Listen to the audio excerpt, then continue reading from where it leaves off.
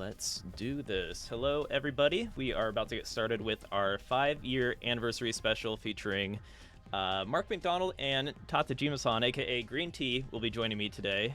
And let's pan to our lovely cameras here. Welcome, welcome. Happy birthday, Tetris Effect. 5 years.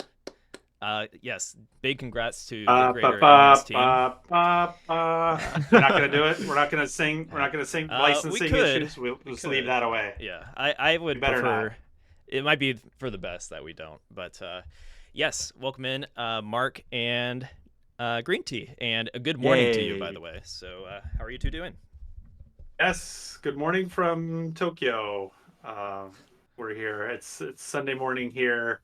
But yeah, happy to be here celebrating a couple days late, right? The official launch date, was it the 9th? It was the 9th, yeah, November 9th. 9th, okay.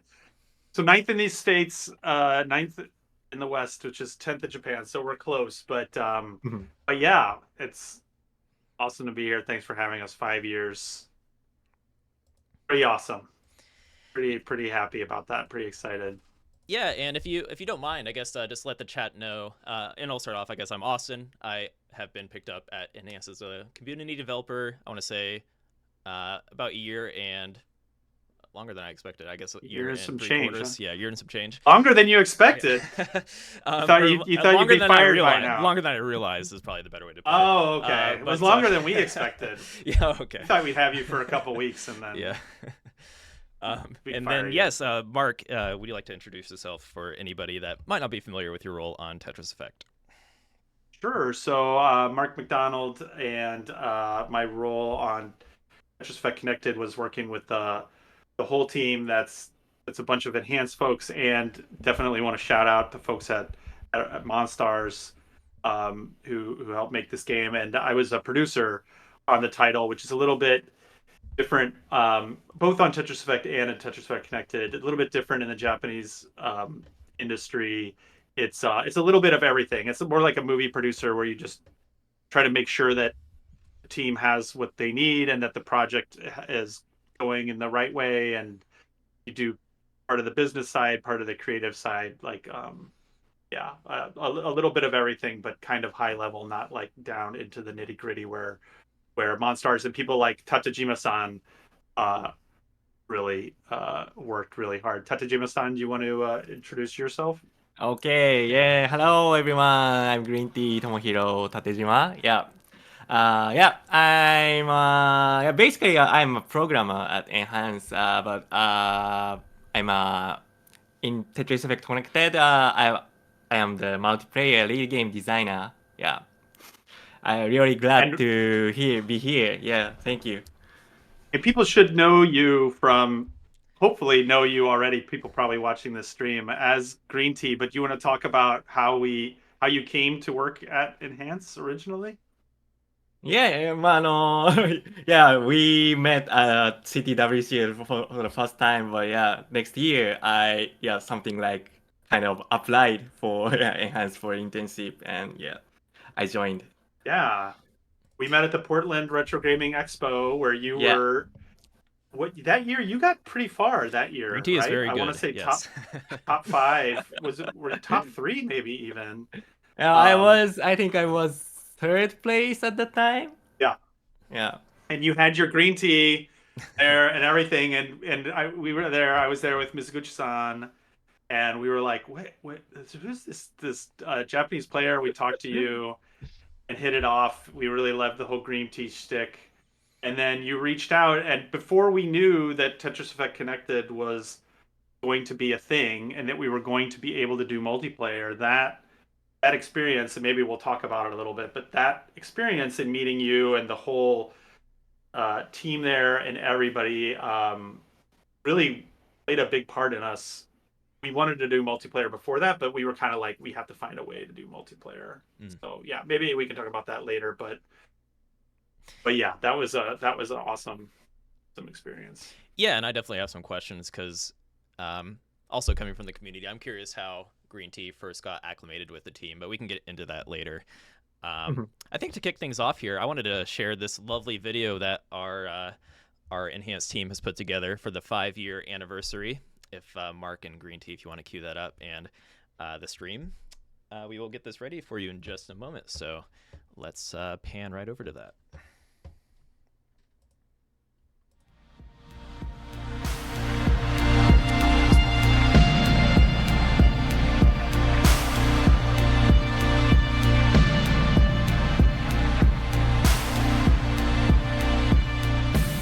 So wow, that's 5 years. I can't believe. Everybody, 5 years. Wow.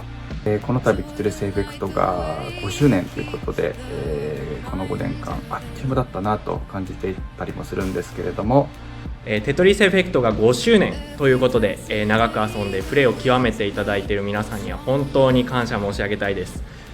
So I couldn't imagine at the time, when we made the Tetris Effect.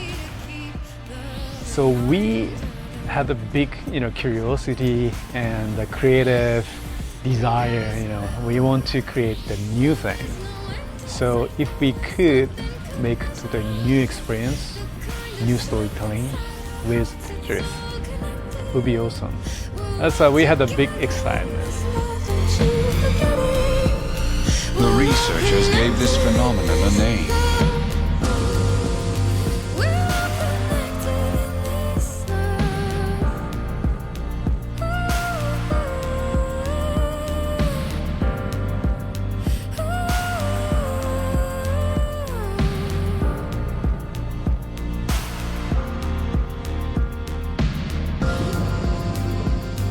We are extremely excited to introduce a new game, Tetris Effect Connected, coming on Xbox Series X and Series S. The game features all new multiplayer modes, including Zone, Classic, and Connected, where you can play with your friends and compete against friends. さて、テトリスエフェクトの発売から5年ということは、私とエンハンスが初めて出会ってからもだいたい5年っていうことになるんですね。ご存知の方も多いと思うんですけれども、私テトリスのプレイヤーでもありまして、エンハンスとはテトリスの大会を通じて出会いました。そのご縁がありまして、現在に至るまでエンハンスのメンバーとしてお仕事しております。テトリスエフェクトコネクテッドではマルチプレイヤーのゲームデザイン担当させていただいたり、その他のプロジェクトでも主にプログラマー、ゲームデザイナーとして関わっております。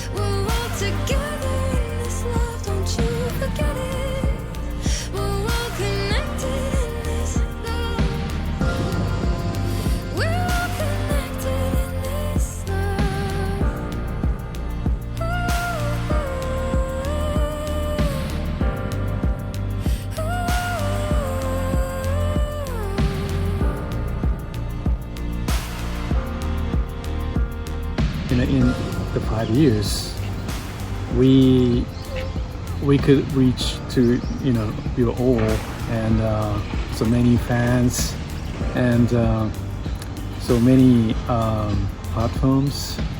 ゲームを作る人たちと遊ぶ人たちの距離が近いってすごくいいことだと思ってまして、私自身も遊ぶ側だったのが作る側になったわけですけれども、コミュニティの皆さんとすごく近い場所にいられて、そして皆さんが温かく支えてくださっているっていうことがとっても嬉しいです。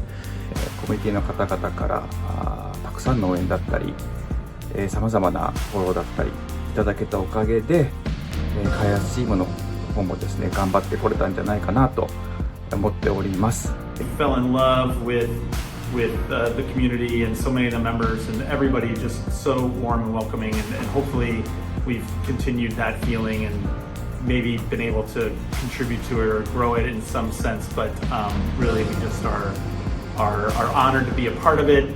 これからもコミュニティの皆さんといい関係を築いていきたいと思いますので、皆さんどうぞよろしくお願いいたします。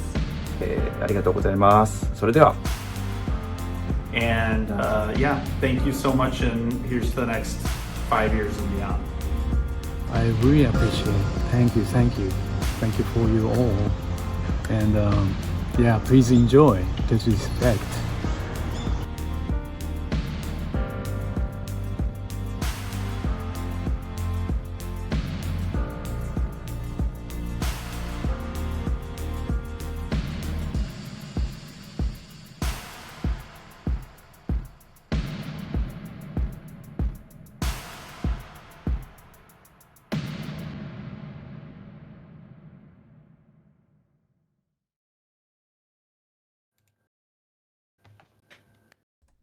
All right, and we're back. Yeah, cool. Yeah, awesome. That's We hit a lot of the same awesome. stuff. I'm glad. I didn't talk. I guess I talked a lot about Tajima-san's entrance, but you got to see it there. There's pictures from it and everything, which is cool. This here is from PAX, Yeah, which we could talk about as well. But we did a really cool live performance with Idelic and Tatajima-san. That was yeah, awesome. You could see the- I really enjoyed that.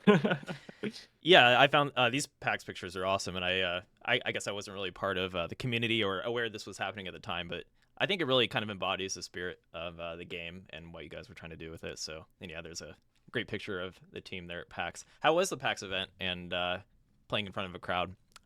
Green tea. Yeah, that was an unforgettable experience. I really enjoyed that. Yeah, the crowd went here. Wow, it was. Well, the That stuff you were was, doing was it's- amazing. It was so Yeah. cool. Like, so for people, you played all the way through journey mode, right? As I remember, and but you would have messages and you would make shapes and you did different things in the. Do you remember some of the shapes and things that you made within the matrix? You like cleared blocks in such a way that you made forms and shapes and things like that. Yeah. Like the 35th of Tetris anniversary. Yeah, Yeah, right. like That's right. something It was kind the of that. 35th anniversary. Yeah, Yeah, we did share that was on so our cool. On our X account this week. So if anybody wants to check that out, definitely make sure you're following Enhanced Experience on Twitter. But yes, I think we are going to be joined today by Kirby703, a longstanding community member, and probably threw a wrench in things for the Enhanced team. And maybe Mark, you can attest to this when they cleared over 20 lines multiple times. Hence the curb tris and the line clear names. It's a wonderful wrench. I don't know if the throw a wrench in the works is the right analogy, but it was like this beautiful, wonderful wrench that made everything. It got everybody excited, and it basically was a testament to like, oh, that's so cool. People are able to play this game even in ways that we didn't imagine were possible, and like just kind of a testament to not only to like Kirby's amazing skills and perseverance and stuff to be able to do that, not just that and the stuff that she's done since, but also like the community. It was just like, yeah, that was so cool. That was one of the first real times where we felt that the game was really being embraced, and we kind of wanted to celebrate that. And then yeah, we ended up with the curb tris, and Yeah, awesome. And yeah, Kirby, I think you should be good to go here. She is dialed in here, ready to play some Tetris Effect.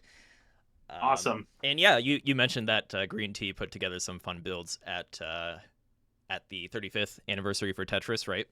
So Kirby has some builds in mind here for our 5th anniversary as well. So. Oh, nice. Yeah. Oh, good. Well, people will get to see Yay. exactly what we're talking about. All right. Is that what you call that in the Tetris? You call them builds when you make the shapes of I think stuff? there's probably more than one word for it, like Tetris art, stuff like that. But I think Okay. builds is a good word for it. Yeah. I was just struggling at what to call it. It's really cool. The amount of skill, I just don't even understand the amount of steps ahead that you guys are able to think about stuff in pieces, despite having worked on this game for now almost 10 years. Well, I guess like 8 years or so. Like even simple T-spins still evade me, but the stuff on that stuff just still blows my mind. I think she actually is working through one right now, given that she is hesitating, and it looks like she's not playing well, but she's just going for a fun build, as we are calling it. We're just having fun. Yeah. Cash stream. We'll see what she comes up with. This was cool.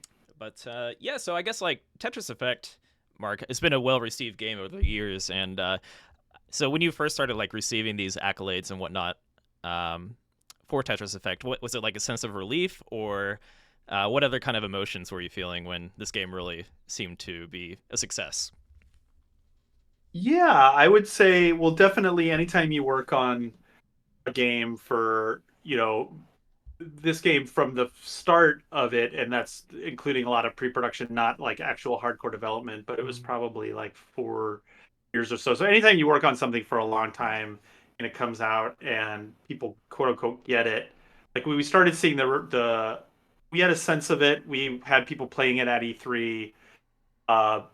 People seemed to like it. People seemed really excited about it. People seemed to really vibe to our original trailer, which was also feel like so important to kind of establish what we were going for. But there's kind of a relief that people are kind of getting it. That the whole vibe, the name of the game, that this was kind of a different kind of Tetris. That it was like, Mizuguchi-san and Ishihara-san's synesthetic take on Tetris, that it was going to be, it was called Zen Tetris for a long time, that it was this way of kind of getting into the flow state and using music and the visuals and so much of this other stuff. And so, yeah, there was a lot of $40 for a Tetris game, a kind of incredulity.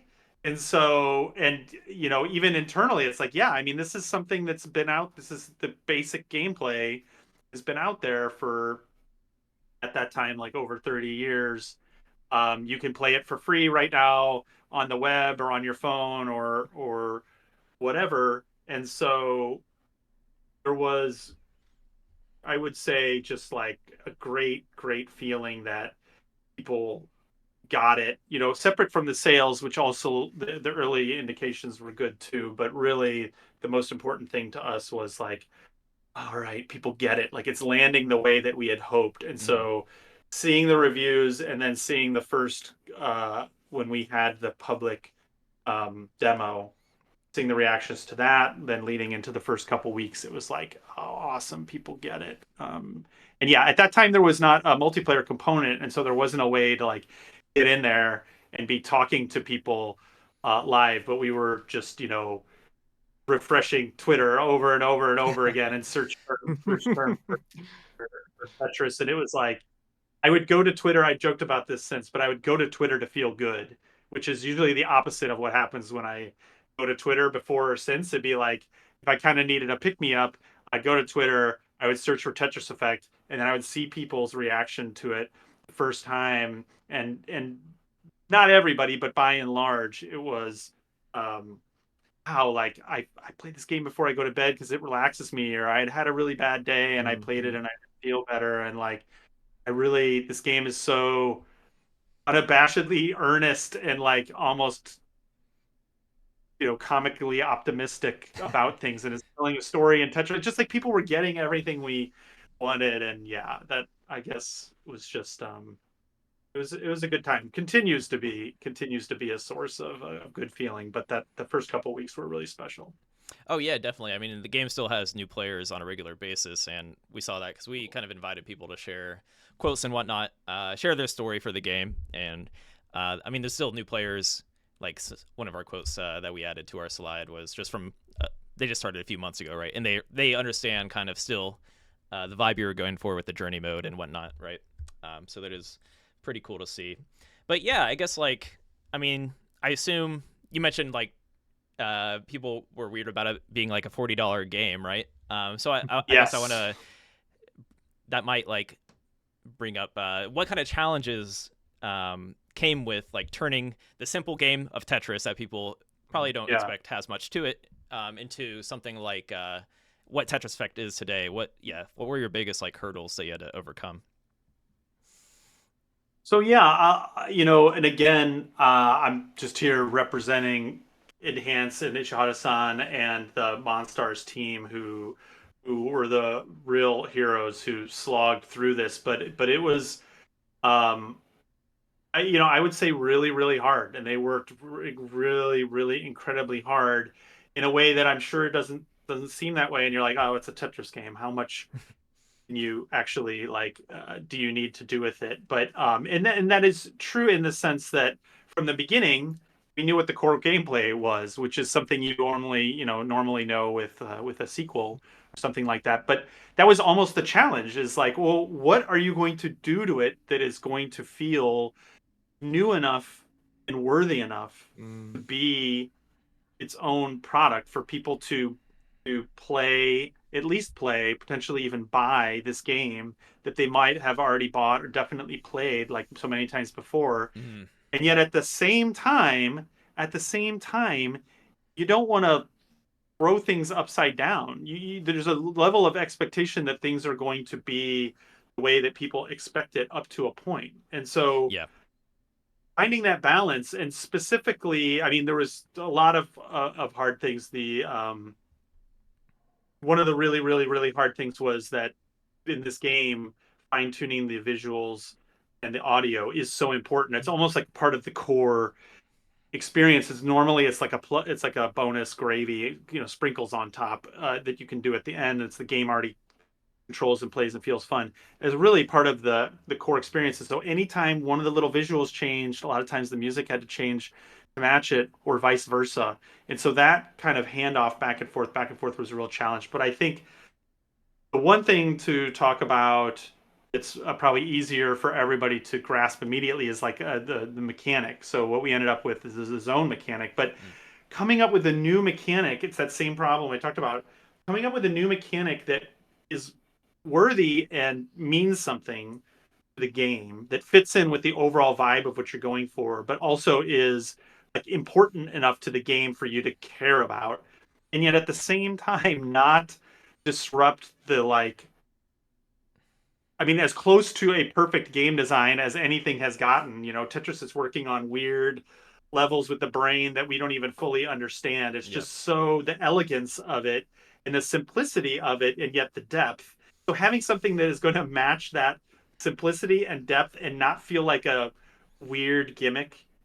How many mechanics have been introduced to Tetris or other puzzle games like this That's kind of what I along was the years, thinking, and how right? many of them have lasted? Exactly. And that because was a question Ishihara-san would say a lot. It was like, this is really hard,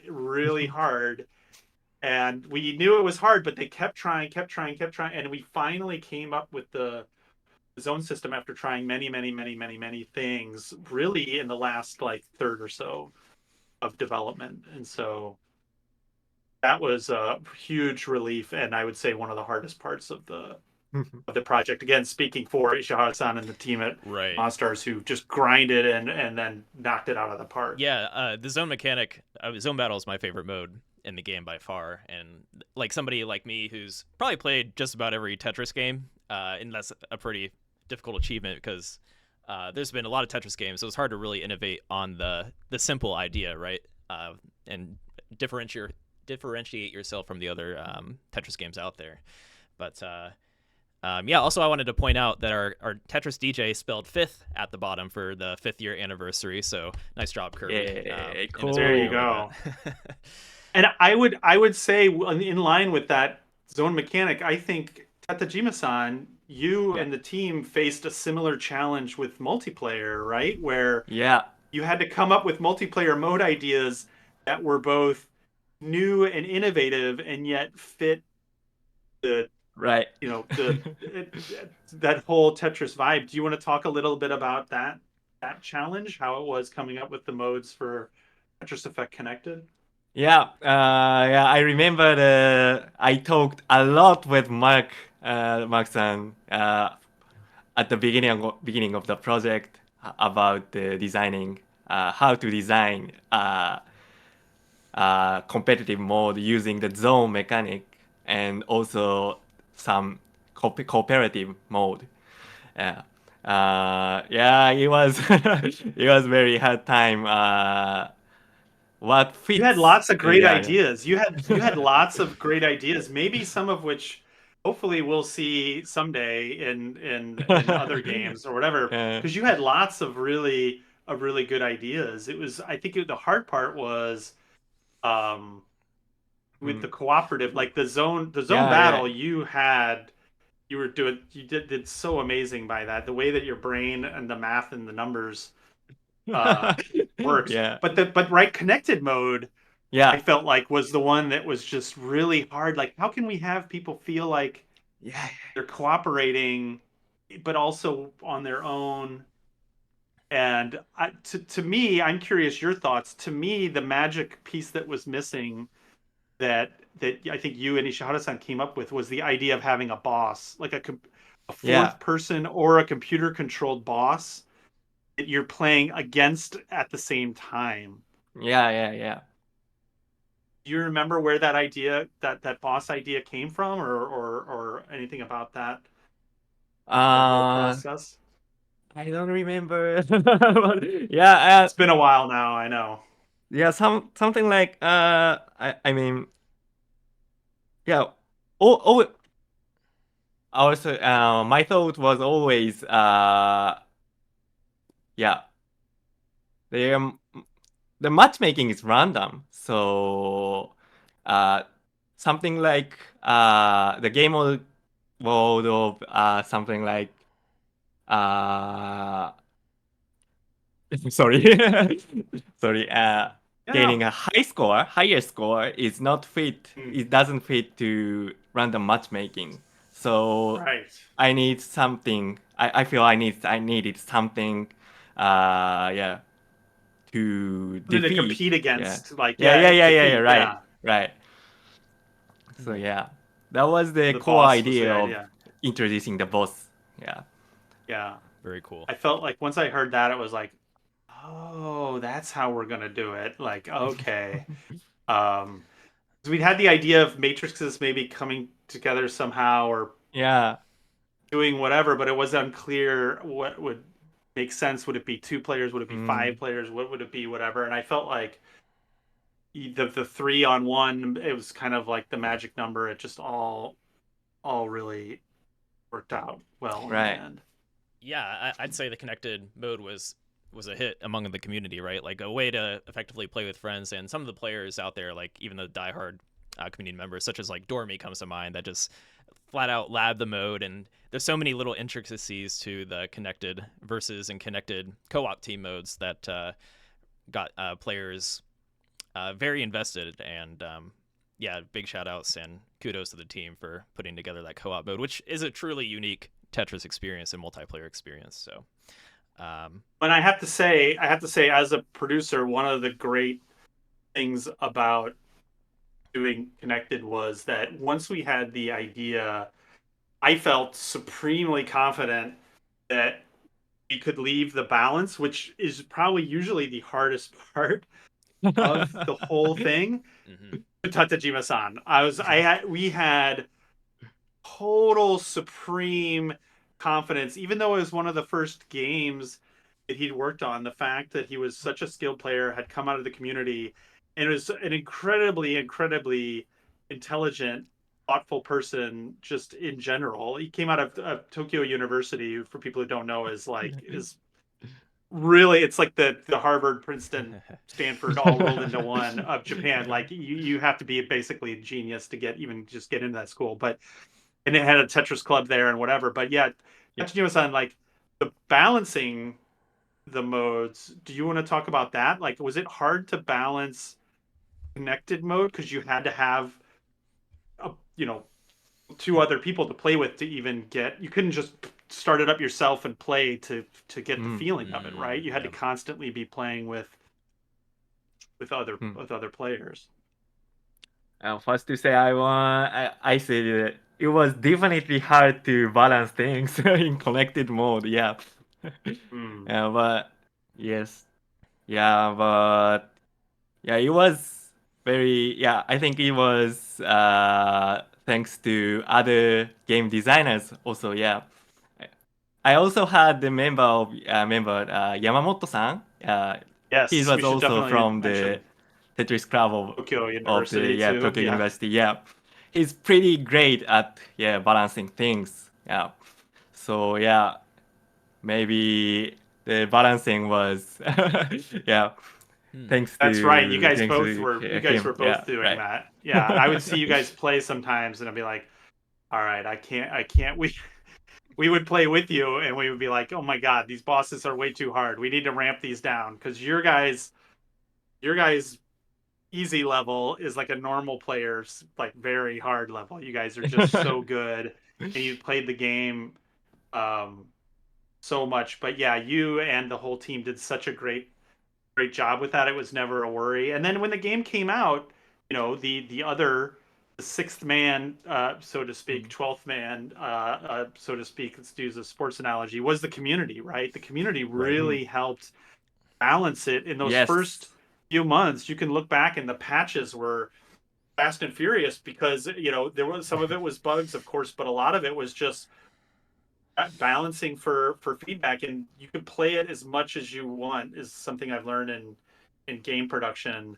Do all the play testing and whatever, but it will still be different when you have, you know, tens of or hundreds of thousands of people playing it. Stuff will become clear and seem obvious that there was just no way to know about ahead of time. And so yeah, I'm really proud with how we were able to react in tuning a lot of the stuff in both in connected mode and in zone batting and all of the Yeah, modes. yeah. Actually, honestly, yeah, Yeah, Ye- huge thanks to the community. yeah, Yeah, and as somebody that was like in the community at the time, it was a big breath of fresh air just coming from other competitive games that don't always update frequently like that. The zone battle meta and everything changed frequently because people, you know, had a lot of ideas how to better the game in the community from other very talented like high level players as well. So it was really cool to see that put into action, and really ever since that connected launch, there was regular patches. So yeah, big shout out to Monstars and Tatajima and the whole multiplayer team. yeah. As recent as what earlier this year, right? That we had a patch that was still adding new options and Yeah, we Yeah. had modes and the stuff like Hyper that. Maniac mod and some additional additional functions for like classic score attacks, so people could see drought counter, stuff like that for competitive play. Yeah. So yeah, it's been awesome to have somebody or a team like Enhance that really cares about this game that I love and other community members love, and of course, community is going to stay behind you when you are continuing to support, you know, this game that they love. That's cool. Yeah, it's a two-way street. I mean, they made it possible not just with the feedback, but also just with the sales and buying the game and with the popularity and the word of mouth and helping us get it out on other systems that helped fund that kind of activity. Like that's you know, it's absolutely something we want to do, but we can't do it without the community support. So yeah, that was very cool. We really appreciate that, as the video hopefully got across. And yeah, like speaking of the community, I suppose. So of course we're hosting a big tournament today and having our final trifecta matches. Which Yay. kudos to Mark, I believe, Very who exciting. coined the trifecta term. But yeah, so That's perfect. so how do you guys feel when you're like watching high level players play TEC at pretty much pushing the games to its limits in all fronts? Tatajima-san, please. This is Okay. So yeah, I really enjoying watching players. Yeah, high level players always go beyond our expectations. Yeah, I kind of enjoying that. Yeah, the players are improving day by day. So yeah, I really appreciate the players continue playing. Yeah. yeah.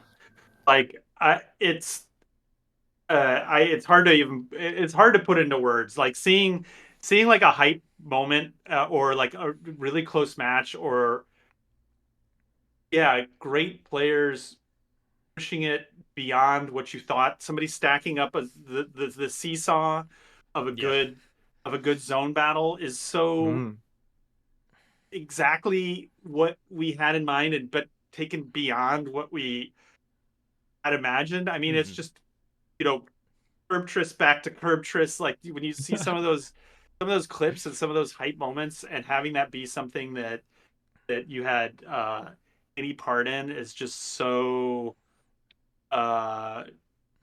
so gratifying. And you know, I would say that single player had those moments too, but you didn't see them as often because people are not always live streaming and recording them, right? And so we would get Twitter messages where people would you know, say that they had teared up at the ending, or that, you know, something really touched them, or I mentioned before where it helped them deal with something, or like that stuff was so important. And we keep those messages at Enhance. We share them all with the team. Some of them we like listen to all as a group in our company internal meetings. So that stuff is so important and so appreciated by us. That's why we do this. But seeing the multiplayer and knowing that hearing the announcers and knowing other people are watching it too and enjoying it, and it's seeing people, again, take something that you made and beyond the limits of what you made it for is just so cool. It's not the most exciting word to say, but it's just so incredibly yeah, and that goes cool. for So even grateful. people that are like myself. Like I've played a ton of Tetris, right? But it's still a spectacle to see like these players that we're going to see today, like Araki and whoever, that can just get a curve twist every other zone attack and stuff like that. And it can't, like, everyone knows what Tetris is, which kind of is a unique aspect of competitive Tetris. So you can kind of follow, or at least like appreciate what they're doing with how fast they're moving. It's almost like I like to watch high level chess, but sometimes I don't know what the heck's going on, right? Just because I see you so far ahead. No, but exactly. And I feel that way with the Tetris. sound effects are leading to it. It's like dun dun dun dun dun dun dun dun, and you're feeling the tension, and boom, the big explosion happens. You're like, oh, okay, they just pulled off something big, even if you don't really know. And now their thing is clear, and then it's just it's awesome. Yeah, I really even if love you good zone can't battle. like follow every exact move, especially with like something like Zone Battle, right? Classic is a bit more spectator friendly in that regard, but it's like a big. You still, I'm still glued to it because it's like an anime fight at that point. You're just like wondering who's gonna trounce the other. Connected as well. Yeah, connected as well. You know, you these moments where they're down two people and one person, you know, is still struggling, and they get them back, and last minute they pull like off a Hail Mary. Like the kind of team sport. It's a sport. It's the e-sport, but it's giving you the same a lot of the same feelings, at least to me, the warm and fuzzies and the excitement and stuff like that of watching like a sporting event for a team that you're like really, really invested in. Maybe that's what it feels like when you own a team, a sports team. I will definitely never know that, or you're like a coach on one or something. I don't know that either, but yeah, it's incredibly gratifying. Super grateful for it. Yeah, very cool. I guess to detract away from Connected a little bit, this is a softball question that probably gets brought up a lot, but what is your favorite journey mode level while we're watching our DJ here play through the journey mode?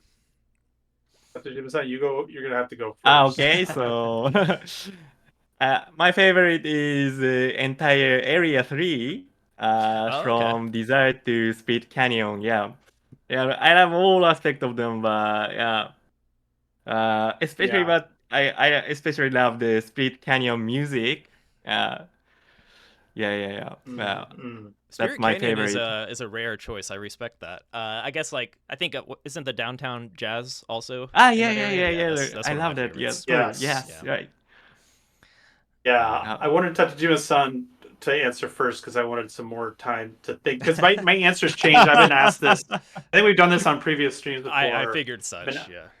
But I've been asked this before. But my answer changes, which hopefully other people's does as well as you play the game or at your like different point in your life. To sound a little cheesy about it, but I think that the Deep is objectively one of the best stages in the game because we spent the most time on it, and it has the most changes between the three phases. I think it's just really beautiful. That song is kind of a defining thing for the full game, etc.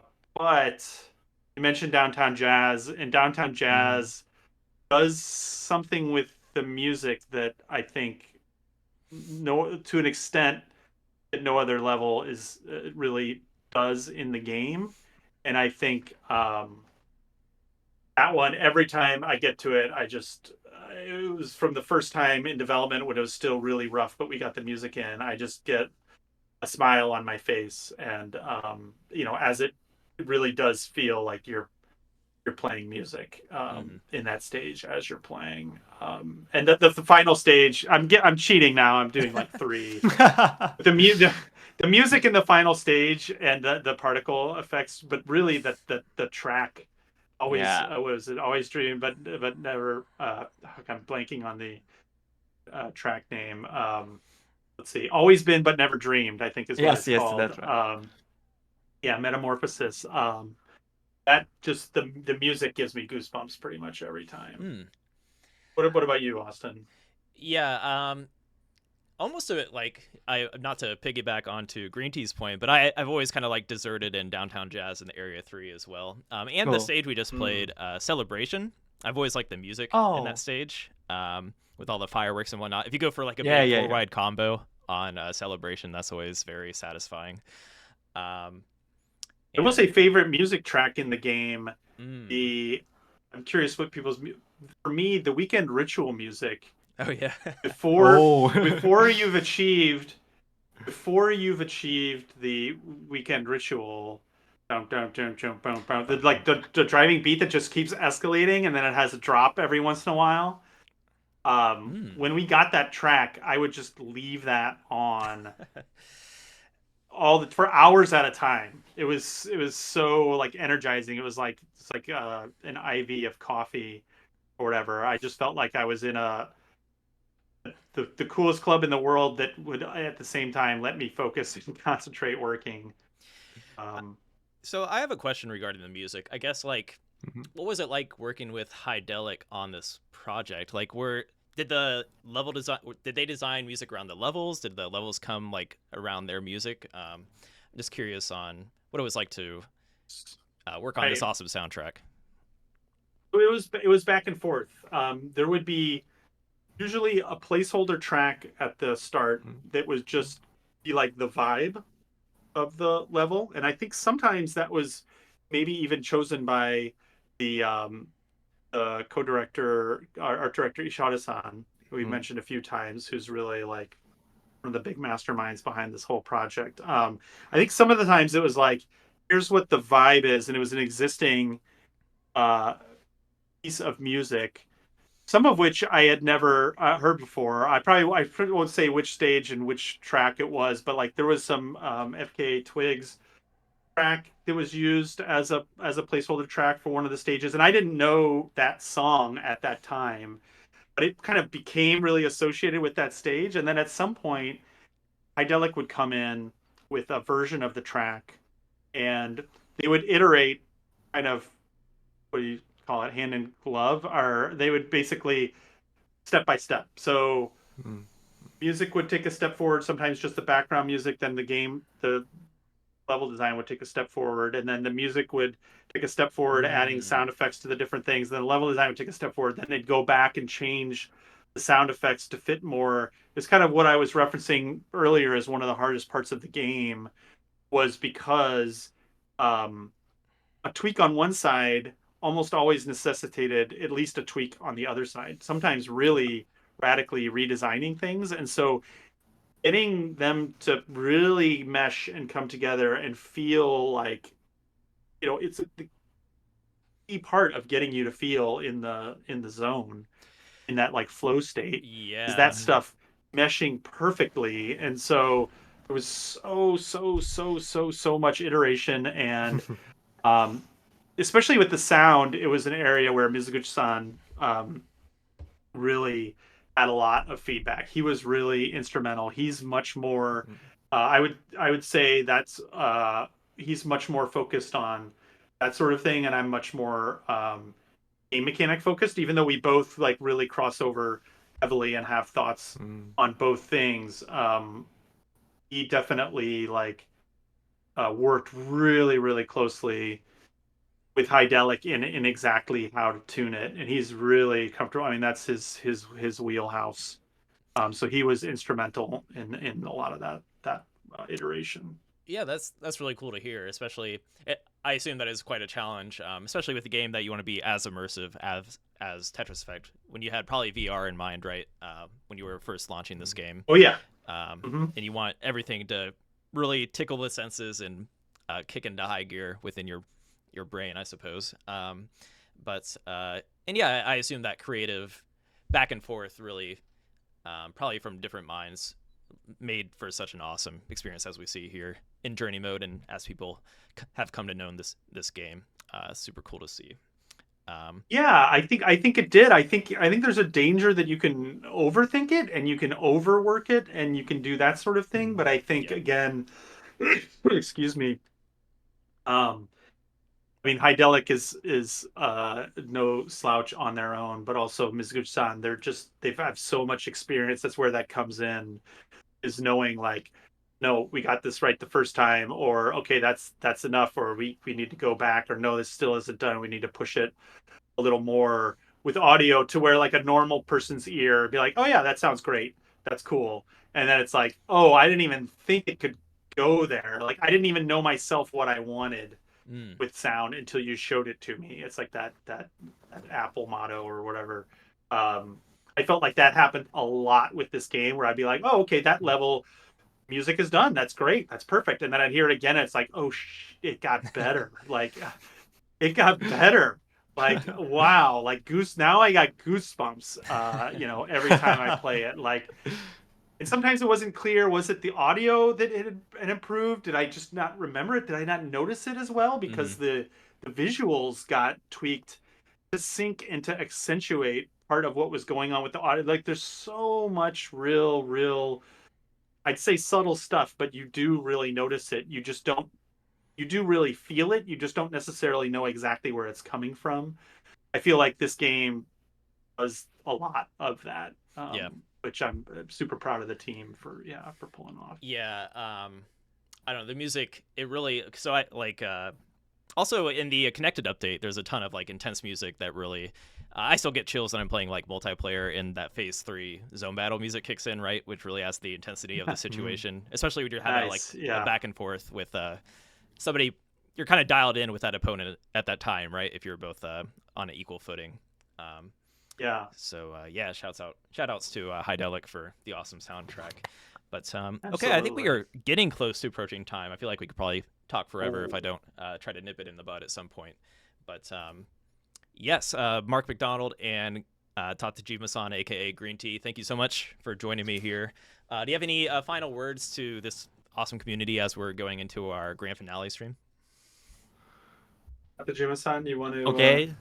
So yeah, again, thank you very much for your continuing support. Yeah, I'm really glad that players are playing for so long time. Yeah, that's 5 years. Yeah, and that's the best thing. Yeah, I'm super happy, beyond happy, and super appreciated. Yeah, thank you very much. Yeah, please enjoy Tetris Effect. Thank you.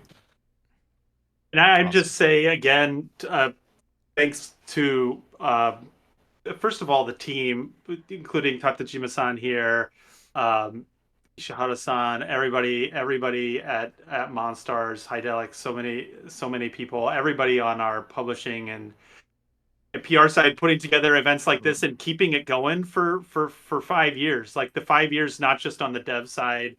Austin, you work your butt off on this tournament and stuff like that, and it's just like really so gratifying. Like with everything else that I was talking about, it's just like it's really special. And so it's all thanks to you guys that we're here. I mean, we're doing something for the 5th anniversary even, and you guys work really hard, so I'm sure the community totally appreciates it as well. I want to give you guys your props. The folks at Monstars who aren't out there in front of the cameras and stuff so much, but are absolutely like the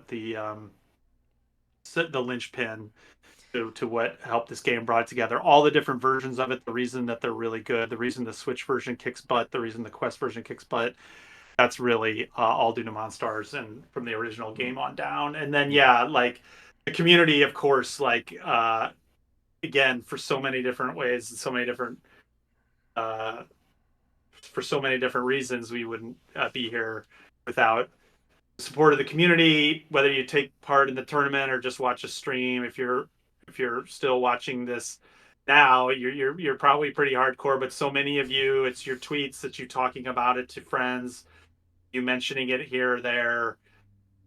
You know, you're the reason why we got awards. You're the reason why we got sales. You're the reason why we were able to do this in the first place, and hopefully can do more stuff like this in the future. So thank you so much for all the continued support, and yeah, I guess I'll just I'll leave it at that. Thank you. Yes, and echo Mark, and to keep it short on my end, a huge shout out to the Enhanced team, to Monstars. Monstars was amazing, like when I got brought on the team, and we just had to come up with ideas for patches, and they're like, yes, we could do that. So yes, a big shout out to Monstars for continuing to support the game. They care so much. I mean, they put so much effort into every little thing. Like they're So much. yeah. All right, then. Without further ado, I suppose we are going to take a quick break and get ready for the Trifecta Top 4 Grand Finale event. Yeah. I'm pretty excited for that. Get hype. Yeah, let's get hype. Enough of our jibber jabba. And Let's get yes. some So roleplay in. goodbye. I guess goodbye, Mark and Tajima. I will be sticking around, lurking in the background, and maybe popping into the stream if needed. But yes, we were going to prepare for the Trifecta stream. So thank you so much, Mark and Green Tea, for taking time out of your morning to join us for the 5-year anniversary. And thank you, Kirby. Oh, Thank yes, you, thank Kirby. Also Yeah. for the awesome Awesome playthrough playing. and for being such a stalwart of the community. Thanks so oops. much. And yes, thank you, Kirby. And yeah, we are going to head to a quick intermission, and we'll be right back.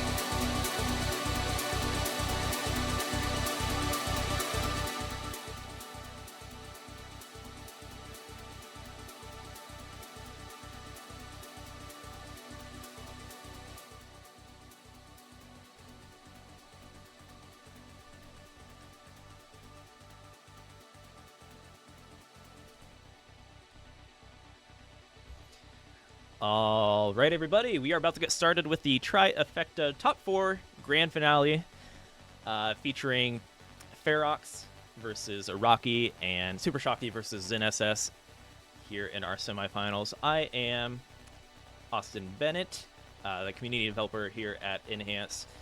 Hello, rocking my fresh TECWC black logo tee. If you want one for yourself, definitely feel free to nab one. I'm going to drop that on the Twitch chat. But yes, we're looking forward to some awesome matches today between some of the best Tetris Effect players in the world. And yeah, before we get started, I'm going to do a quick run through our sponsors that have really made this tournament what it is. So first, let's give a nice shout out to Hyperkin for the Hyperkin pixel art Tetris controllers. There are 3 different Tetris skins among other variations on the Hyperkin website, but of course, you are a Tetris fan. You want to have one of the best Tetris Effect connected controllers, and Hyperkin also let me know that these controllers were tested on TEC itself, so it's like input ready for Tetris Effect Connected. As I can see people already typing connected into the chat. Yes, tonight we have a giveaway from Limited Run Games for the Collector's Edition of Tetris Effect Connected for Xbox, PS4, PS5, or Nintendo Switch. So if you are looking to nab one of these collectibles, be sure to type connected into the chat. And yes, we will send one your way. We're going to announce the winner at the very end of the stream, so stay tuned. And yeah, you definitely want to know. You will want to know if you are the winner of the giveaway. So be sure to enjoy the matches and stick around. And you are likely going to see this ATMEX coin because it has been a bit of a meme so far this tournament, as the coin has decided the fate wrongly each time. But this is the Tetris ATMEX coin. Investments you hold. You can get the coin in, I believe, bronze, silver, gold, and other materials. It is almost like it is better than Bitcoin, if you ask me. And also just pretty cool items in general. It was like the hottest item we had at our Portland Retro Gaming Expo booth at CTWC 2023. And yeah, a lot of Tetris players came by and nabbed the Tetris coins. So definitely check that out. And thank you, Nightbot. Nightbot is just reading my mind and already put that command into chat. Or no, I'm sorry, somebody used the command. I'm just blind. Yeah, so at Mex, a big shout out. And thank you for supporting the players in this tournament, because these items are all part of these prize packages for our players. So players will be earning limited edition merch, which you can also earn by heading to the link I just dropped into the Twitch chat. If you want special powers, if you want to have a buff while you're playing Tetris, it is hard-coded that these shirts give you extra attack power in Tetris Effect Connected, so definitely check it out. We have hoodies. It is getting colder out. I wear the gray Heather hoodie pretty often. So yeah, definitely support competitive Tetris and Enhance, and we definitely appreciate anybody that is purchasing merch out there. And you also see that medal smack dab in the middle. Yeah, these players will be winning medals. I do have bam. Even the Connected Versus players, here's a little mock-up. So anybody that has got first place in any of the tournaments will be getting special shirts. As you can see, Alan Bot has the Classic Score Attack Championship shirt. Kazu will be nabbing the Zone medal, and Super Shocky will be earning the Score Attack shirt. So big shout out to our champions so far, and I believe Super Shocky is still in the tournament. Oh yeah, there's the big one, the big Trifecta medal and t-shirt for whoever is the champion. So yeah, without further ado, let's hop into it. I want to bring in Sharky and Davo. Sharky, Davo, how are you doing today?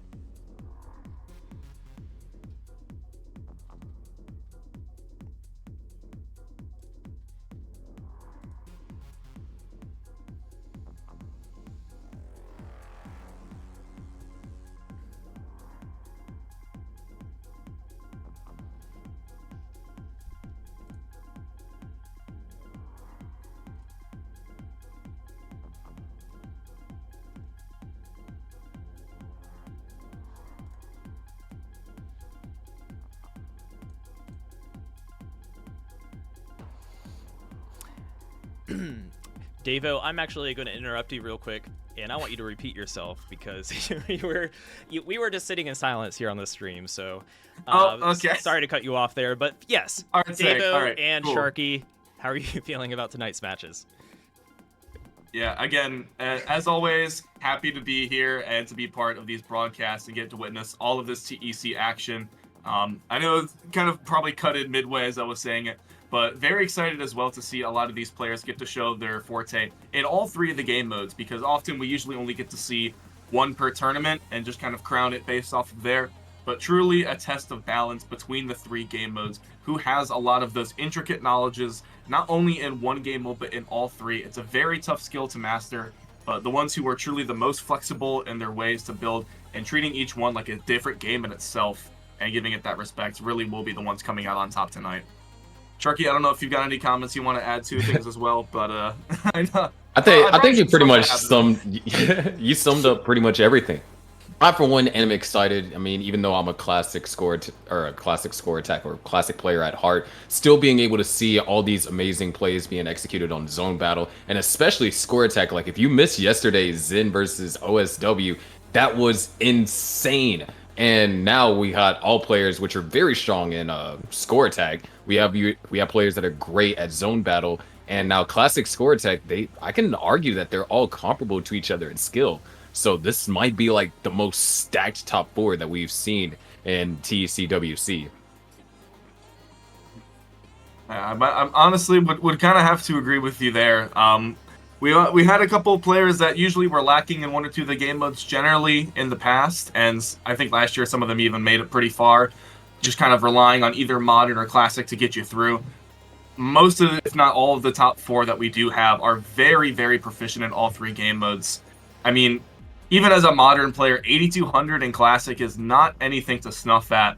And just the ability for Araki to play not only an incredible zone battle game, arguably one of the best in the world, but also to maintain a fantastic score attack showing, having very close games with players like Akashi Robo and Super Shocky. Just, again, it's an incredible cast that we do have, and I can see it a little bit on stream. We're going over some of the other ones a little bit fast here, but just I'm extremely excited to see how Araki's going to be playing against their next matchup.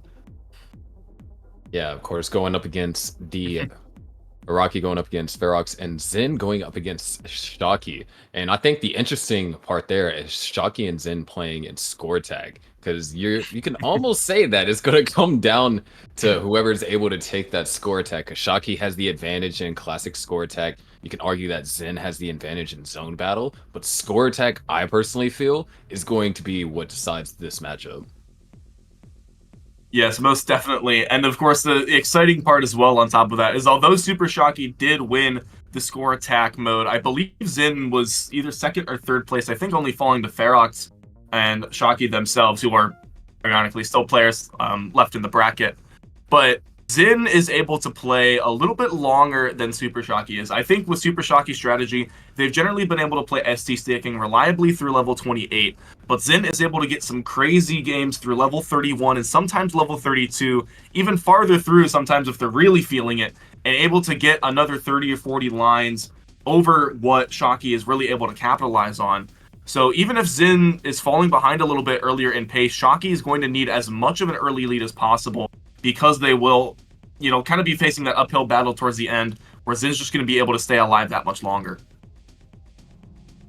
Yeah, I think we were told by production that we'll be getting started with classic score attack first, if I'm not mistaken.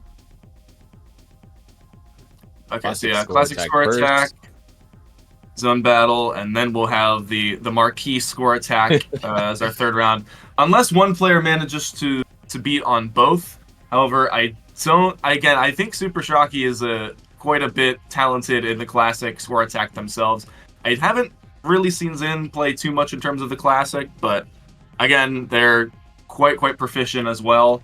But I do think, especially for the zone battle, like Shocky might be able to keep up a little bit, but Zen is just an incredibly fast modern player that I think they might just be able to outpace and really run away with things. That is probably going to be Zen's favor, although Super Shocky might be able to make it interesting. Definitely.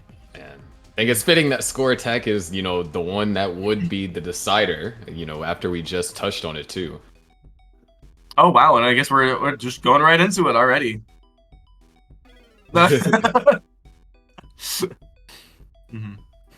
Already, we have great stack over here from Shocky and Zen having to take a couple of burns. And we know that both these players being above that 8,000 range, they can play level 18 at a proficient level, but really where Shocky is going to be able to excel is as soon as we hit the transition, level 19.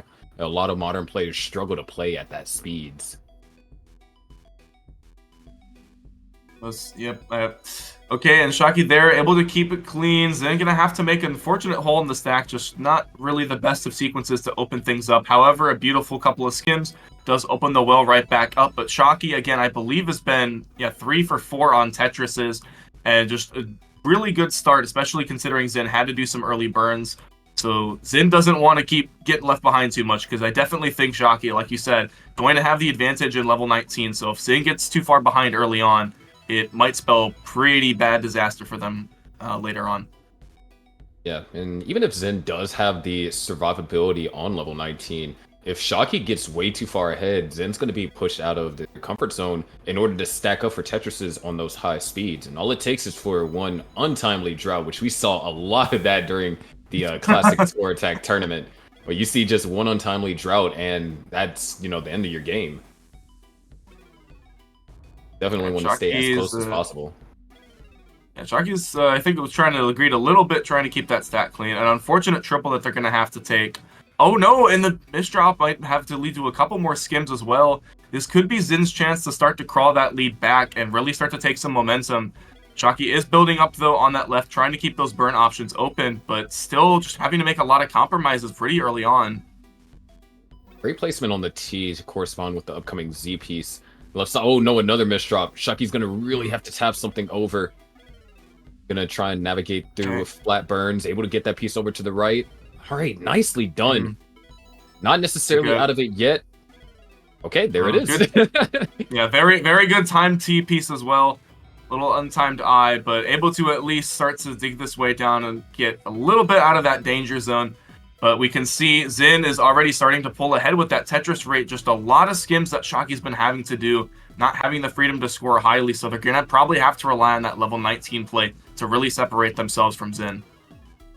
We're just about halfway through the level 18 transition. In Classic Score Attack, you transition level 19 at 130 lines. So there's still plenty of runway for Shocky to close the gap or for Zen to build up further. As Shocky's still trying to navigate through this, has gotten into a more manageable position, but hasn't really been able to score, and Zen is also slowed down as well. Yeah, I definitely think Zen, though, knowing that Shocky was still stuck in the dig, able to play a little bit safer. You can see a 20 to 45% Tetris rate. So although it's not going to be a terribly high scoring game, that does mean that Shocky doesn't have as much of a runway that they're going to need to try and chase up through. And okay, yeah, Zen definitely playing a little bit more aggressive currently. They know Shocky is out, able to score. I was just a little bit off time, so going to have to lead to a couple more burns, but not having to take two. Oh wow, puts the eyepiece over in column 4. That's going to be another couple of required skims, unfortunately, for Zen. Shocky has gotten the well open, now waiting patiently. Had a bunch of really clever burns, was holding out for a specific piece for the most efficient solve, and was able to find it. Shocky's on the board with another Tetris. Definitely not an ideal Tetris right here on level 18, but still has level 19 in pocket. And again, the one comfort that Shocky still does have, though, like, although their Tetris rate is decently low, especially considering some of the other games we have seen from them, I mean, 44% to 24, you know, it's not a terrible amount to claw back from, especially considering that those points from 19 and beyond will be worth more. So any little bit that Zen is not pushing that efficiency, Shocky doesn't have to do that much more on level 19 and beyond. Shocky currently down by 3 Tetrises and change as Zen has gotten into a complicated situation. That left side is actually a big source of concern. Able to get 2 eyepieces, well timed. Oh, and a third as well, immediate cleans up. It is a lot of skims, but honestly, that might be a little bit more valuable at this point in time for Zen. All those triples being taken, staying alive to 79,000 point lead. Shocky's going to cut that down by a Tetris as Zen It's a little bit tricky. I'll tell you- Not able to go You're for gonna an see S this- spin there either. Oh, and Yeah, that S spin is not possible in Classic, and you'll occasionally see that where spins where modern players are used to being possible, some of them just aren't in Classic, and this is not an ideal time to have that kind of mistake happen. Less than 11 lines for Shocky, at least, going into the transition. Now less than 11 lines for Zen. So Zen has to get this cleaned up as Shocky has closed the gap to only 2 Tetrises. yeah, and again, because Zen has been having to dig a lot, although obviously I know Shocky themselves also been having a little bit of trouble, just likely not the prettiest piece sequence, but Shocky is going to open it right into level lines 130. There is the level 19 transition and a beautiful Tetris to help get that stack a little bit lower and buy them some extra time in the stack. Oh, and Level 19 Zen has been reached. Zen, only 1 line to go. That triple is going to help, but that left side is inaccessible. Unless Zen can tap fast enough. Oh, and another OP is going to make that extremely difficult. Which piece are they going to... No, they're not going to be able to tap it over. And I think that's only, what, 1 or 2 Tetrises, I believe, for Shocky. That is 1 Tetris for Shocky. So, And that situation was really tough for Zen. And hold on, speaking about tough situations, Shocky getting a little bit tricky here. I think might have accidentally miscounted a little bit, but again, at this point, you've got 1:40 left. Just skimming singles and doubles really is going to be the safe, reliable way to make sure to solidify this. And I think only 7,000 points. A couple more should do it, but I think they're just going to wait for a couple more of the eyepieces, long bars, able to get through with a couple extra points under no time pressure whatsoever. And I think, yeah, 1 or 2 more singles now at this point. 1 more? I believe, yep. And there it is. Yeah, almost good push down at 1. that point, yep. And so, again, yeah, only needing 345,000. Not a terribly high score, but Zen just had a really high stack with a couple of misdrops that they weren't able to clear up before level 19. And although Shocky usually is able to play that kind of aggressiveness, they're used to level 19 and beyond, able to play through a little bit faster. But Zen is going to need to rely a lot on that beginning early game round efficiency. And although they compromised a little early on, unfortunately just was not ahead enough before they topped out, and Shocky able to complete that chase down. Yeah, and that situation that Zen ran into was really tough to navigate through, and you kind of see that Zen wanted to go for the flat, I believe, J placement, where in the sense of level 19, your L is your best friend when you're trying to burn down on the left-hand side. And so you kind of see a bunch of tendencies that might carry over from Classic. I mean, the big reason why Zen got into that situation in the first place was going for an S-spin that was not possible in this version of the game. And nice, there's 1 S-spin, misses the second. Oh, this can get really dangerous. Oh, okay. Oh, I had a T-burn, but not going to opt for it currently. Oh, plugs it right as the eyepiece comes. This is going to be really airtight for Zen, especially being so high up. Oh, can they get the eyepiece over? No, it's a misdrop. And that is all it takes. And Shocky already with a couple of Tetrises early on. And unfortunately for Zen, the pace that Shocky's able to keep putting a lot of pressure even without having those Tetrises already completed. And that's a 2-0 for Shocky, I think, right there for Classic. And I think that's it. Yeah, and, you know, I kind of spoke it into existence talking about, you know, the S-spins. That S-spin is an example one that is possible in Classic, but to hit the timing twice, because at least in level 18, you only have 3 frames to hit that S-spin. So it's very tricky. Hitting it once, great, but now you have to do it again on the very next piece, and it's the margin for error is so small. And even though there was an opportunity, just unable to get the piece all the way over to the left. But still, definitely made Shocky work for it in game 1. Yeah, again, they got both players get into a really sticky situation early on, and it just kind of became, you know, make sure to have that board survivability. Because obviously at this point in the tournament, you expect you're going to need those, like, you know, maxed out level scores half the time. But in all honesty, if you're able to play aggressive enough that your opponent starts to make some gambles, that really is all you need just to force a top out, and then you just have to complete a chase down yourself. But that's, you know, Shocky's preferred game, or one of the preferred game modes as one. Now we're going to be heading into Zen's, which is zone battle. And I think you mentioned how, you know, Shocky could make it interesting here. Yeah, so both of these players, I don't believe they played at the Square One Invitational, though both players were invited. I believe Shocky tier 4, Zen tier 3. So although Shocky, I definitely think, had a bit of trouble with a lot of the top TEC talent. They still are very familiar with Modern as a result of their score attack prowess, and really able to make some magic happen. Knows a lot of in-depth stuff about, you know, the IRS, IHS, able to manage a Modern stack, having that garbage management, looking at your points to see when phase 1, 2, and 3 are going to arrive. But again, Zin can really play to those advantage states extremely well, and especially with how phase 3 functions with the unclean garbage. All it really takes, especially in the hands of a fast player like Zin, if you have that advantage state in phase 3, you kind of just keep grabbing onto that tug of war, and you just keep on pulling that rope to you until you basically just run out of room to pull that rope, and it's already over the line. And looks like we're gonna get started here. I believe both players going to be going for the center wall strategies. So 6-3 builds, you'll see 6 on the left, 3 on the right from both.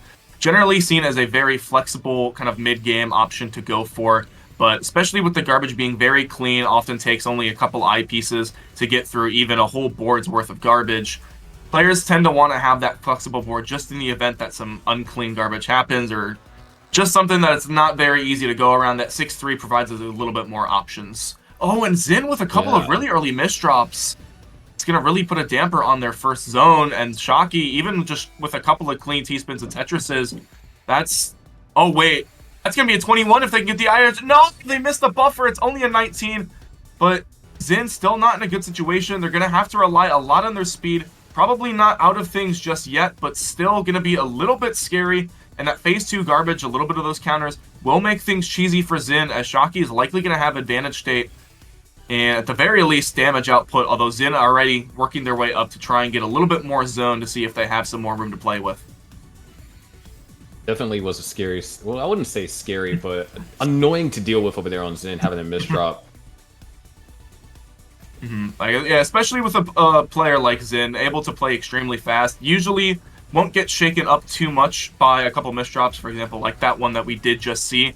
But especially with the ability for Zone to very quickly shift the momentum of a match, you don't really want to be having those too much, because it really hurts your ability to play in the advantage state going forward, which again, as we mentioned, is an extremely important part of maximizing your potential. Oh, the eyepiece just can't rotate over, but Zin, playing extremely fast out of zone, actually counters the entire zone from Super Shocky, and now Shocky's going to be a little bit on the ropes. They're getting close to that phase 3 transition, so they need to try and make sure they have a lot of clean to work with. However, they are in the lead for points.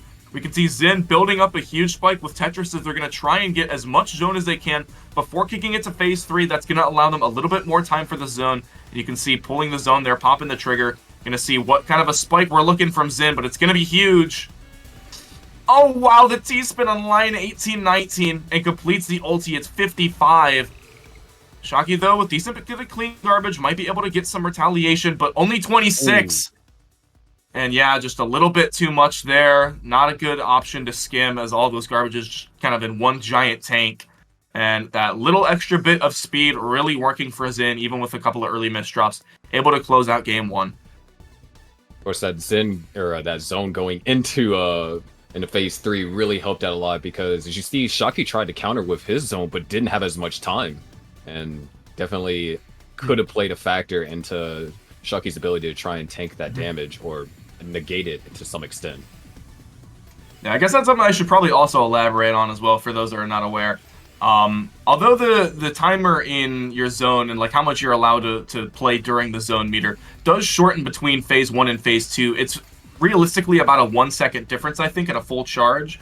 You really go from like 20 seconds to I think maybe around like 18 or 17, something around there at full charge. At phase 3, that cuts down to a measly 10 seconds of half the time from phase 1. So you get forced to play about as efficiently as you possibly can, because there's no time left over to really make some stuff happen. It's either on your board or you're probably not going to be scoring the full zone. Oh, wait. Oh, my goodness. Can Zin get the all-clear curb? They have the... No! Not quite. Oh, there's a perfect clear. Oh, and Zin gets the all-clear follow-up as well, but Shocky, the clean garbage from phase 2, able to help keep that stack manageable. Oh, it's in with a misdrop. Okay, nice decent skims over with there the from Shocky. Okay, oh, and Zin, beautiful solve with the T-spin triple. I think they're going to try to go for another one just to help keep up that damage as much as possible since it is going to be a rather short zone. However, phase 3 still not on the horizon, but Super Shocky going to try and get as many T-spins in as early to see if they can push it to phase 3 and make sure that Zin has to take a lot of cheesy garbage. 63,054 ulti, and this is going to be phase 3 garbage. Zin not going to be in too hot of a situation. Able to use that quarter zone, though, putting off a lot of pressure that would have definitely spelled the end for them had they not had that zone in time. Very impressive over there from Zin. Shocky's going to pop a zone. Able to send 15 attack. Yeah, and the skim options, I don't think, and Zin's not able to get to a quarter zone. And you can see Shocky a little bit surprised that they were able to catch Zin off guard.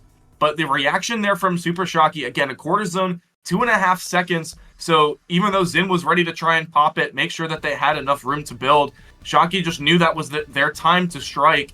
And very clever use of the zone timer, and manages to, again, arguably pull up a little bit of an upset. And again, as I mentioned earlier, Shocky is definitely going to have the potential to make things exciting.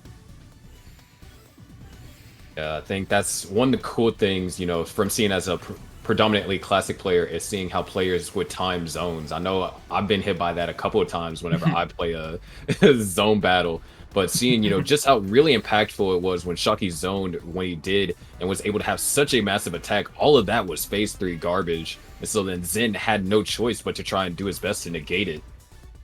It's a 45 ulti, a little bit weaker than we usually see from Zin zones, but I think that's because they were just trying to get it out as fast as possible. And you can see Zin already back to that 6-3, is just trying to get a second strong zone before Super Shocky's able to get their first off. Worked for Jaden, I believe, in the zone battle finals, or excuse me, top 8. But Zin able to, again, just really control that speed. And Shocky now doesn't have the best of stack, and Zin still has zone advantage. So it's going to be a pretty strong uphill battle for Shocky to maintain efficiency, as well as get around this terrifying full zone that Zin's about to send off. Oh, wait. Hold on. Well, wait. Are they just donating on top of the... I mean, I guess if it works, and that's 35 out of 11, it's an incredibly efficient zone. Shocky, though, going to try and maximize how many lines they get here. It's going to, any extra little bit of damage they can get. Beautiful use of the IRS. Going to get the 20. Actually kicks it into phase 3 again. And Zin, just like their previous game, has to zone a little bit early, and some misdrops as well are going to make things complicated when they're trying to survive through all this garbage. Shocky is in a perfect position to just continue to send harassment garbage. Okay, we see the quarter zone. Is Shocky going to send another short zone? No, it looks like they're just going to build up their own zone meter. Oh, but a misdrop on top. Not sure if Shocky's going to want to go for it. It looks like they are. Just get that damage out and clean up the stack later. But Zin able to stack up a little bit in the sensor, and actually takes a pretty fair amount of garbage, but this zone is going to be just probably going to counter everything, and potentially even more so. Actually sends a decent bit over to Shocky. Greed almost kills, but not quite. Able to get to the eyepiece in time. Shocky pops another zone, but it was only, you know, a quarter zone, so not a lot of time to really get anything. And that's going to be it. Yeah. It's like, you know, the T piece did cut off on the Z piece, and arguably we could have put the Z piece in a different spot, but given that garbage, they would have needed some more efficient play. So not too many options there left, as Zin going to be taking the lead back. It's 2-1. Both players still rushing off to that 6-3, although it looks like Zin's going to be sending off a little bit more earlier garbage this time.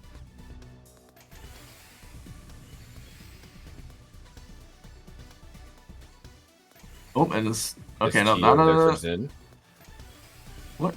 I'm curious about how Zin is trying to build up these T-spins. Because I'm not seeing too many in terms of like a C-spin specifically or whatnot. I think it's just kind of going for as many of the greedy setups as they can. Trying to see if they can deliver a timely massive spike to Shocky and pop an early zone. Because again, at this level of competition, usually the best strategy isn't maximizing your own zone, but preventing your opponent from doing so. And looks like potentially the disruptive play wasn't really working for either player, so we're going to be seeing massive zones out of both. 41 out of, I believe it was at 15 or 19 from Zin.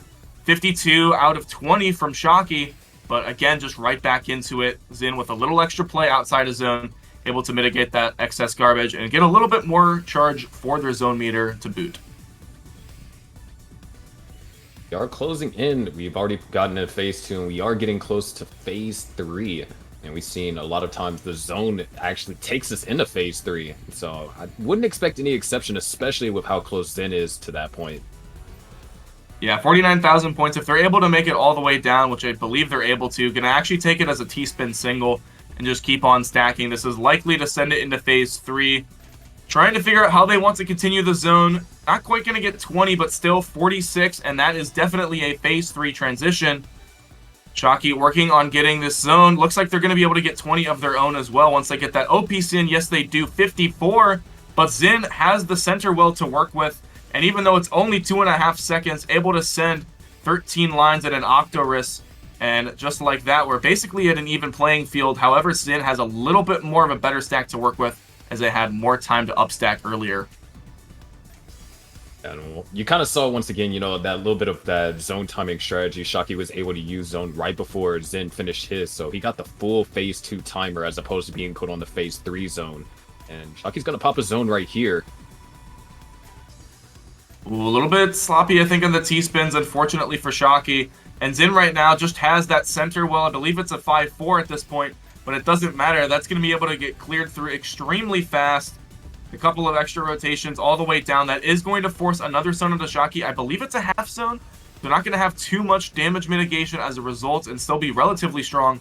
But farming a quarter zone, you're going to need 10 skims. And I don't think Shocky's really going to have the time before that top out happens. Zin with advantage state in the third round is going to carry through.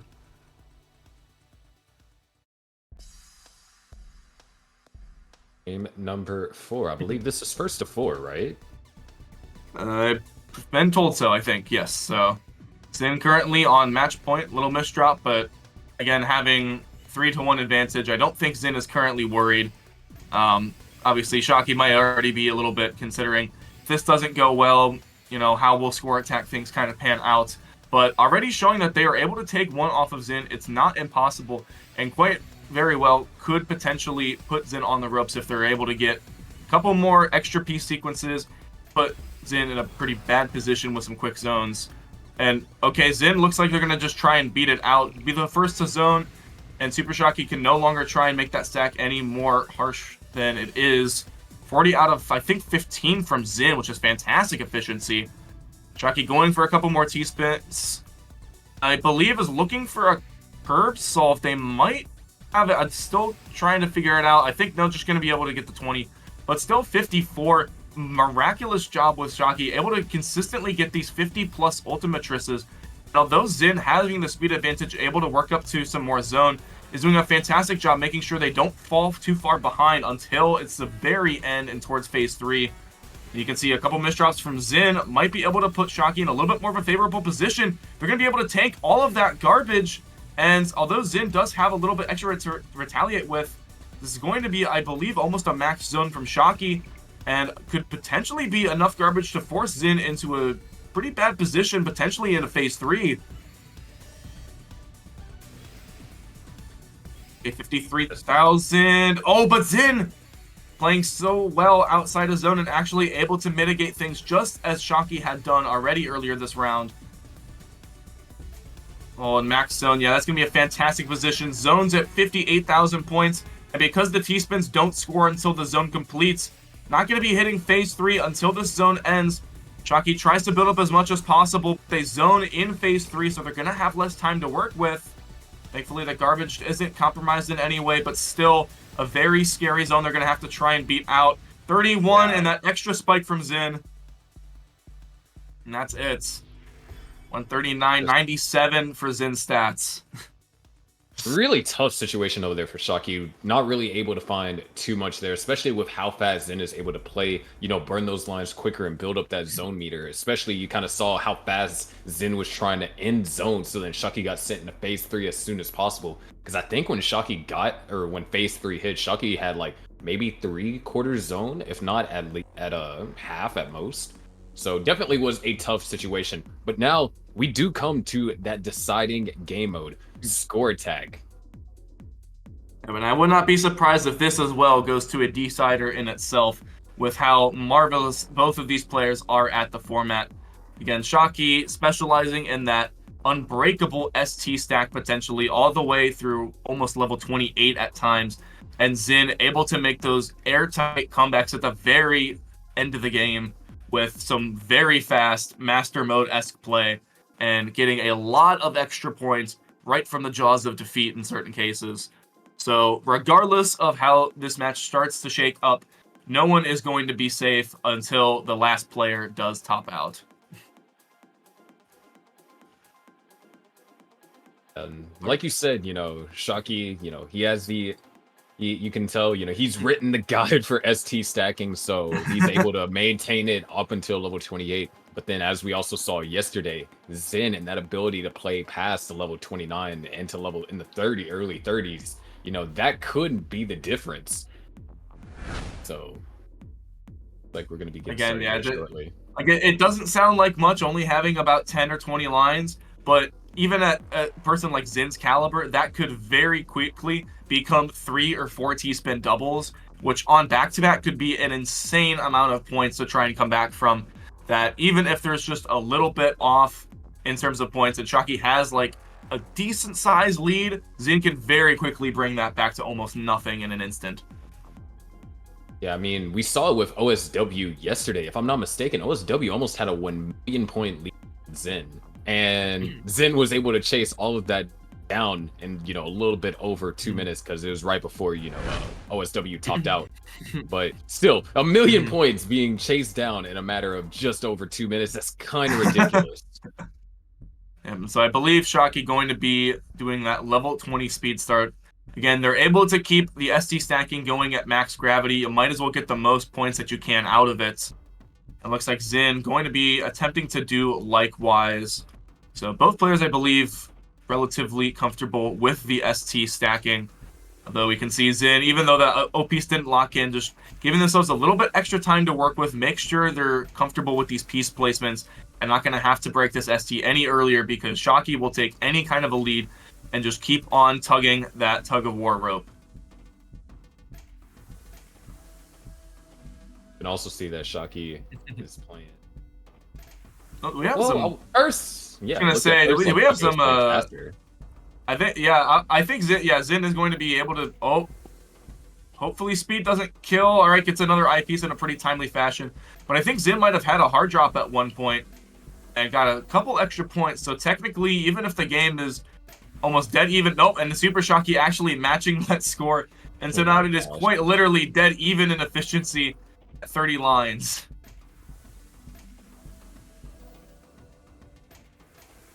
Yeah, 75-point difference. This is...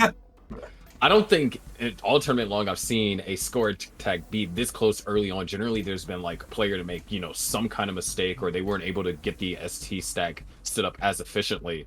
But yeah, this is kind of insane. We're just kind of seeing the textbook stuff, I think, right now, at least from Zin and Super Shockey. Oh, it's not really the best time. I think this is going to have to be a little bit of a compromise for Zin's board currently. Not sure if they're just going to try and build on top. It looks like they're considering their options of what's going to be the best way to go through. And I think it's just going to be resetting up there, takes the Tetris, and going to be trying to get that 6-3 back as soon as possible. And it looks like they do recover, but now might be just a little bit further behind as a result of having to take that Tetris. I mean, all things considered, just being behind by, 1 or 2 T-spins is still kind of ridiculous.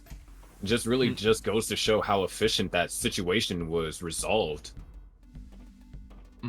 It's a very, very difficult thing. Not only to just, keep the ST stack, but it's a miles more difficult to be able to fix that without having a catastrophic drop in your efficiency. And Zin just, saw a way out, took a Tetris, and got right back into it. However, Zin's board is getting a little bit high up. Might need to start taking a Tetris. So this is going to be a little bit worrisome. And unfortunately, it's going to break a back-to-back with that skim. However, it does manage to keep holding on with this efficiency. So not out of the woods in a terrible situation and able to clear things up. So stack should be relatively back to a fantastic ST format. However, I think Shockey is going to be just ever so slightly ahead in pace, but Shockey is going to be wanting more because they know Zin is able to keep stacking for even longer durations of time.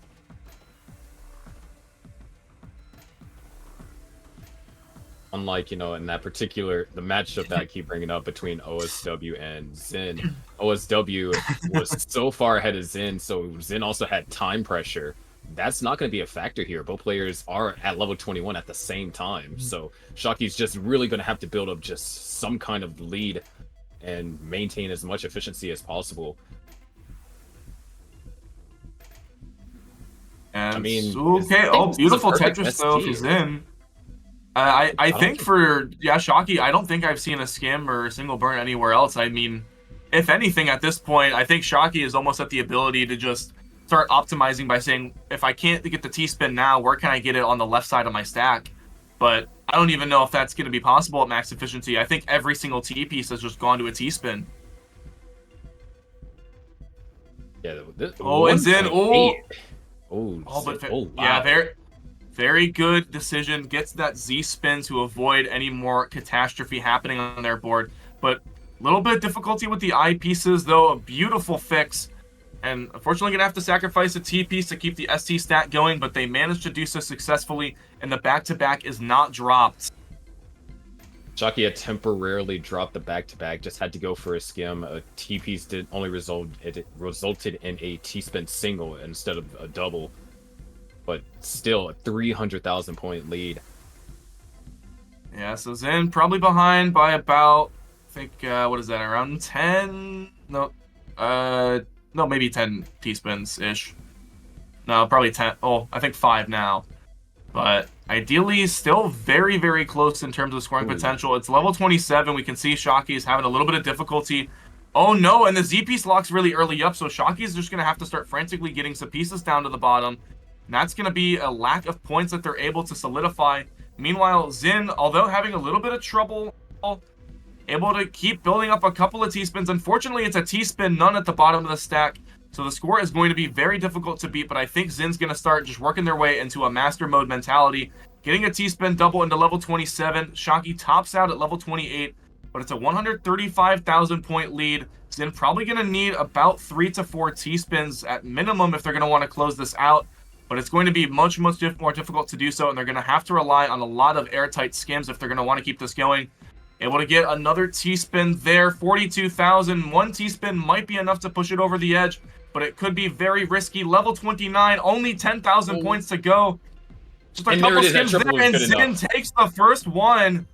14,000 points per line average from Shockey, but it's not enough.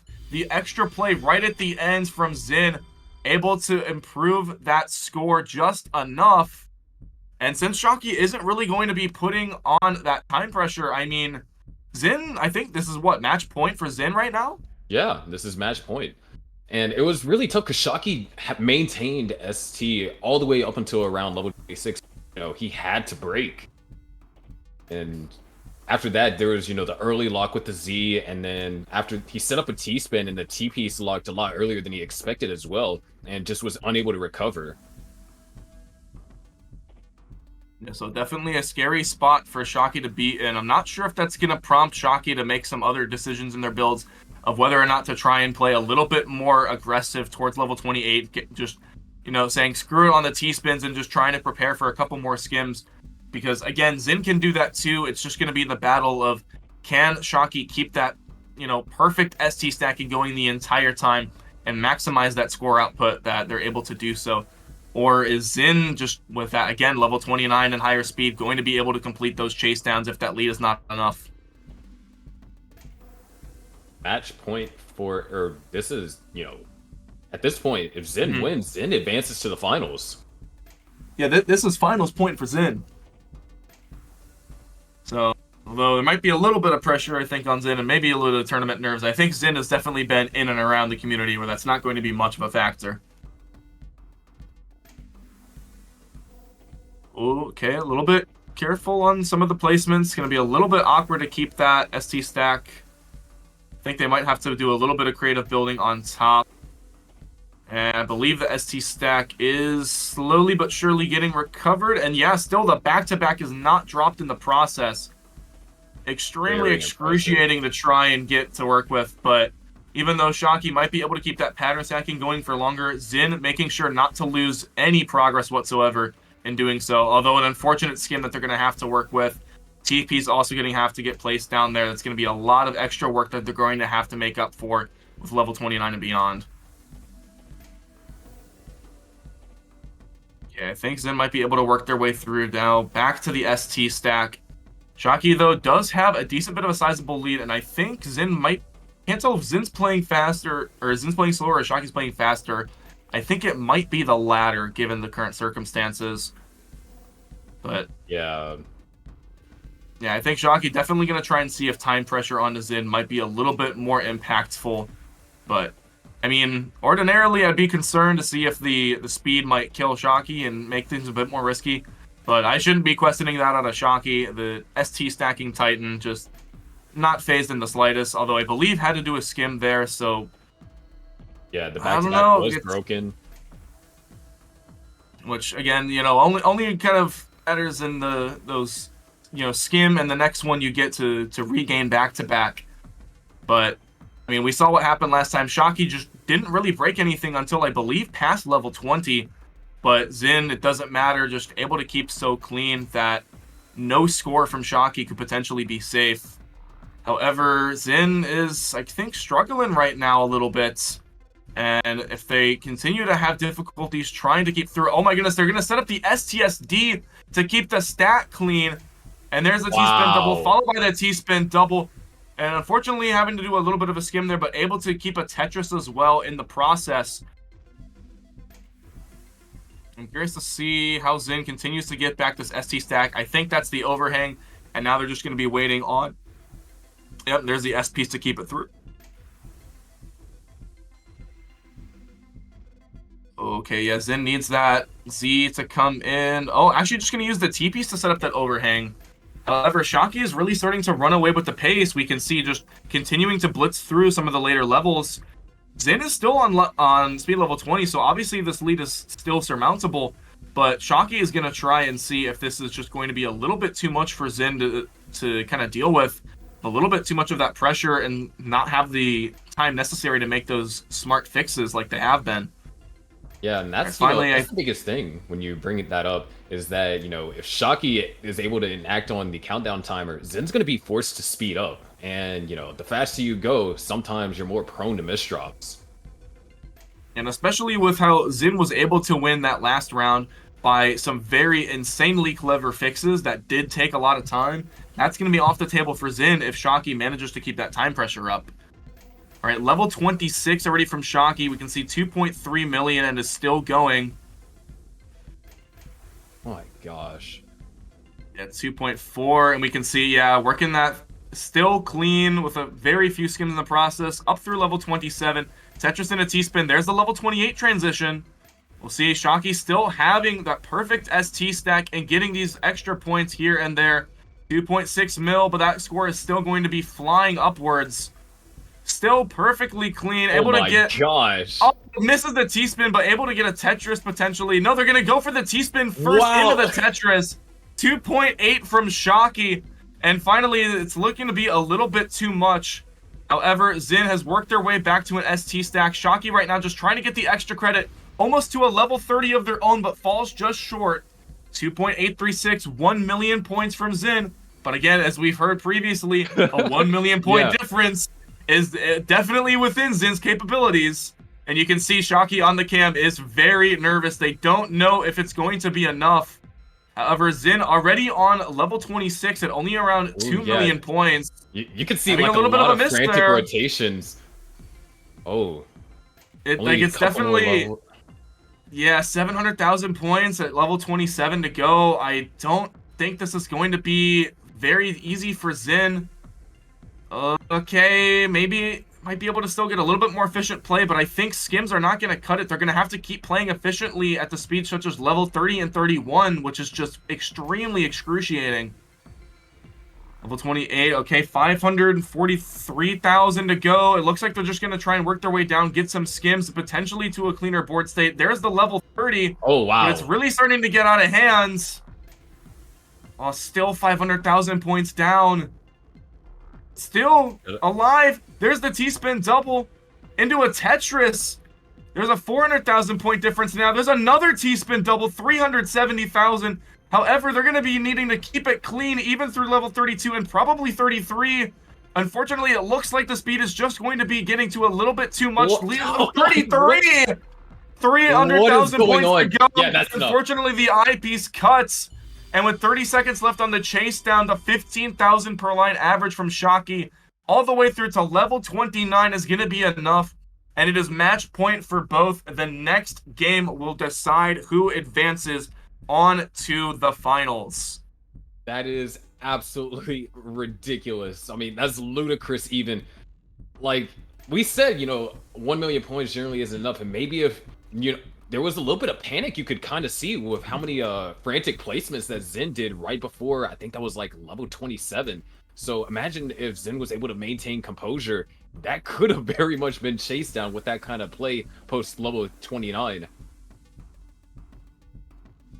I mean, just like I think right now this just because I believe the more consistent option here is I think Shockey just keeping that ST stack until 28, and then as Zen right now, you just need to make sure that although breaking the ST is probably going to happen once or twice, if you're able to keep that efficiency as much as they possibly can, like we can see a lot of very difficult placements over on the left side of their stack, but if they're able to maintain that efficiency in all situations, I mean, their level 30 and plus play, I definitely, able to get quite a number of extra points over Shockey.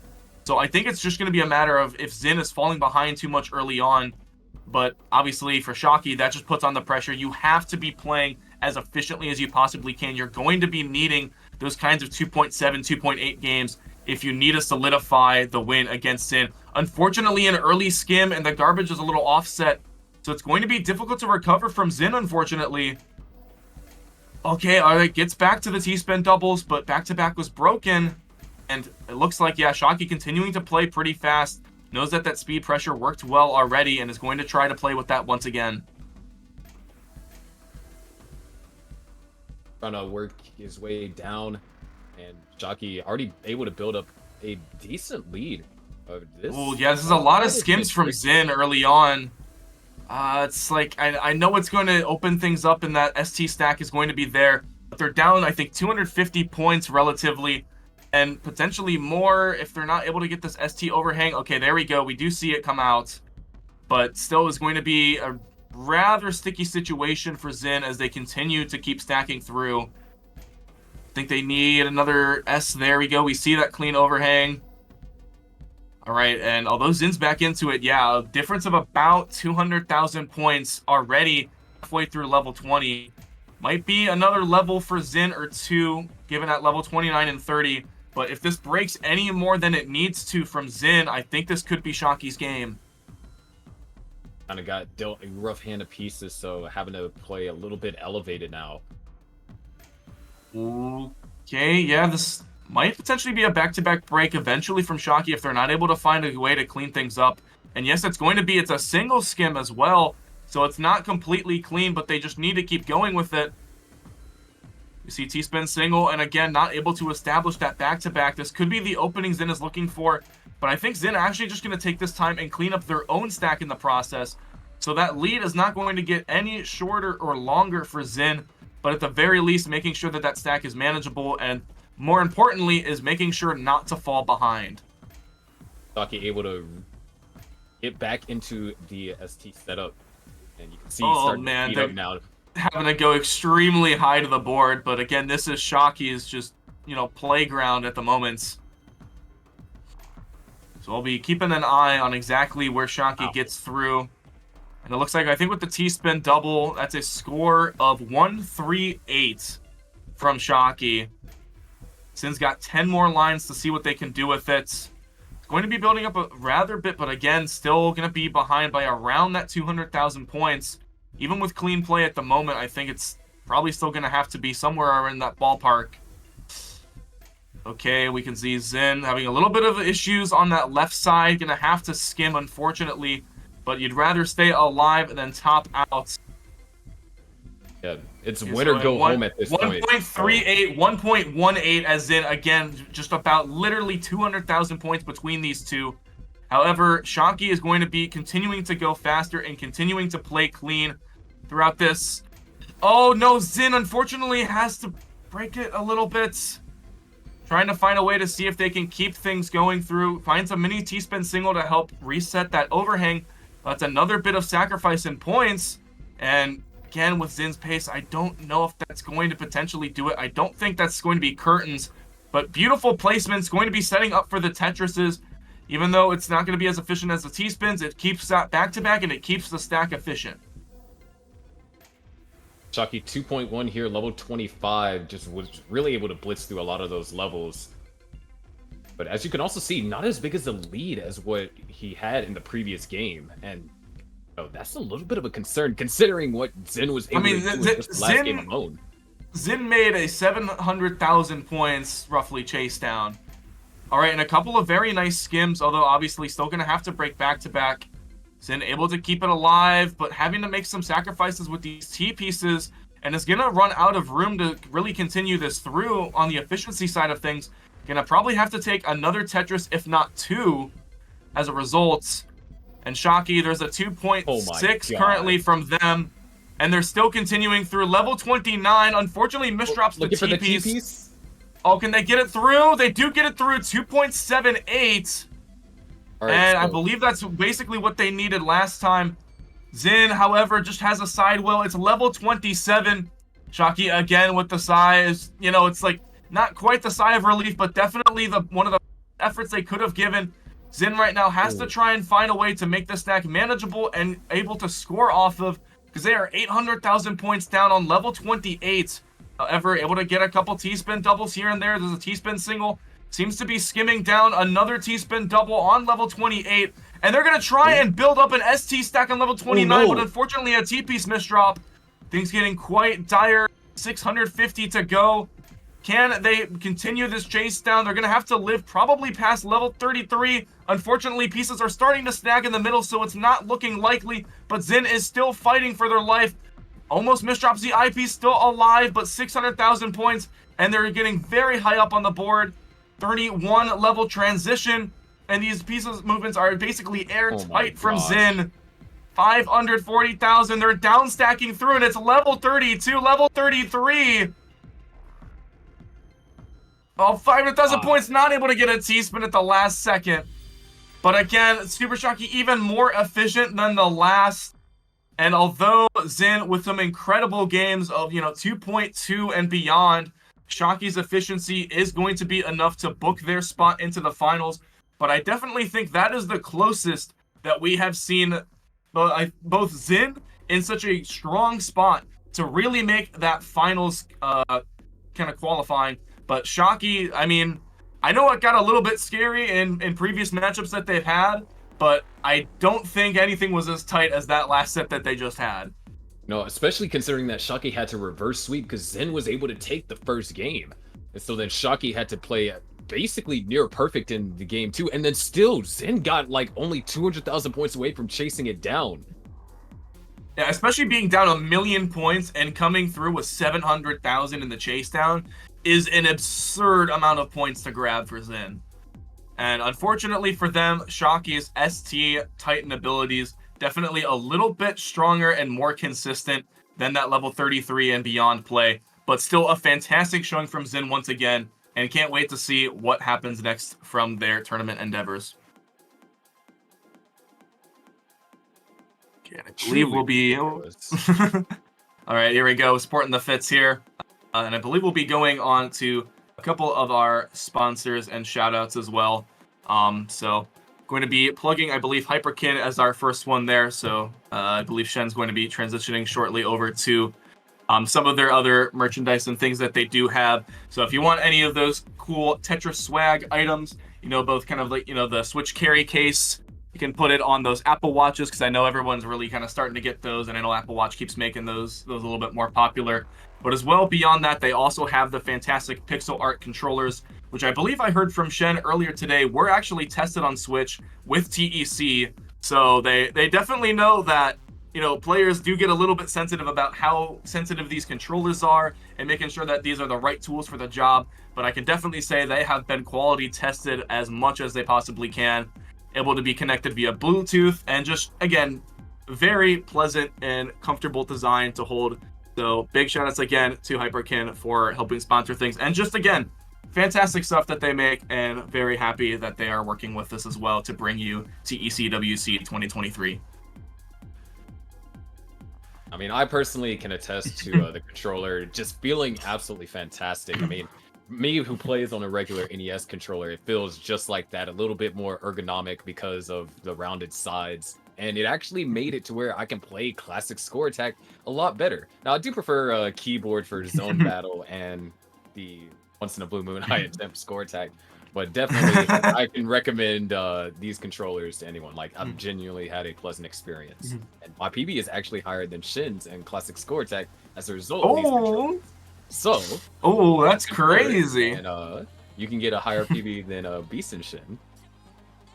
Man, I guess, I mean, and Shen doesn't even have that bad of a score to top. That's a pretty high standard. So, if you've been looking to get into classic, this might be your opportunity.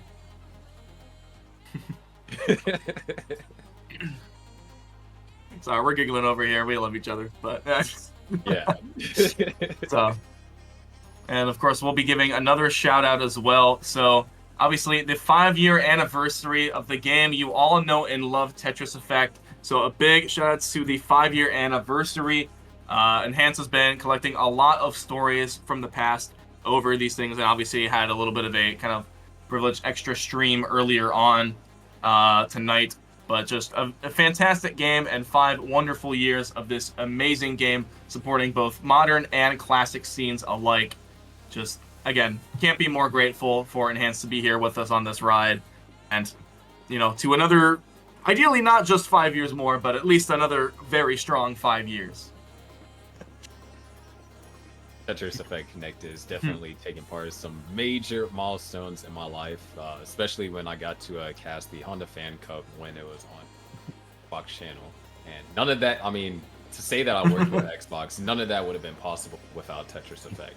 By extension, Tetris Effect Connected. So, happy 5-year anniversary.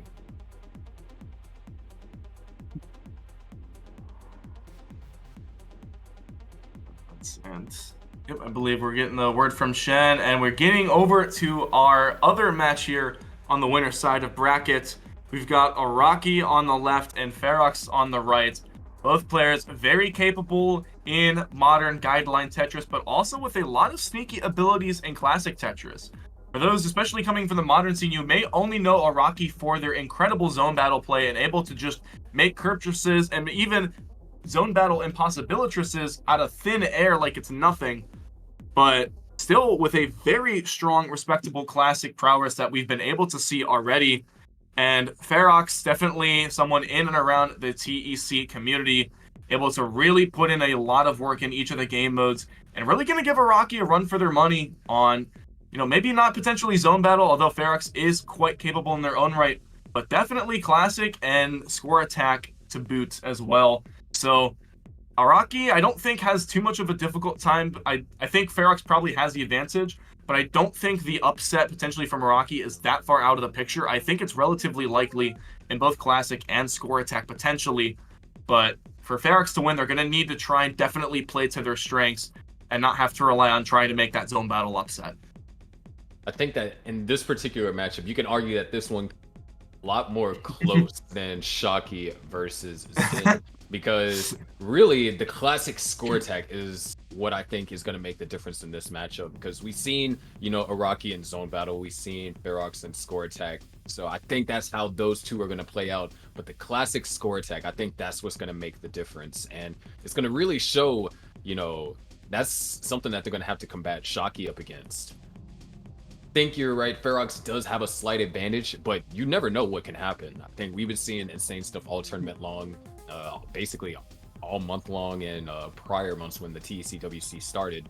So definitely very interesting. And we kind of had that situation happen between Zen and OSW, where Classic Score Attack was the reason why Zen was able to advance, oddly enough. And beyond that as well, even just from tonight, I mean, seeing the champion from last year, Super Shocky, be one game away from being eliminated outside of the finals. I mean, it's getting very tough to stay in this bracket at this point. And, you know, I definitely think, although it was a little bit kind of staggered, I think, between the two game modes, and really Score Attack was that defining close matchup between Zen and Shocky, I think you can make the argument for all three modes potentially for Ferox and Araki. It looks like Zone Battle is going to be the one to start off. Okay, and we see, I believe Ferox is... Wait, no, okay, that's... Okay, sorry. I thought they were going to go for like a SDPC or other kind of guideline opener that we tend to see. Araki does favor some of the TD openers, especially if they do loop into PCs, because the PC looping in zone can be a tremendously powerful tool that Araki loves to play to. Ooh, Ferox a little bit greedy, gonna have to unfortunately spend that zone a little bit earlier than they might have liked, and Araki just gonna continue to play clean, setting up that kind of like donated Kaiden kick in order to keep that stat going. And 33 Perfectress, though, it only just now ended from Ferox. 53 Deca Hexatress, while Araki still had a lot of garbage sent over to Ferox beforehand. Ferox is going to be relying on a lot of quarter zones to try and make this work, but it's going to be very, very difficult as Araki is continuing to blitz out all of this damage. And unfortunately for them, not able to make it to phase 3. As a look at the speed and efficiency out of Araki, and of course 300 zone APM, a crazy number you would see, but nothing out of the ordinary for Araki. Almost twice as fast as I am. Oh, but the all clear though, and misstep from Araki. Oh no, and another double misstep for Araki. That could potentially be another second game if they don't get a quarter zone. Araki though with some very airtight skims avoids the worst case scenario and actually able to sneak in a Tetris under those skims. However, Ferox though definitely gave Araki a run for their money, and because of how fast that phase 1 zone charge, this could be the opportunity for Ferox to strike early on and try and get a little bit of advantage. But a bit of pressure from Araki going to force Ferox to zone relatively high up, and might be difficult for Ferox to continue to skin highly. So it looks like they're going to top out only at 12 lines cleared, and Araki already to a full zone and just going to be, you know, swinging everything as they possibly can. Already up to 18 lines.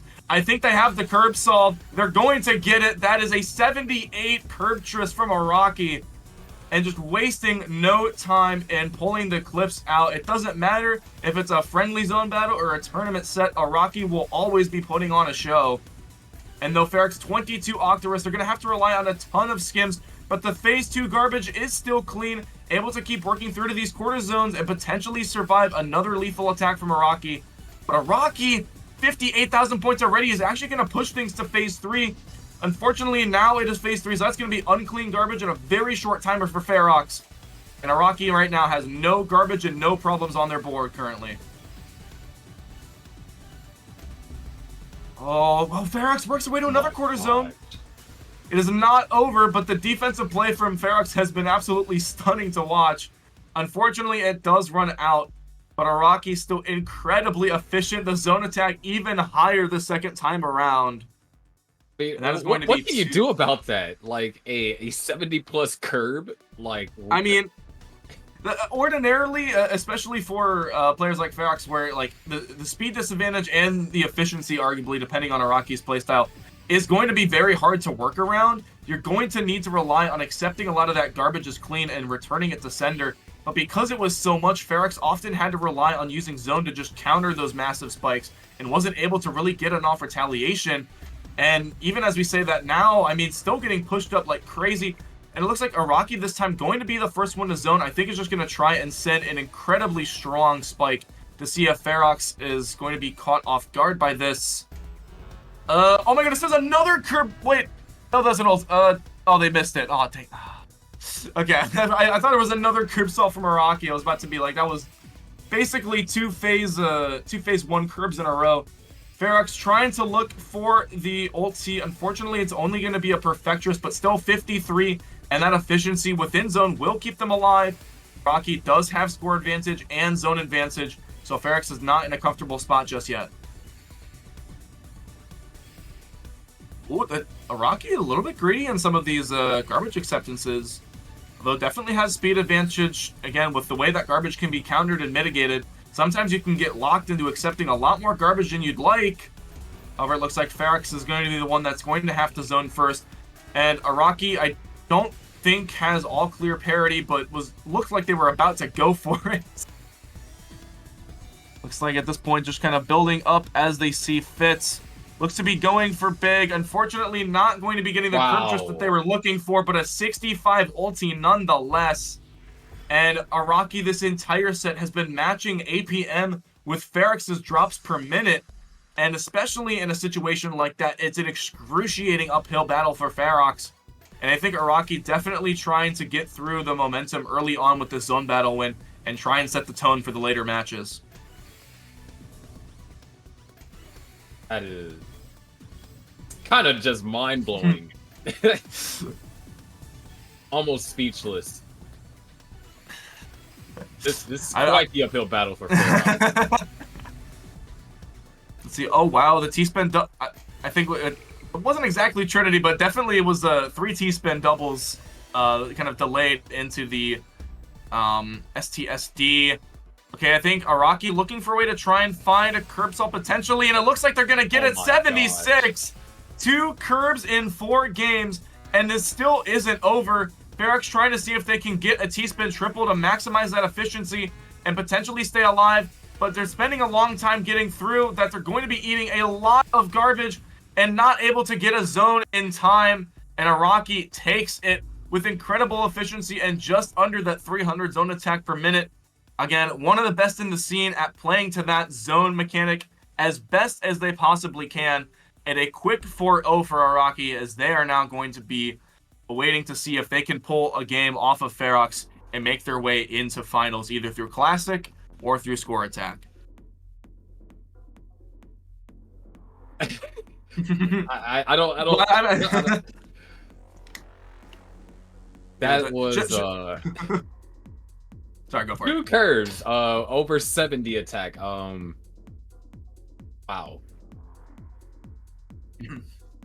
I mean, I still remember the first time I got exposed to Araki's, incredible zone battle plays was the Square One reveal trailer where they just demonstrated a 100 curb tris from Araki and a freestyle impossibilitris, and I literally my jaw just dropped from my face. I could not believe that I had not even seen this player before, and just so incredibly efficient and able to play with the zone mechanic better than arguably just about everyone in the world, maybe with the exception of Kazuo Nakashi Robo and a handful of others. But always a player that just doesn't matter what situation it's in, they're always going to be going for the clips, and oftentimes it's going to be met.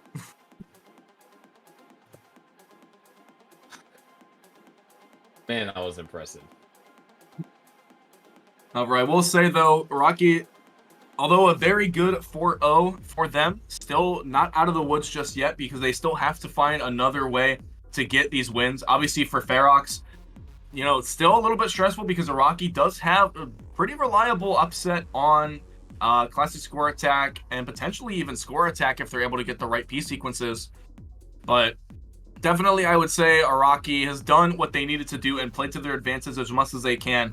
And now the ball is going to be in Ferox's court, and they need to make sure if it's going to come down to whether or not they're going to be able to play to their strengths as much as possible and kind of wall Araki off from taking any further sets from them. Especially, Classic Score Attack. This might be the mode to do it. Best of. Yeah, I mean, you mentioned this would be the one to upset. Obviously, if Araki manages to pull off the victory here, we don't even need to go to Score Attack. And especially considering Ferox, I think, is a little bit more happy with the Score Attack format. Araki does not want to leave it any further up to chance or any other, Score Attack issues. If they're able to close out here, that's it. They'll be moving on to face Super Shocky. Starting off, amazing stacks here to open with. Ferox is gonna have to do a little bit more burning. Would love an S. Oh my goodness, the ill-timed eye pieces, unfortunately for Ferox. Imagine having bad timing on eye pieces. You generally get not no very... timing for eye pieces. It's not very often it happens. Yeah, usually you'll get those, 30, 40, 50 or beyond piece droughts with the eye pieces. And then sometimes it's just when you're least expecting it, you're assuming it's going to be that bad RNG, and you just get 3 in a row with no real idea how to use it. And unfortunately, sometimes it can be just as bad. A little misdrop there on Araki's side over on the left, but they are working their way down. Takes a triple, but going to be in favor of keeping that stack clean rather than risking it and trying to maintain a very aggressive stance. Have to do a little bit more burning here, and another one's going to be needed to resolve. Yeah, it's going to be a bit of it. But no. Nice split double foul. Mm-hmm. Great placements. Yep. Beautiful flat burns. Back to what James Shen would call it, a neutral board. Again, yeah, so although it was looking a little scary for Araki, definitely having some very good piece sequences, able to clean things up, and is now ready to keep scoring those Tetrises. And obviously, if we look on the Ferox's side of things, hasn't really had the easiest chance to score as well either. So even though there was a little bit of time from both spent digging down, not too much in terms of one player gaining a strong advantage. I think probably at this point, I'd say Ferox is about 2 Tetrises. I think a little bit under in terms of a lead, but a couple skims here and there could very quickly shift the momentum. Only, under just a little bit over half a Tetris lead over here for Ferox. Rocky's gonna find Tetris there. Same point. Things have kind of calmed down. It was such a very exciting opener. It seems like now players can get into a zone. Even though this is. Yeah, definitely Araki able to play that very, quick, strong, aggressive playstyle in zone battle. Has to take it a little bit more safer, and the Tetris in the middle of the stack from Ferox, able to keep it clean in the midst of down stack. Only needs 1 skim, and that well is back open, ready for a Tetris. Ooh, okay, they're going to play the safe route. Here. Oh, perfect timing on that eyepiece. And actually, Rocky might be able to tie things up. There's the Tetris, so yeah, down by 3,000, less than a Tetris, and Ferox in a little bit of a precarious situation. Yeah, gonna have to be doing a little bit careful digs. I think they try to play it a little bit safe, but we were tied for a moment, missed it, but we had exact same scores for a moment. Always love to see. And now I think almost. Rough. I think it's a little 3 lines off, so not gonna get to that point, unfortunately. But still, just a tiny bit more efficient from Ferox. You have to do some mathematical jujitsu in order to get that high. Unfortunately, the pace stat is not divisible by 4. Okay, and a couple skims there from Araki. Gonna need spend 4, but does manage to clear things out. And 1 more skim. They're able to solidify that Tetris, and still keeping it relatively close with Ferox. Anywhere from, a Tetris to being in the lead is where Rocky has been positioned at. We are closing in on level 19. A little bit under 40 lines. Oh. Okay, a little misdrop, but able to get a couple of pieces there. Seems to be fiddling around a little bit, but is not losing control of Das, which again is a very, very important part of making sure to get through alive on the down stack. Oh, so Rocky uses Das. Well, maybe. I don't know. That's my guess. Because at least it looked like it from the piece falling. Shen brought it up in yesterday's streams that a lot of modern players like to use tapping. And kind of speaking of tapping, Ferox, dirty triple, like to try and get out of this situation. And great adjustment. Beautiful from Ferox. And yeah, still not too far in the lead, but a pretty nice board to score with if they're able to get through. But playing a bit greedy. Fortunately, that pace is going to be getting a little bit lower, and that is not the right piece that they're looking for to burn. Another couple of ill-timed eye pieces. It's surprised to say that. And it gets cut off, and Araki now just needs a couple more points. but a double skim, I believe, is it. And yeah, Araki is on tournament or match point to make it into finals without dropping a single game to Ferox. What a terrifying game. Oh, we're going down to level 15. Okay. Interesting choice, considering that Araki as well was the one that made that decision. So I'm not entirely sure. Maybe Araki's trying to look and see if they're able to play a little bit more efficient on the slower speed. We do see if Ferox is continuing to hard drop some of these pieces. Not sure if Araki wants to play a little bit more of the slow game and get a better view of these piece sequences or whatnot, because I know sometimes Classic players have seen the value of being a little bit behind in the piece sequence to have a couple more in that piece preview. But again, depending on how long Ferox is able to keep up the pushdown, they could get a couple extra little pushdown points that, you know, might only be equal to 1 or 2 skims, but could very well mean the difference in a chase down. Ferox was going to decide to really keep this up and push down as much as possible in 15. But in fact, see a situation where Ferox has a pretty significant lead, just simply because playing the game faster, even though the efficiency might be the same, and force Araki to have to go for Tetrises on level 19 under time pressure, which, you know, anything to kind of throw Araki out their game, that's something that you would want to try and do, which is also a little bit why I see the level 15 start, you know, a little bit puzzling as well. Shifting from a higher speed to a lower speed, so your timings could be misconstrued. I mean, perhaps Ferox has mastered the art of classic finesse, and maybe it'll hurt their muscle memory more. I'm not entirely sure. I don't think that will be the case. I think Araki just might find a little bit more individual comfort in having the slower speed, which perhaps, again, in that mentality, maybe they're more focused not so much on making sure that Ferox is having a hard time, but just making sure that they themselves are having a fantastic time on their own board. Definitely having a fantastic time. Same Tetris rates, separated by, you know, a little bit of burns over here. Or actually, yeah, not even. I think, basically burns and skims, yeah. Like this setup over here from Araki. Beautiful delay burn setup. Can't use that eyepiece to score, but another one should fall. And we're gonna just be, I think, waiting for that O piece once it does come. But plenty of time to do it, and the stack on the left looks pretty beautiful. Unfortunately, it's getting a little bit off-centered, might be more difficult to maintain. And that eyepiece just not coming in time, and Araki going to be getting a little bit of a tuck. And I think just going to try and work with the piece sequence that's given. And unfortunately, a couple of ill-timed O pieces right after the hole is plugged, but Araki still managing to capitalize as best they can. Going to try and go for the column 9 here.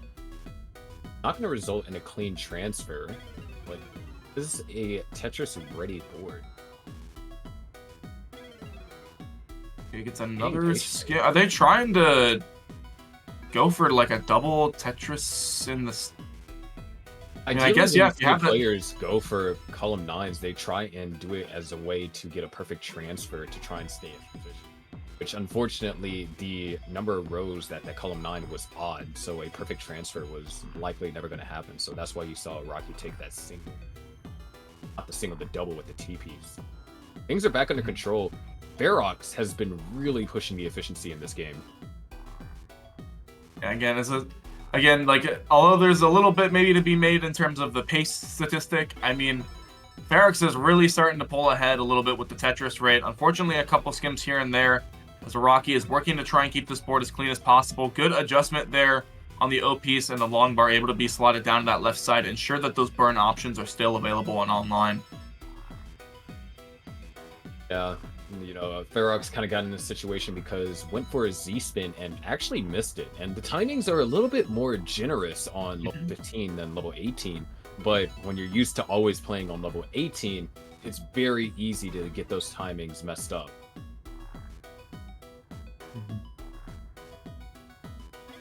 And it looks like Araki's still managing to keep that board clean. Right now, only looks to be down about just Tetris and some change.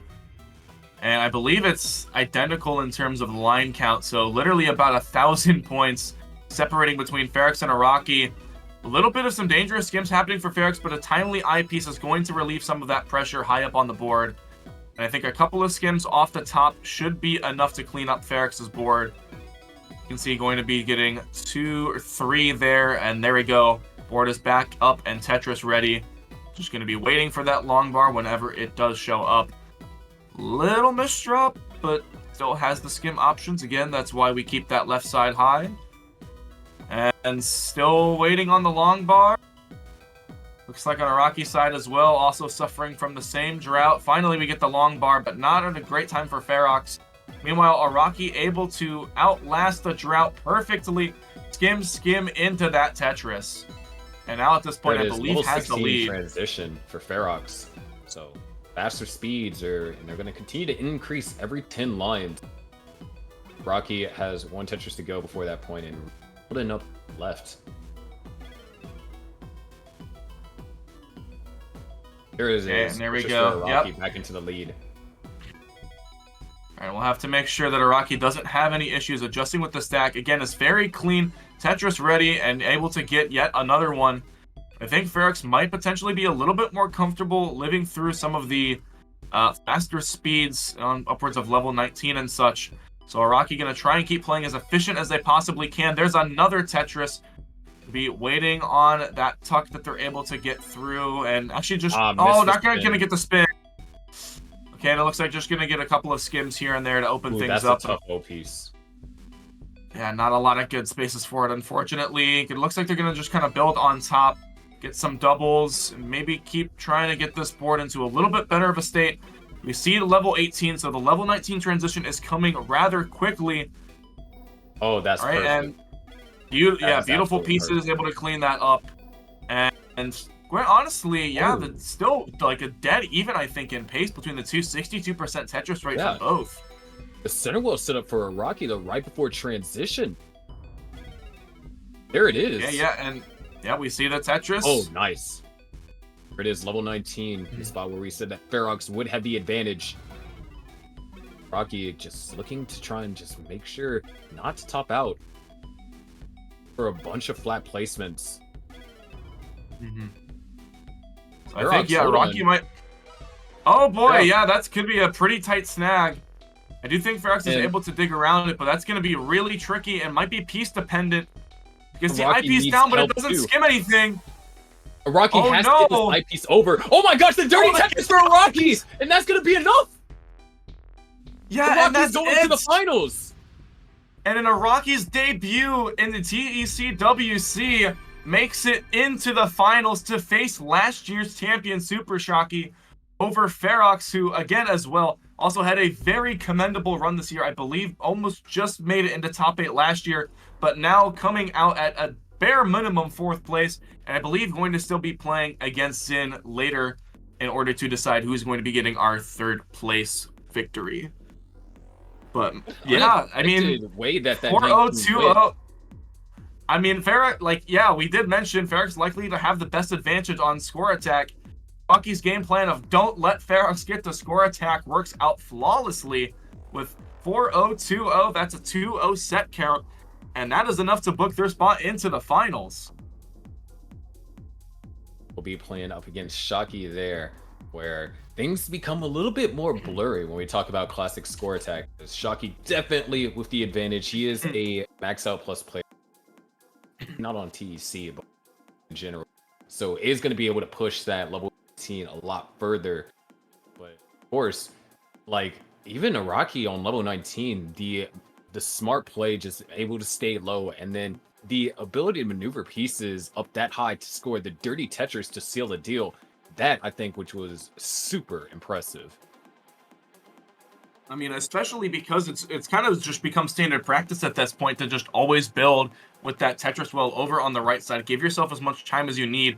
But I think Araki not as comfortable getting pieces over to the left and right in time with a 9-0 stack and just considering to go for that center well just to have it as an option. And it ended up being the game-winning play for them as well. So, again, everything just kind of worked out perfectly for Araki in that situation. So, all right, and of course, I believe after this though, the next match I think we will be getting into is likely to be our 3rd place matchup. So again, even though if you're cheering for Ferox and for Zin, don't go anywhere because they will still be having their 3rd place match as well. you know, they're not out just yet, because there is still a little bit of a extra bit to be had there. Although the prizes are relatively similar between 3rd and 4th place, only top 3 get medals, so this is basically a fantastic set to see who gets that fancy little medal and who gets home with the rest of the other fabulous prizes that everyone here in top 4 has earned for making it this far. So definitely, that one's going to be another interesting one. Zen versus Ferox, and you mentioned that Ferox is a bit more comfortable on score attack, but up against Zen, though, how do you feel about that particular matchup? I mean, again, Zen is that scary comeback player, having the ability to play well beyond the master mode level of the game. Although Ferox, I believe, tends to favor LST over ST stacking, where they might be able to get a little bit more efficiency, I don't know if they have that same consistency card as Shockey's able to pull on a regular basis. So for Ferox, I think that score attack might be a little bit up in the air. Zen as well, I think, probably going to have that advantage in zone battle, but Classic Score Attack could still be a very promising set, as both players seeming to be relatively competent with the game mode, but a couple of bad piece sequences can lead to some very early top outs for both. Definitely be an interesting matchup, and as she says, to decide who gets 3rd place. Of course, we got to give a shout out to AppMex. Investments you can hold the Tetris coin. You know what? We didn't have Shen to flip any of the coins. We're getting told Shen's getting the coin out. We're getting ready for the... It's the sequel to the Magic 8-Ball. It's the Tetris AppMex coin to predict the outcome of our TECWC matches. But again, very high quality products, selling some very precious metals and making sure that that quality is second to none. And it has quite a few of the Tetris products. Obviously, we're showing, you know, a lot of the coins and other things off, but they do have products beyond what we're just showing as well. One of the things that I got to see was a couple of things where you get like kind of one of each of the Tetraminos in kind of whatever alloy or metal you're looking for, and it looks like a very fantastic quality piece to have. And not gonna lie, very enticing considering the number of people I know in the community that have that kind of sort of you know, Tetris-related memorabilia and commonplaces. So it's sketching my fancy a little bit. Definitely a nice little collection to all my Tetris stuff. Of course, we'll be promoting the giveaway once again. So for those of you that have tuned into the stream and have not heard, you can type connected into our chat, giving away with limited run games, a collector's edition for Tetris Effect Connected, I believe, on PS4 or 5, Xbox, or Switch, depending on your preferred platform, including, I believe, with, you know, all the stuff on screen with like the OST, a couple of pins, and other extra few free TEC swag that you can sport. So if you want to be entered in that giveaway, again, all you got to do is type connected. We'll be drawing them, I believe, either at or towards the end of the stream. So be sure to tune around as well, because you don't want to miss that in case your name gets called. Because this is some very, very fortunate opportunity. And of course, thanks once again for Enhanced and Limited Run Games for helping us out, bring you TECWC and supporting us like this. And we can see Shen already doing a little bit of the promo. That is one of the collector's editions. I believe that is our J Tetramino. And I think I'll bring it out another one. There is, I believe that, wait, is that orange? Wait, that looks orange on the camera. I think that's the red Z. Orange on the camera, but yeah. The Z piece that turned around potentially, and I think that's the S coming on top. Showing a little bit of that TEC ability, stacking in real life, not to mention in the game. And unfortunately, it's a little hidden peeking out from the side. Always gotta love Shen. Eyepiece, though. I don't know. We're not ready for that Tetris yet. Maybe we gotta hold off on that one. But of course, and again, just a fantastic opportunity that we do have.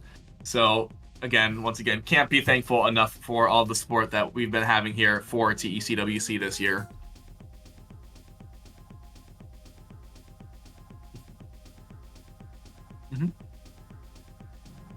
We'll be back in 10 minutes for your 3rd place match. So go get some popcorn, go grab some water, but don't go anywhere. We will be right back with the action.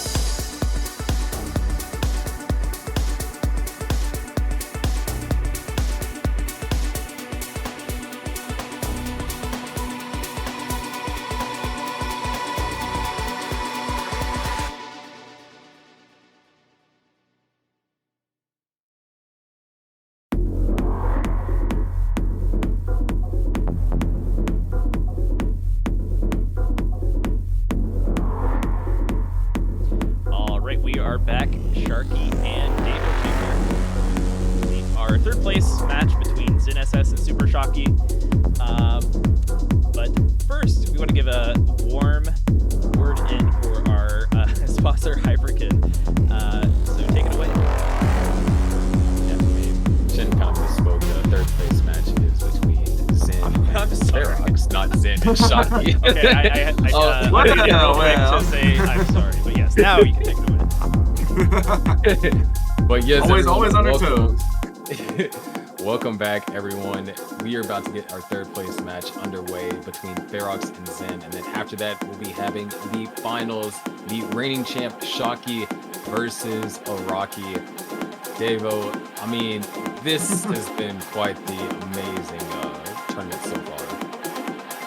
Oh, most definitely. I mean, there's been a lot of crazy matches that have happened. Again, not even just within the limited amount of time we have in top 12, but as well, some of the players just getting here as well. Like Araki, definitely capable of potentially qualifying through on score attack as well, but having to have a DQ, and now is already in the finals for this. OSW as well with the double qualifying, and Kirby able to get that extra spot in terms of our extra little 12th spot that we were managing to find through.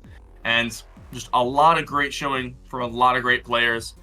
But of course, down to our final four, we have our winner side and we have our loser side. We're getting into some fantastic matches. And if, you know, the first couple of sets that we already seen, or to speak on anything we're about to, we're going to be having a pleasant time watching Ferox, Zin, Araki, and Shocky put on a show for us tonight. Yeah, with Zin and Ferox up next, you know, we have our three modes, our score attack, classic score attack, and zone battle. Which game modes do you think favor which player? So I think definitely in this case, I think Zin is probably favored to win. I believe, again, with Zin's history in TEC events, generally is very, very strong at getting that TEC zone battle performance. I mean, obviously, Ferox was not able to take a game off Araki, but in their defense, many people can't. However, I believe Zin trying to keep that momentum is going to start off with that zone battle pick. And I think knowing that score attack is a little bit of a risky option, Zin can also threaten that as well. Ferox wants to probably settle things down into classic and settle that tone down to a little bit of a slower pace to force Zin out of that modern rhythm before going back into score attack, where both players, again, having a fantastic chance to pull some very, very large scores. I mean, Zin with the very end, you know, 29 beyond is like 30, 40 extra lines where you can get a crazy amount of points through. But Ferox, you know, I haven't seen too much of the LST stacking that they do like to go for. Not entirely sure how much it's going to benefit, but they're going to be needing that Shocky level of consistency if they're going to want to pull out that win for score attack, and likely going to need that classic score attack dub as well. So I think Ferox a bit in the uphill battle, but again, Zin, we've seen a little bit potentially might have some inconsistencies, or Ferox could potentially swoop in and get a couple of quick wins before Zin knows what hit him. Yeah, especially in, you know, some of the cases where Zin found himself in really high pressure situations. You saw like the panic settle in, especially in that game 2 up against Super Shocky, down by so much, time pressure was on, and you saw like panic. So if Ferox can make him uncomfortable, then I think Ferox has a good chance to take it. But that's the thing, got to make Zin uncomfortable, and based off of what we've seen in tournaments so far, not the easiest thing to do. I mean, Zin obviously can't have a speed advantage, so I don't think Zin is really going to be too worried about getting outsped by Ferox in that score attack if they do get to it. But we saw, you know, in order to keep up that credible efficiency, Zin kind of needs a little bit more time to work through with their stack. But obviously, that is going to be a little bit later in the set, and potentially not if Zin's able to get to 2-0. Right now, we are well on our way to a zone battle portion where a little early misdrop from Zin, and Ferox with the clean stack actually going to go a little bit for the early damage, forcing Zin to get that early zone and hurt their efficiency. As we mentioned this before, some of the strongest plays you can have is disruption in zone battle, and Ferox now trying to blister their way through this zone. They know if they get through it fast enough, they can really put Zin on the back burner, and Zin right now is just trying to build up that max zone meter. We can see it's done there. It's phase 1, and they're actually going to zone to make sure they solidify that phase 1 timer, but still a 58 ulti from Ferox is nothing to snuff at, and a lot of pressure onto Zin right now. Yeah, and you kind of saw it wasn't even a full zone that Zen was able to do in the first one. It was a 3/4 zone, and everything has been negated. So, with it, yeah. Great At the very, I would say at the very least. Although, a little bit of misdrop trouble from Zen. We have seen this earlier, and it's not really the best spot for them to be in. However, Ferox does have zone advantage and score advantage, so even if Zen sends a very strong zone, really under the pressure to put things into phase 3. So if Ferox is able to get a lot of garbage at once and accept clean, they have the power to make magic happen. We see the magic, or the max zone meter does come in 55,000 points. However, Zen has started to crawl this back and is, again, with that incredible efficiency, really threatening that phase 3 transition as Ferox working their way over to that side well before the phase 3 hits, and we're going to see them work on that phase 2 timer. 50 out of 19 from Zen, but Ferox is doing a beautiful job with the down stack, 18 lines, still going for more. Are we going to see a huge zone? 1949, almost a perfect answer, but the play outside of zone from Zen is going to keep things relatively stable for them. And now Ferox has to contend with one of the fastest players in TEC zone battle, but a couple of misdrops from Zen. Oh, yeah, and I think that might get a pop an early zone from Zen. That's a beautiful chance for Ferox to regain a little bit more composure and get that stack in a much more manageable situation. And yeah, that's a little bit more garbage, and Zen is basically cut off, surviving on the IHS, but it's going to run out of room. Ferox with enough time actually going to be taking the first game off of Zen, showing that no matter how much speed you have, if you run into those bad accidents, it's not going to be a fun time for you. Yeah, and there was just a lot of misdrops in that particular game. So maybe Zen just looking to shake those off and then try and, bounce back here in game 2. Good thing about zone battle portion is it's first to 4. So you can have one bad game and then still, have great the rest. Oh, now Ferox a little bit on the ropes early on. Has a bit of down stack that they're able to work with, but we can see Zen already rushing off insanely fast pressure. However, it does not pop the zone for Ferox. And Ferox right now has a sidewall to work with, although it might be the hardest to stay efficient since it generally promotes Tetrises over T-spins. And for a player like Ferox and Zen, ironically, that's a bad thing because it hurts your ability to go for T-spins on the regular. We can see a lot of Tetrises have been taken by Ferox. Still a fantastic zone showing. Going to be getting pretty high, I think 19. I think they can only get to 20, but 57, still a fantastic efficiency bit there. As Zen now having to stack through with a little bit more of their own zone and trying to make sure that they are going to be putting Ferox now on the back foot and pressure them to get that zone charge up in time. And yeah, it actually looks like it's going to be a really solid defense there from Ferox, as they're going to keep that zone advantage, but unfortunately the score advantage has been lost. So Zen has the power to turn things into phase 3 at will.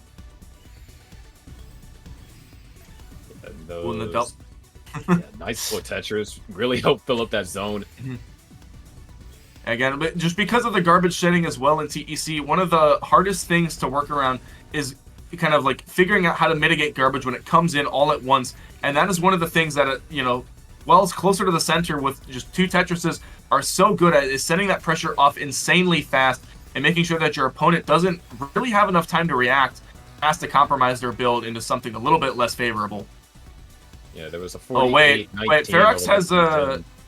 Ferox has like the all clear parity. I think they're going for a curb twist currently, and I think they might almost have gotten it. Unfortunately, a little bit of the misrotations.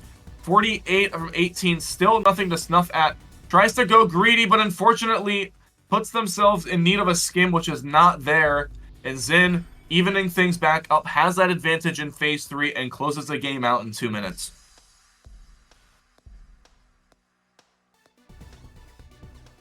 So now 1-1, and definitely you saw that phase 3 become a factor with Zen able to, take us there. Like you said, Zen had the score advantage and had the ability to take us there at his discretion. Especially with how much, in the uphill battle where you have to often take a lot of garbage from your opponent if you're at that speed or efficiency disadvantage. Having that clean garbage is essential to counterplay. And unfortunately in phase 3, it's just not an option. So when Zen is able to be on that threatening level, it definitely puts a lot of pressure onto Ferox to make sure that they're building the best that they possibly can. And unfortunately, having to play extremely greedy in a game like this can be punishing if you don't get the right piece sequences. Oh my goodness, gets the 20. There's the all-clear follow-up from Ferox. It's a lot of quick garbage in from Xin, but luckily for Xin, they managed to build through fast enough. But another all-clear from Ferox, popping off 132, 129. I believe that is much, much higher above Ferox's usual performance, and really just having everything click for them in that moment. And that's a second game off of Xin, and quite frankly is in a very good position to ride this momentum and could quite literally take zone battle and be on between Classic and Score Attack and only have to win one of the two. Yeah, what a way to convert that zone, and the PC afterwards just really felt like it caught Xin off guard. I mean, the crazy part is that it didn't even take one, it took two. It was like literally like Ferox was like looking for it kind of like during the zone, and then like didn't have it, was like, okay, we'll get it after the zone. It was like, you know what, I can go for another one. We already got the first PC, let's go for another one. And quite frankly, that worked excellently for Ferox. Ended up, you know, with a fantastic board state. We see 18 from Xin, 19 currently out of Ferox. They're looking about seeing if there's a way to get this curb. Unfortunately for them, it's only an ulti, but only an ulti is not exactly a bad phrase to say. However, there's a lot of garbage quickly coming in from Xin. Ferox works up to a lot of zone and is not going to have to zone in retaliation. Fantastic stuff, and able to save a lot of their zone meter. Might have to skim here, unfortunately for them, and sacrifice a little bit of that efficiency, but making sure to keep that zone charge up when they do need to let it rip, and might be a little soon. No, actually, Xin's going to be the first to pop. However, at 45,000 points, Xin is within phase 3 striking distance, so Ferox has to get this stack clean now, unless they want to risk that phase 3 zone. Then, oh, it was... I can't really tell too much exactly who got that off in time. It was about as close as it could be. However, I think judging by that time, I believe Ferox might have been able to get that off. Where's the 20 as well from Ferox, but unfortunately for them, Xin has been playing incredibly fast, and that extra bit of garbage sending from the speed that they're earning is able to keep Xin alive, and Xin is just, again, in a fantastic upstack position, has a lot of material to work with, and it's going to be a little bit difficult for Ferox to get through. However, a mistrap from Xin might make that a little bit easier, potentially. Looks like they're going to go for a zone here. Okay, going to be seeing a couple of T-spins here and there, but Ferox needs to find a way to be efficient and get that zone off in time. 35 out of 17, but Ferox's retaliation only going to be at max 10 seconds. How will they capitalize? Ooh, doesn't look like a lot. 16, at the very least, has a lot of skims that they're able to get some zone meter with. There's the quarter, but they're going to want to try and see if they can get any more. Unfortunately, only has that quarter to work with. Tries to work up for the Tetris, but in that time, Xin has sent even more garbage, and that is going to be a top out. The phase 3 advantage for Xin, with a huge speed difference, is going to be too much for Ferox to overcome, and Xin immediately evens it back up. And it is 2-2. It's a first to 2 zone battle ranked match. Yeah, this is ridiculous. I mean, just back and forth. Obviously, there was that amazing Ferox to bring him up to 2, but it just looked like Xin was nonstop on the offensive. Oh, there's a PC. Oh, and Ferox has another one. They might actually. I think they have the. Yeah, they have the 5-line PC as well as a follow-up, and that's gonna pop a zone out of Xin.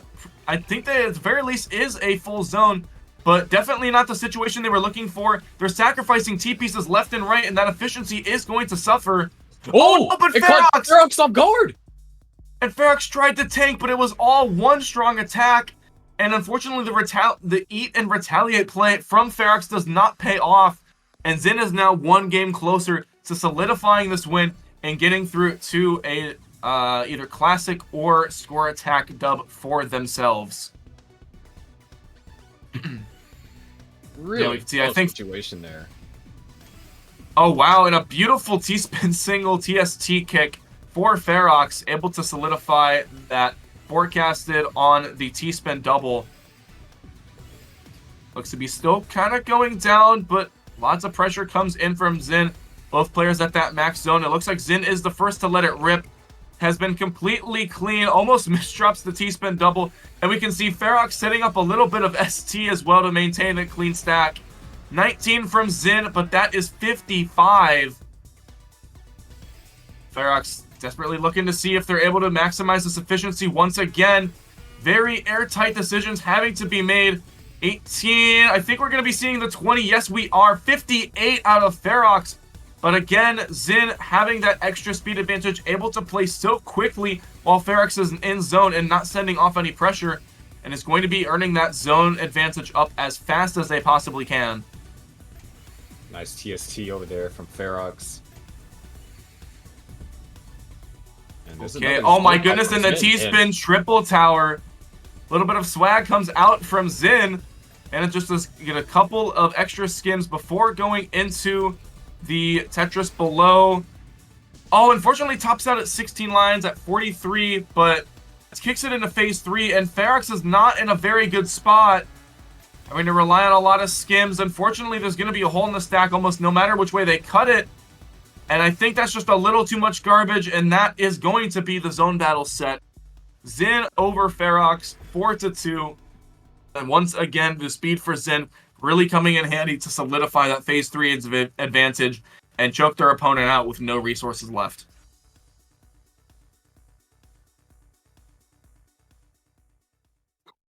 Just really tough situations right there over there for, especially, you know, after you're opening up, then sending that full zone attack, it really felt like it just caught Ferox off guard.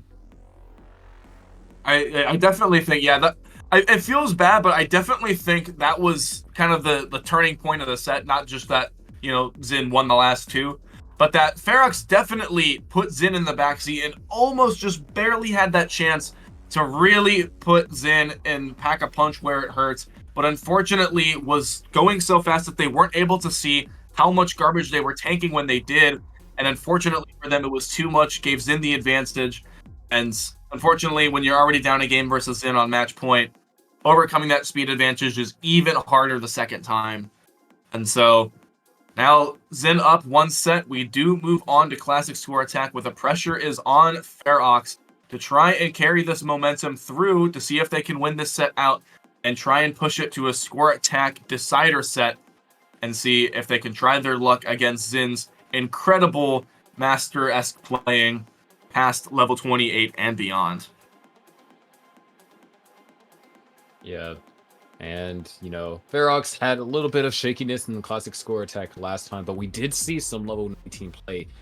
Maybe if there wasn't for those misdrops that cascaded in the center of the board, we might have been able to see a little bit more of a prolonged idea of what Ferox is able to do here in this competitive environment. But being able to push Zin there, because Zin definitely had a little bit of shakiness, I think it opens up the chance for some interesting happenings as we're going to get started here. And I believe Ferox able to decide that starting speed. Initially, it's going to be 18.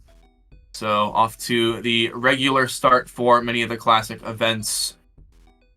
And not too difficult to manage at this point, but if pieces start to snag in the middle or as the sides very high up, could very easily lead to a top out, because we have seen both these players struggle a little bit against some of the top talent that we do have still left alive tonight.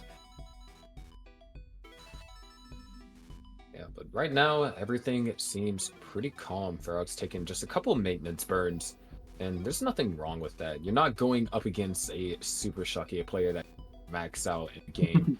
You're going up against Zin, so there's no need to, you know, push the efficiency to the absolute max.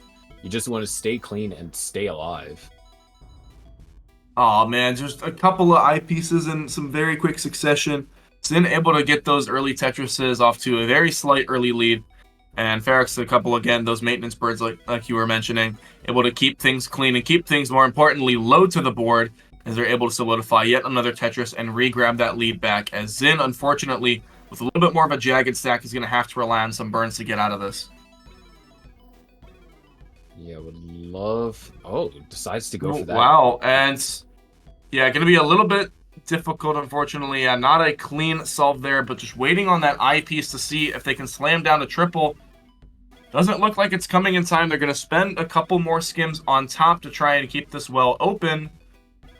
Where is that long bar? This drought is pretty substantial. Oh, 21. nice. Great recognition right there. Last second over there for Zen. How get things cleaned up a lot sooner? This drought over here for Ferox, though.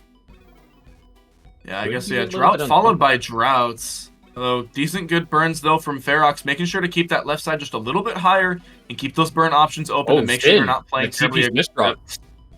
Oh, yeah, Zin's going to need an eyepiece, but this drought on the Ferox's side is still going, and Ferox has a little bit. It's like 34 pieces there, and unfortunately for Zin, that's going to be a top out, and Ferox now can breathe a little bit easier as they're one step closer to solidifying this classic score attack mode and to push things onto the score attack format. And, you know, that's one of the brutal things about Classic. It was a 21 drought into a 32. And then even after that, it was going to be another 10 plus drought. So definitely you don't have the luxury of just being able to have your getting a eyepiece, you know, anywhere from 7 to 13. You can definitely run into situations where you can go.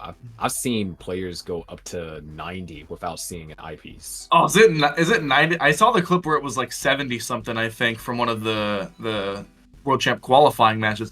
I didn't even know that went further than that. My goodness. That is a bit unruly. Harry Hong, even though it wasn't a competitive match, he got a one drought. And he was the one post-transition too. So it lasted several levels. Oh my god.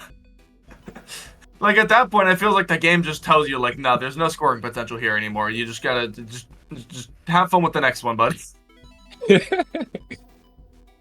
Yeah, Ferox definitely having fun with this one.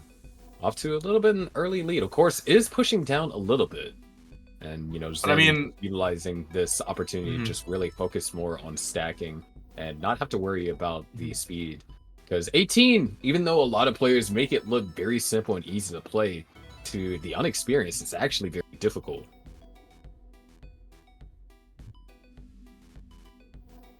Again, a very low amount of skims needed. At the very least, a lot of last second adjustments able to be made and able to play a little bit more aggressive. However, Ferox with a little bit of try to play it a safe burn, but unfortunately it's going to hurt that scoring potential on the eyepiece.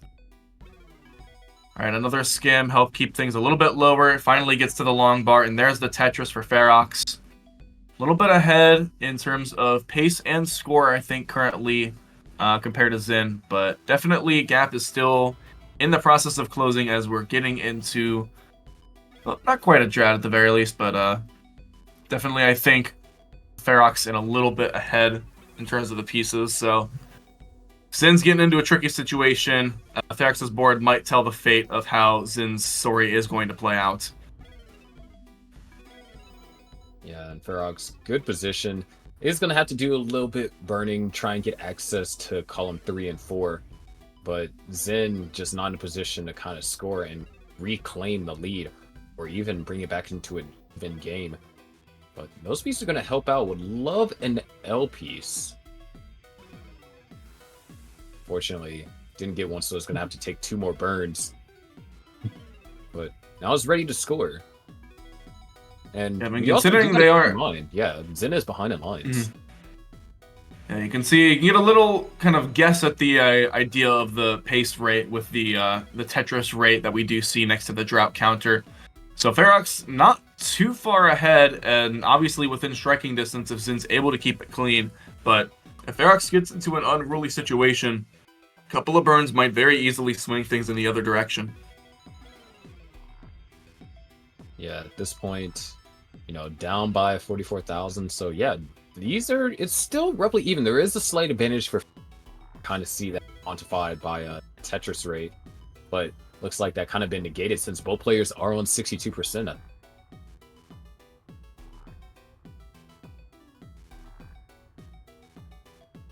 Another Tetris scored over there for Zin. Ferox, it looks like, 17-piece drought. Another eyepiece came, very fortunate, but definitely it had to burn. You kind of wonder if Zin is also paying attention to Ferox's drought counter. With it being at a slower speed, the risk for, paying attention to some specific elements of your opponent's board might not be as great as it would be on 18 or 19. So, especially, yep. Which I believe, Zin a little bit ahead in the Tetris rate right now, but obviously still, 71, 87 lines in. We're getting close to that level 16 transition, but a lot of scoring potential still to be had, especially if they take it deep into past level 19. Gonna have to see exactly who has that advantage going into level 19, as it's probably going to be quite influential in the aggressive play that we will see out of both. And Ferox looking to try and play aggressive now, but starting to make some pretty difficult overhangs and beautiful piece order there, though. Going to clean it up perfectly and back into scoring potential right before that level 16 transition is going to be arriving. Yeah, we see the Tetris there. Transition, what is that? 337, very respectful. Especially considering that level 15 is actually one of the levels with the worst scoring potential. And so it really rewards players that are able to play efficiently. Oh, that's not a great piece sequence, though, but a fantastic find from Ferox. Able to dig down with very few skims. I think only going to end up being about 4 or 5. Oh, but it's still not the greatest. I think they tried... Was that the... I forget if that was the modern tuck or if that was the one that wasn't supposed to happen. Nice spin over there from Zin. Able to deal with that really rough piece sequence. And you see that Ferox was affected by it. And Zin... Oh, gonna hold out for another J or go for an S spin. Nice, able to hit it. It's the spin. And yeah, so 331 from Zin. Yeah, only 6,000 points at the benchmark of that level 16 transition. But Ferox has had to do a lot of digging already on the level 18, and it still has a couple of holes in their stack. So this is not over for Zin. If they're able to keep that board in a fantastic condition, might be able to really put themselves in a favorable spot. 129 lines for Ferox. They're going to go into level 19, halfway up the board. Does get the eyepiece over. The well is open, but they're going to need a long bar relatively soon. Does get it in time, slams down that Tetris, and now they just need to worry about cleaning up that left side before it gets too dangerous. Wow, and triple long bar over there for Zin, and none of it could be used to help out the board. Nice, able to find ways to bring this down. Had a really tough level 17. A lot of pieces were uncooperative, but with that, just one more burn. The well is open. Tetris for Zin. All right, and yeah, one more Tetris. Only 25,000 points between them, even after those pretty airtight skims. And that's going to be going into level 19 now for Zin, 41 to 42. Very tight game, but Zin has a little bit more scoring potential. However, a misrep on the left could cut that short. Yeah, just unable to get... Oh, these S's are not ideal. Okay, those are perfect pieces, though. Players are separated by just over a triple. Now 2 triples following that from Ferox. And this is Zin's first time playing on level 19 in this tournament session today. So definitely not trying to really put himself in too many uncomfortable situations, especially considering that this is match point for Ferox. Yeah, Ferox, though, able to stack a little bit higher, comfortable onto the later levels. Unfortunate misdrop on the left. They're able to get a long bar in time, but they're waiting, putting things in the middle. Almost cuts, but not quite. But now they have a bit of a tricky stack to deal with over on the left. Gets a bit of the pole vault there on, I believe that was the Z piece. And still managing to get through. And quite frankly, even though it's been a very aggressive build, Zin is doing a lot of skims, and you can see that Tetris rate is starting to plummet. And as a result, I mean, Ferox is just still being able to play aggressive, but hasn't topped out and is getting rewarded heavily so for all of their efforts. Yeah, but Ferox is also 2 levels ahead and just barely over a Tetris in the lead. So if Zin is able to find one, or just simply Ferox is unable to kind of boost and Zin is Tetris ready and gets the long bar beautifully from Zin. But Ferox with the Tetris as well on level 26, able to retaliate and tell Zin, you gotta get another one if you're gonna try and get this win. And it looks like, yeah, because it's on that left side. Unfortunately, Zin needs that left side a little bit higher. He's not very comfortable with speed level 19. We're going to have to be settling back down. We get over back to the right well. A couple of eyepieces fantastically. Going to be placing those over on the left and giving themselves a lot of burn options to work with. Unfortunately, ill-timed eyepieces. Great stack. There's another Tetris. Down by 3 Tetrises. And Ferox is about to hit level 29. Zin's play is phenomenally safe. And a little bit of a misdrop on the needs an eyepiece. Okay, there it is. Gets the eyepiece. All right, but now you got to get it over to the left. Okay, and it gets there. And a double skim as well. Get that eyepiece over, and that's going to be a safe spot for Zin. Almost back down to an empty stack.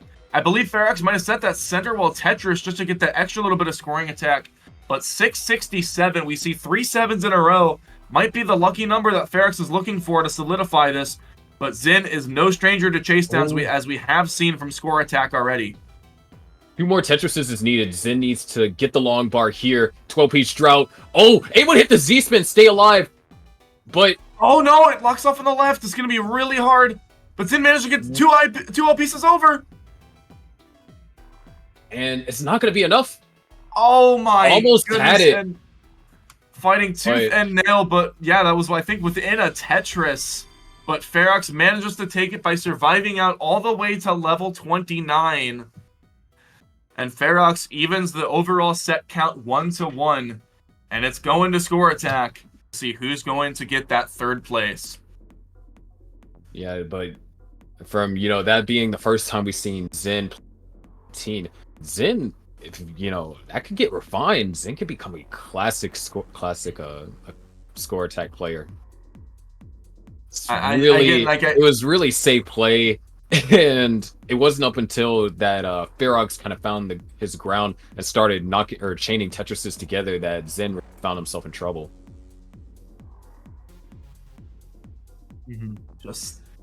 I will say though, I do know in the past, like with Zin and Shocky playing the kind of trifecta set, generally, although Zin, or Shocky kind of has that advantage in Classic, Zin was able to put up some pretty big scores as well in the past, and very happy to see, both Ferox and Zin have some very strong games for the 2nd in Classic score attack.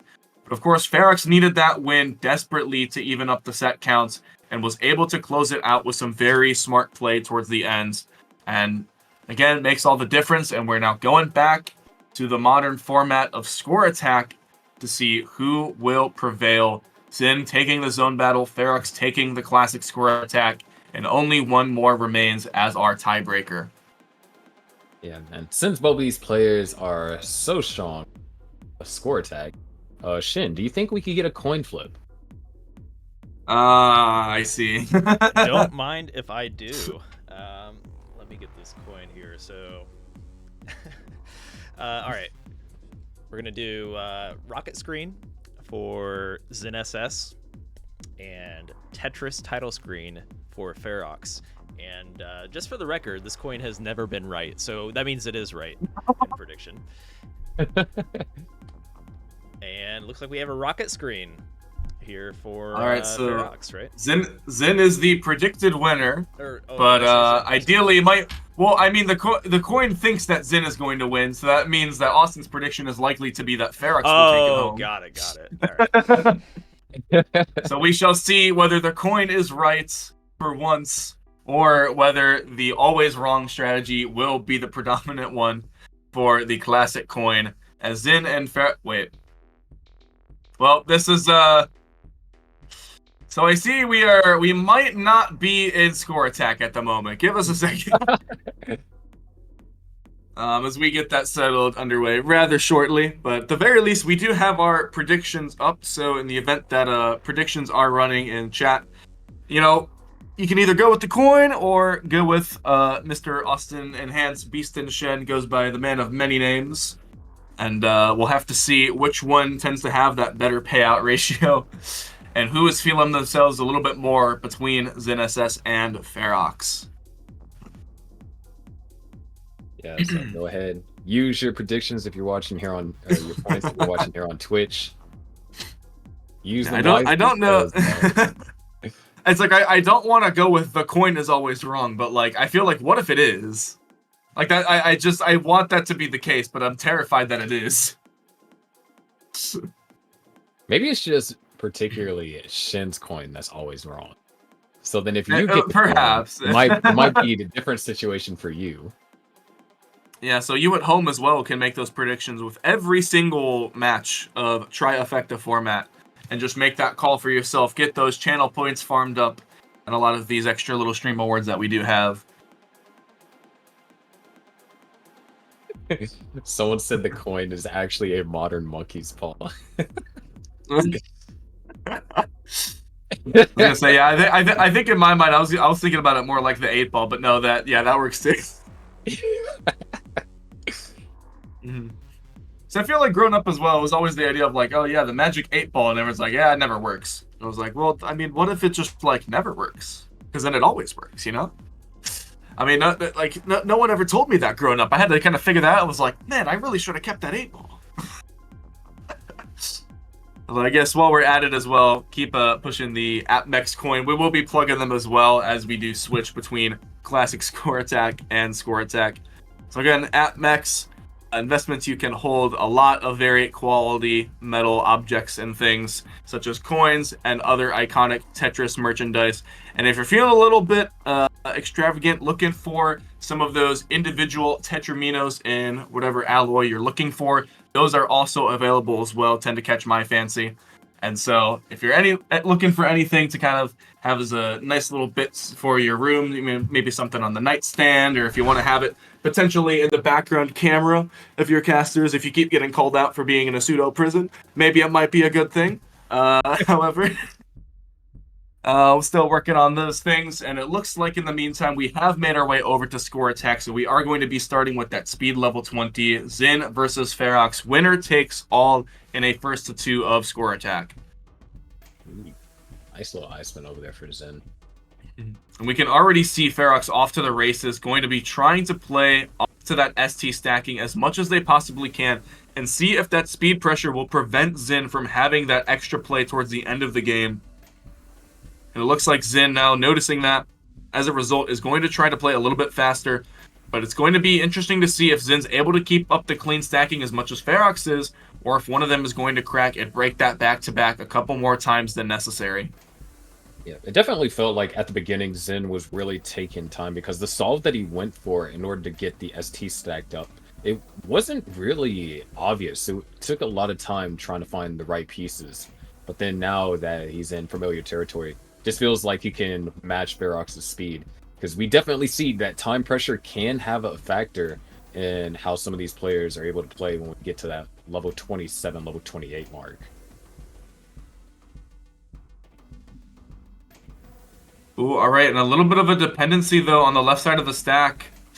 Oh my goodness, Zin just barely gets through to it. Okay, the stack's looking all right, but I think has to sacrifice a bit of the Z, and we can see Zin stalling a little bit.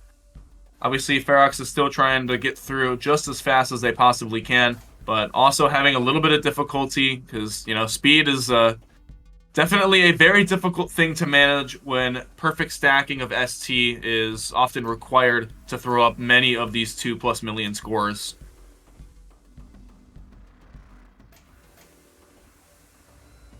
You to go through. Zin is getting a little bit higher up. I believe, was that? No, I think that was still T-Spin. Yeah, still keeping it clean going down.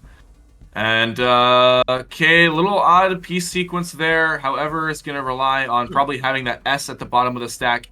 However, needs another I piece. It's a little ill-timed, but still having a great transition over to using a bit of hamburger stacking in the middle of the ST to keep things clean, keep that back-to-back multiplier, and make sure that Ferox is not going to be getting any kind of an advantage state. And in fact, Zin now is the one actually outspeeding Ferox, and we can see Ferox has changed a little bit of pace, because although they have a bit of that score advantage, they know that it's going to be influential the more they can keep it in their wheelhouse. And unfortunately, having one Mino at the very bottom might make going for those Tetrises a little bit harder. At the very least, able to get that eyepiece down, so the next eyepiece could score a Tetris if they're able to build through to it. Zin at 1.38, once again at 100 lines. Ferox swiftly approaching, but I believe might have that pace advantage. And so if Zin is not able to... Oh no, Ferox with the misdrop. Yeah, 1.39, just barely ahead. But a beautiful fix from Ferox. Still keeping this back-to-back going, as well as the Tetris. And the fantastic last-second adjustments that they're able to make, and beautiful fixes. And Ferox continues to have that advantage. Just very slim in pace. But again, against a player like Zin, who's able to continue playing well past level 28 and beyond, you're going to want as much of an advantage as you possibly can. You see the T-spin double R-rated. Okay. Wow, I just realized Zin as well is playing really aggressive a little bit. Setting up many of those T-spin double overhangs pretty early. However, that does give them a lot of time to move pieces over to the left and right, even at max drop speed, and just wait and see what the best opportunity to get these T-spin overhangs and props are, depending on those piece sequences, because some of them can be quite punishing. All the way at the top for Zin. Thankfully for them, doesn't misdrop, but unfortunately is going to have to break a little bit early to avoid a top out. And if Ferox is able to continue building clean, this could be the opportunity that Ferox has been looking for this entire game. Yeah, this one has been really interesting in seeing how both players are able to kind of navigate through, because they did. Oh, Zin.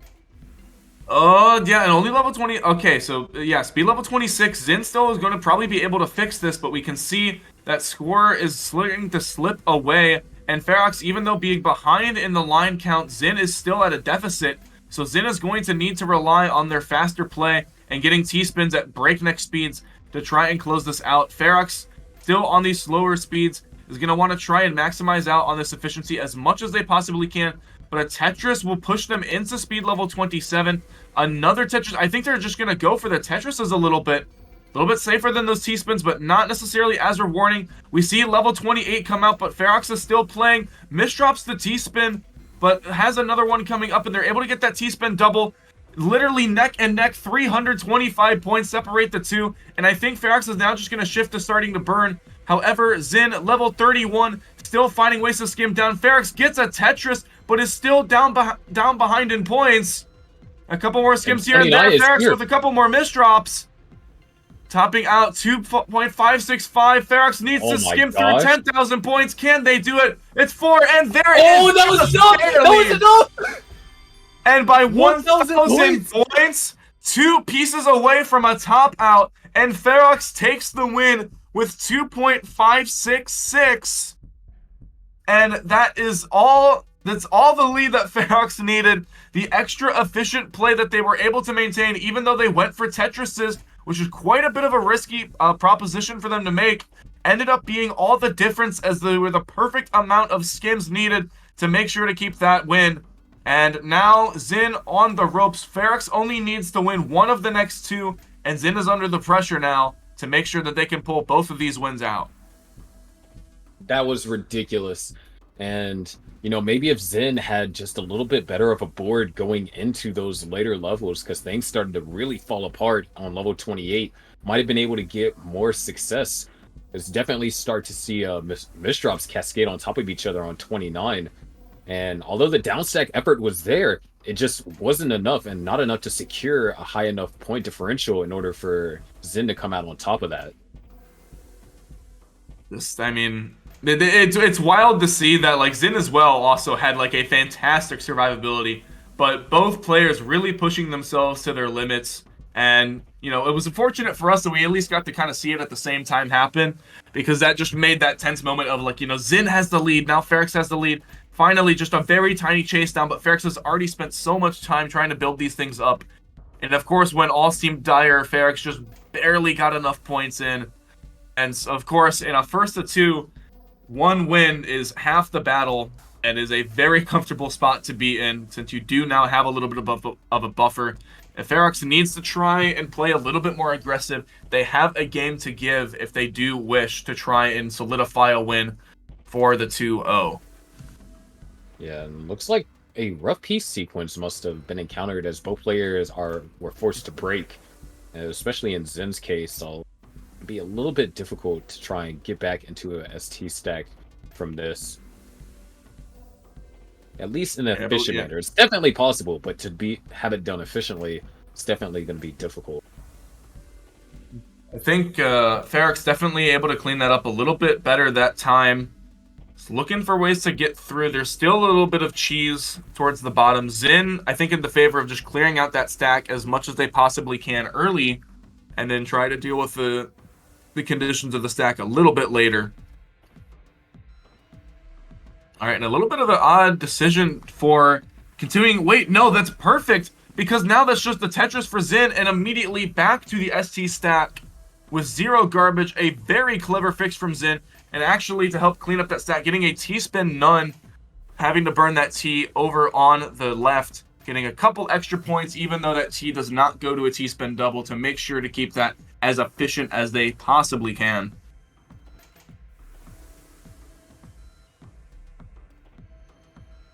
Here we go, 70 lines now for Ferox. Sin's starting to kind of approach up on it a little bit, but I think still behind in pace by about 60,000 points, if not more. It's going to be around 3 T-spin doubles, I believe, at this speed. But Ferox still keeping things clean, not giving Xin a chance to bring this back. There we go, the Tetris on back-to-back. Beautiful counting from Ferox to make sure that they can get this through.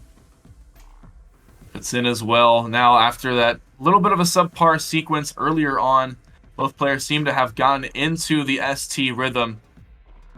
All right, a little bit of scary rotations for Xin, able to get that eyepiece over, keep that stack clean. Because when you've got Ferox again over on the other side, who is able to throw up a 2.5 score again and again, you're going to need every advantage you can get to keep this stack clean and keep this back-to-back going. Oh, no! Oh, but a T-spin none, and having to do another one as well, just not getting the best cleanup solutions over on that left side. At the very least, a Tetris will help potentially get back-to-back started if they're able to keep through the efficiency. We can see a 1.35 from Ferox at 100 lines. Oh, okay, a little bit of a scary build for Ferox. Not entirely sure if that might have been a misdrop, but 1.2 at a little over 100 lines from Xin. Okay, it's a bit... Yeah, I definitely think Xin's going to have a little bit of the uphill battle currently. However, given the pace that these matches have been going, if Ferox gets into another bad piece sequence, it could be the opening that Xin is looking for to try and get themselves back into it. But I'd say at this moment, I think Ferox might be able to close it out if this lead is big enough and they're able to continue through with 0 drops of the ST. Yeah, but of course, we never know with those later levels, especially, I mean, even Ferox has shown just the ability to play pretty well post 29. All right, there in the Tetris from Xin. Still a 350 point difference, but about 10 lines, so technically pace could be about even, unless Xin is going to need to go for some Tetrises.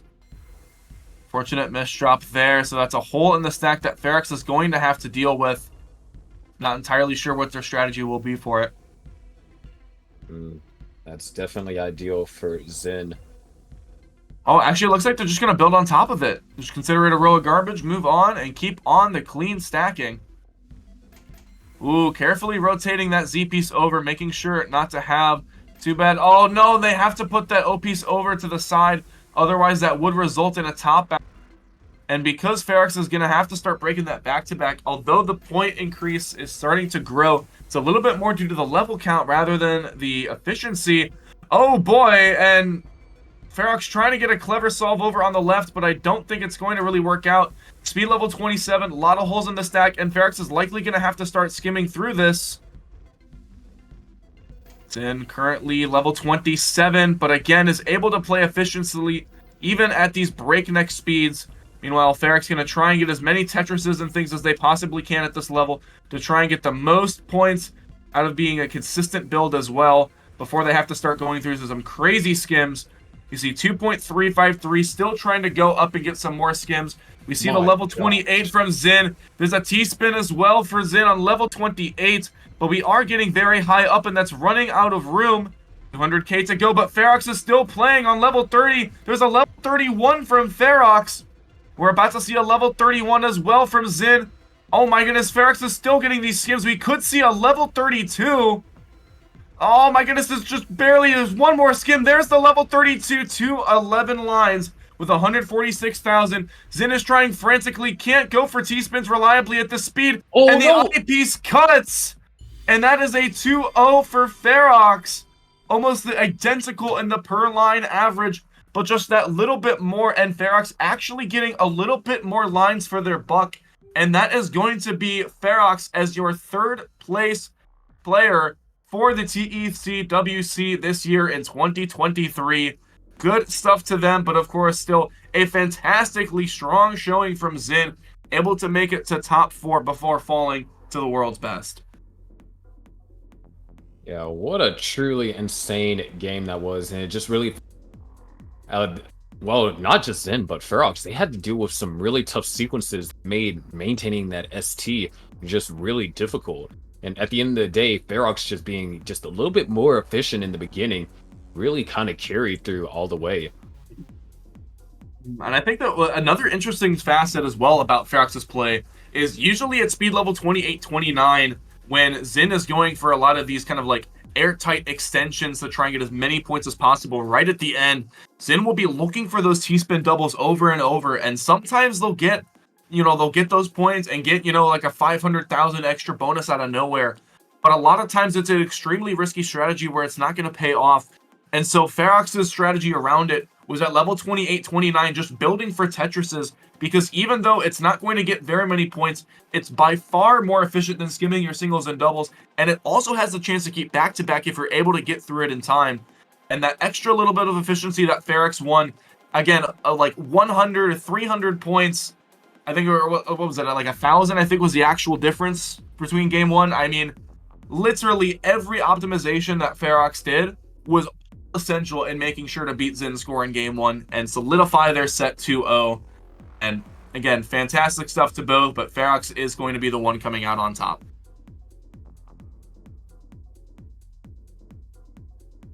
Wow. But that does mean that it is going to be soon time for our finals between Shocky, the defending champ, versus this year's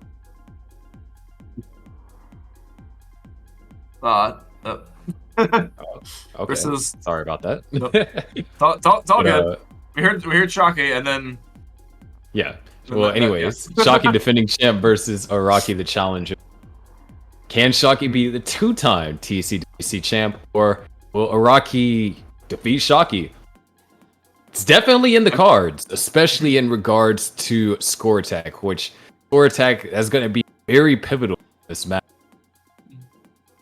Yeah, I'm a little curious to see where exactly the defining game will be between Super Shocky and Araki. Obviously, you need 2 wins to take it home. I definitely think Araki has the play to make this happen in zone battle. I believe Shocky might have that advantage in score attack, but I don't think the upset is impossible for Araki. And of course, in Classic, I think the similar can be stated.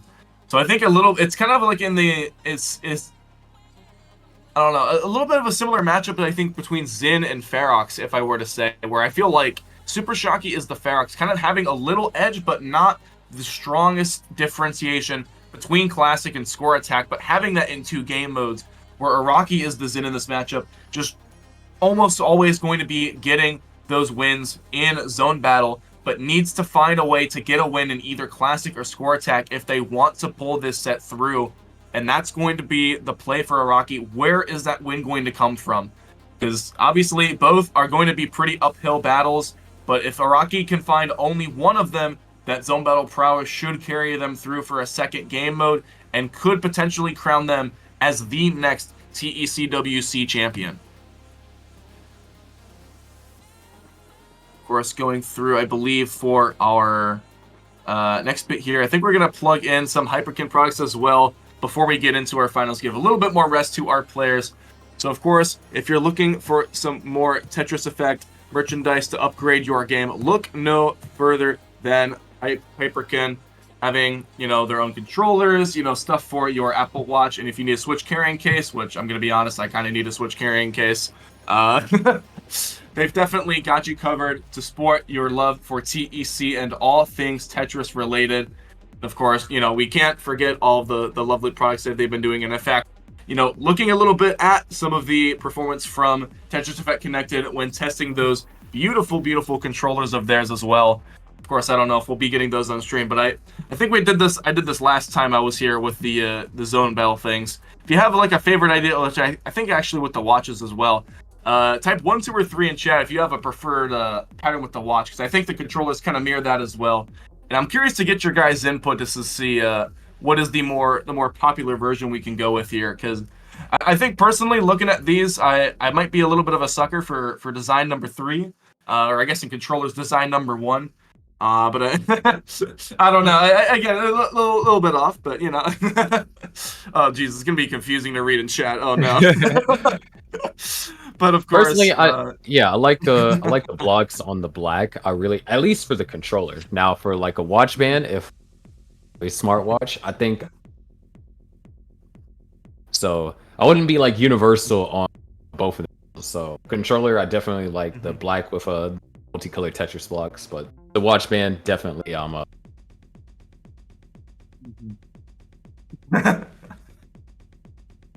Goodness gotcha. gracious. That's again. That happens. Yeah, and of course, of course, we'll go back to the controllers as well. And of course, if any of these products are catching your fancy, go head over to hyperkinstore.com and be sure to check out some of their wonderful Tetris merchandise as well. And I believe if you really like these controllers so much that you can't pick, I believe there's actually a collector's edition that gives you some more cool items as well. And you get all 3 controllers for a discounted price. So if you can't choose, or you're just looking to get 3 controllers for yourself and 2 friends, maybe you have a friend that plays a classic score attack, friend that plays zone battle, and you're the score attack guru with the group. Each of you guys get your own controller, you get to play it out and have a good time. So, of course, wonderful products. And you know, thanks again to Hyperkin for their efforts. Of course, we can't forget the 5-year anniversary of Tetris Effect, the game that has started the zone battle craze for so many of you guys as well that are watching today. Just a fantastic game and wonderful developers at Enhance for producing this product and continuing to support the community as well with their efforts. You know, not only including TECWC, but a lot of other events that they have cooking behind the scenes, and some that we don't always get to see. But a lot of support that Enhance gives to this community and to be able to thrive like this. So big shout outs to them. And I believe there's also a little bit of extra stuff as well with this potentially. Before we get into our finals match, so yeah, I don't know if I'll dial in here. All right, Chen, you're gonna Yeah, go so for we it. have a video from TTC, the Tetris company, for I believe the 5-year anniversary and TECWC. So let's take a look. Hi, I'm Hank Rogers. I went to the Soviet Union in 1989 to get the Tetris rights for Game Boy. It was there that I met Alexei Pajitnov, the creator of Tetris. We have been working together to keep Tetris alive all these years.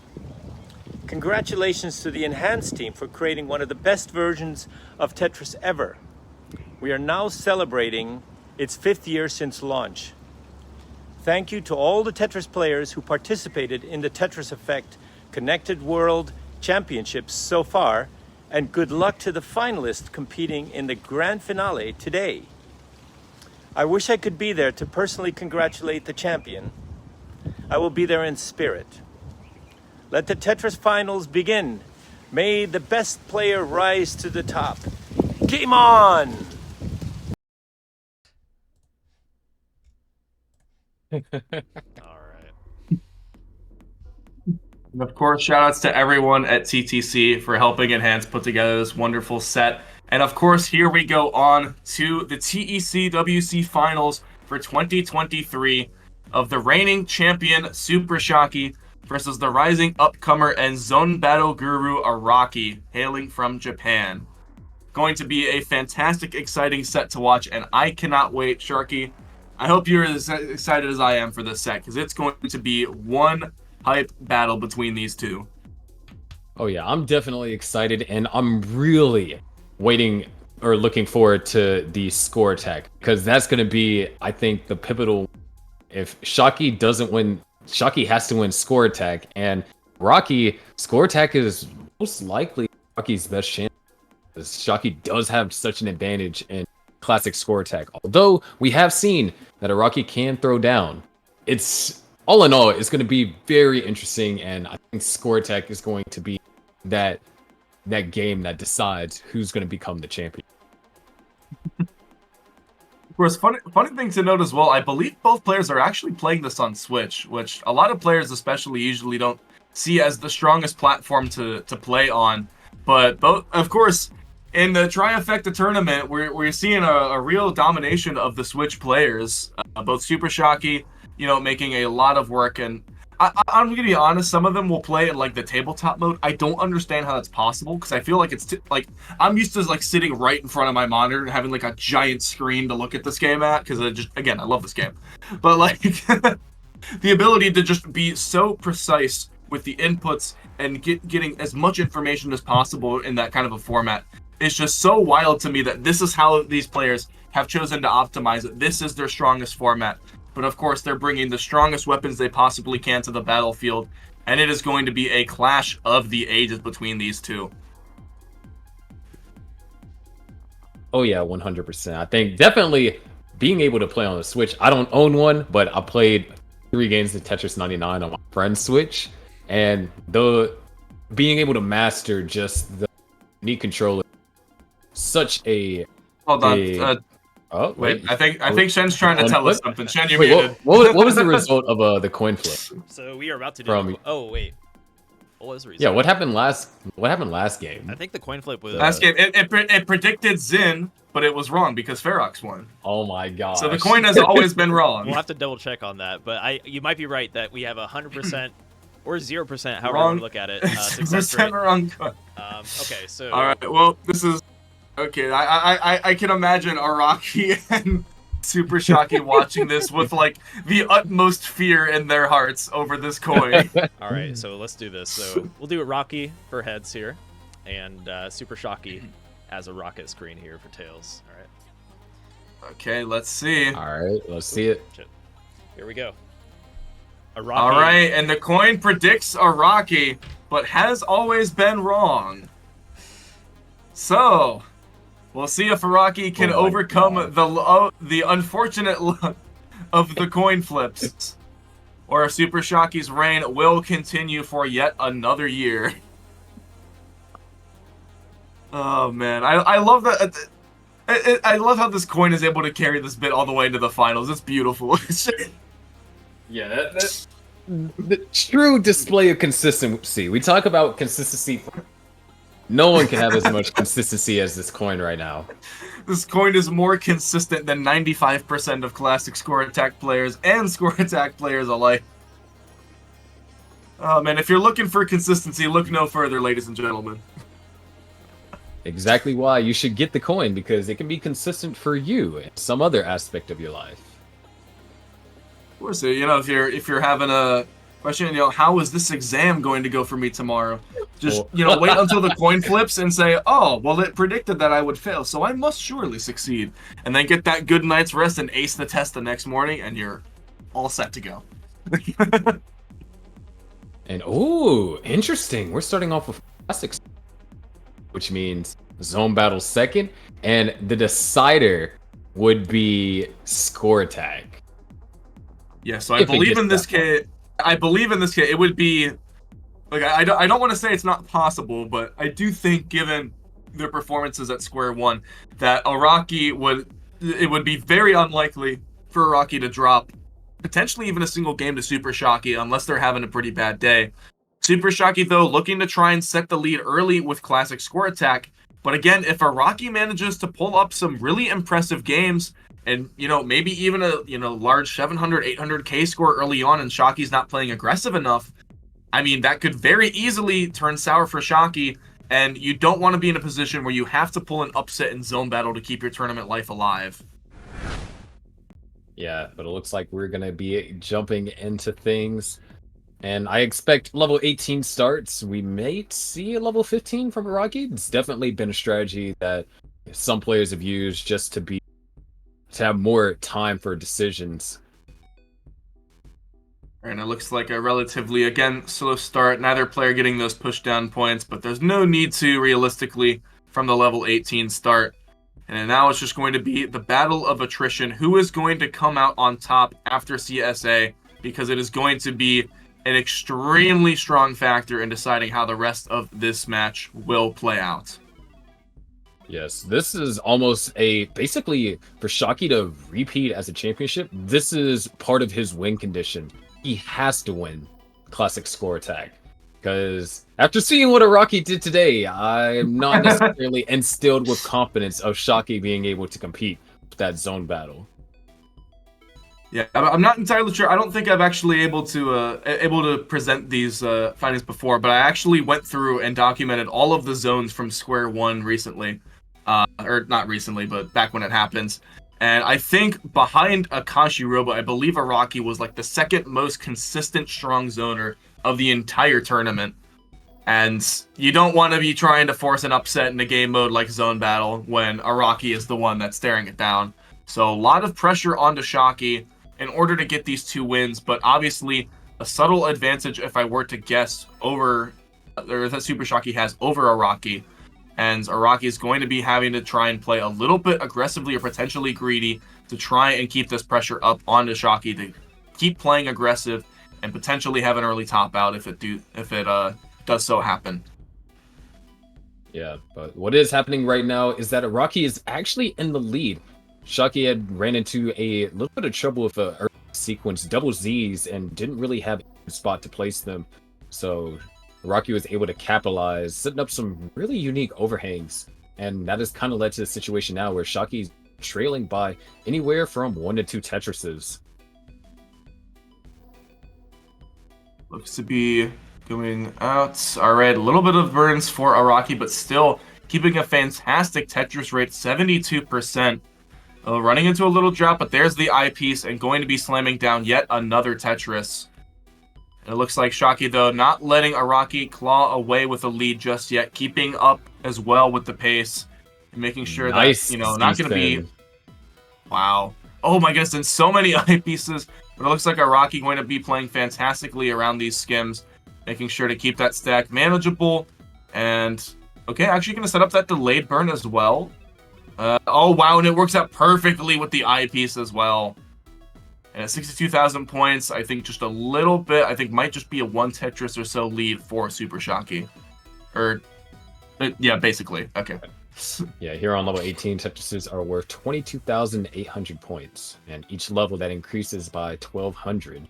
So definitely being able to get a lot of your points in the later levels does prove to be quite beneficial. But of course, you don't want to fall too far behind, especially when you have players that are capable of playing 19 and stringing together multiple Tetrises. No doubt about that. And of course, 70 and 69% Tetrises rate. Now that's 68. I mean, I believe this is, if I'm not correct, or if I'm, not correct, let me know. But I believe if they're able to keep up this efficiency, it shouldn't be terribly difficult to potentially see a max out for the first time in a TECWC finals match. That is, in fact, correct. Max out, you're looking for roughly around 60% Tetris rate. And the way these players are playing, if they were to maintain this on into level 19 and beyond, it definitely is possible. And with how Iraqi has been playing this game, I can see it happening. It's not something that is out of question. Iraqi ran into a pretty decent slowdown. Shockey is able to build up a 60,000 point lead as we are less than 40 lines away from the level 19 transition. And that's when things are going to get faster. You can arguably say that that's when things get real. And about 100 lines for both players. Iraqi's pace has fallen behind a little bit as a result of the dig, but Shockey has been keeping it incredibly clean, still around that 70% Tetris rate, which is going to make maxing out going to be a little bit easier, and Iraqi might have to rely on some aggressive play beyond level 19, which I don't know if we've really seen Iraqi go for yet, but again, is still a scary situation. Even if you're more comfortable with 19 speed, you don't really want to force yourself to have to play efficient there, because one bad drought on 18, you might fall into a bad sequence, but it's a little easier to get out of than a bad drought on level 19. Definitely. Shocky just shy of being Tetris ready. 15 lines or 14 in the case of Araki remain until 18. Still roughly a 2.5 Tetris lead for Shocky. And very nice tuck as well for Araki, keeping that Tetris ready state. And I think, yeah, just within 2 Tetrises though, however, a couple of skims from Araki might start to let Shocky kind of slowly but surely pull things away. We're going to have to see. Oh, but a beautiful adjustment, getting Tetris ready, and there's the level 19 we see. As Araki might actually... Okay, no, just going to be digging down, though, on that side. For a second, I thought they were just going to be going for a left well Tetris, and I got very concerned. Yeah, left well, because of the way that Classic Tetris is, the game naturally misses the right, which is why you see players go dominant Tetrises. And so then if a player decides to go for left well, they potentially could have issues getting the eyepiece over depending on how high their stack. Definitely both stacks are elevated a bit right now. Oh, hangs the T-piece, unfortunately for Araki, but... Okay. Oh, wow. Both players able to find a long bar. It was a 30-piece drought, and that's definitely one of the scariest things to encounter is a drought early in the level 19 transition, especially when you're getting acclimated to the speeds. But as of right now, Shocky does have almost a 60,000 point lead.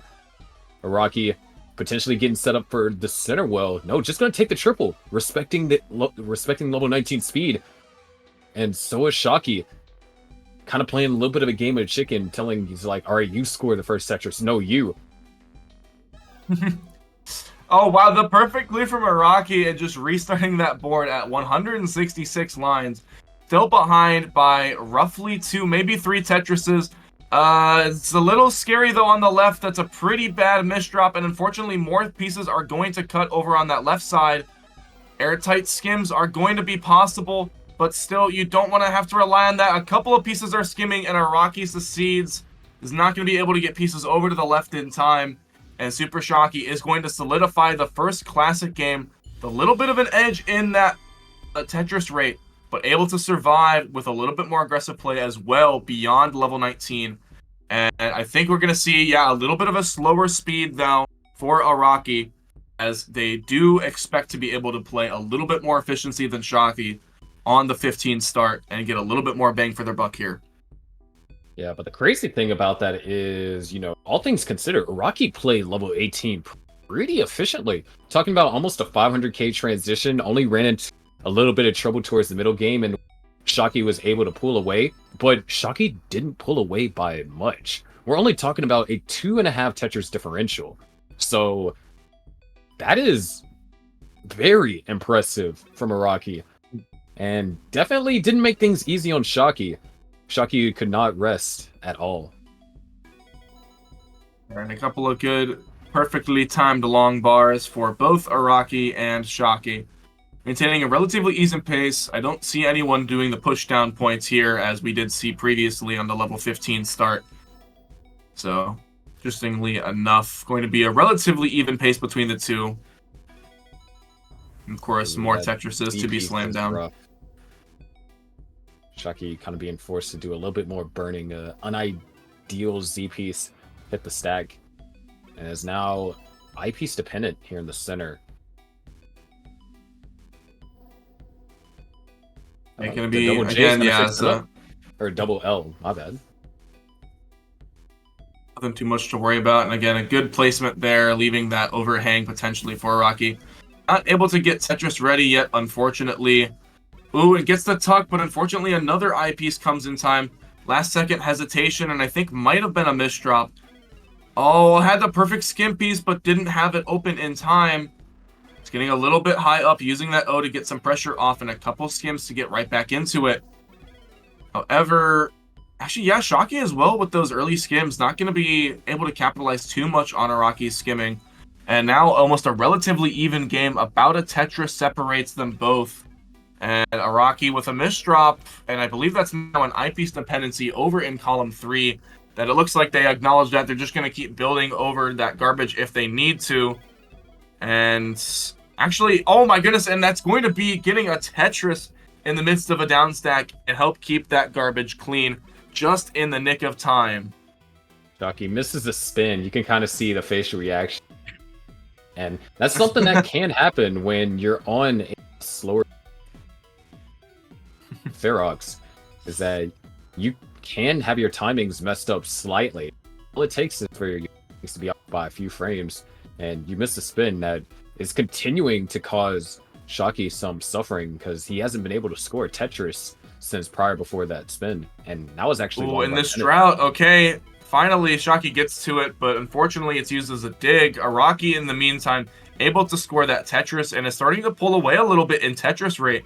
You see 38 to 62, and there's another Tetris there for Araki, only going to need one skim. An O-piece would set them up as Tetris ready, but they're going to use the L and J combo, or I believe that might have been just the L and L, in order to get that through.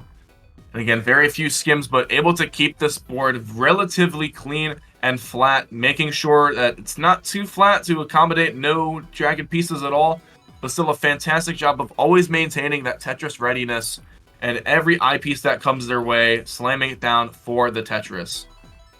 I like that overhang over there from Araki. Many different ways to solve it.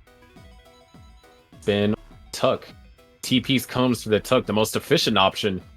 And just like that, Araki's going to maintain over a 70,000 point lead.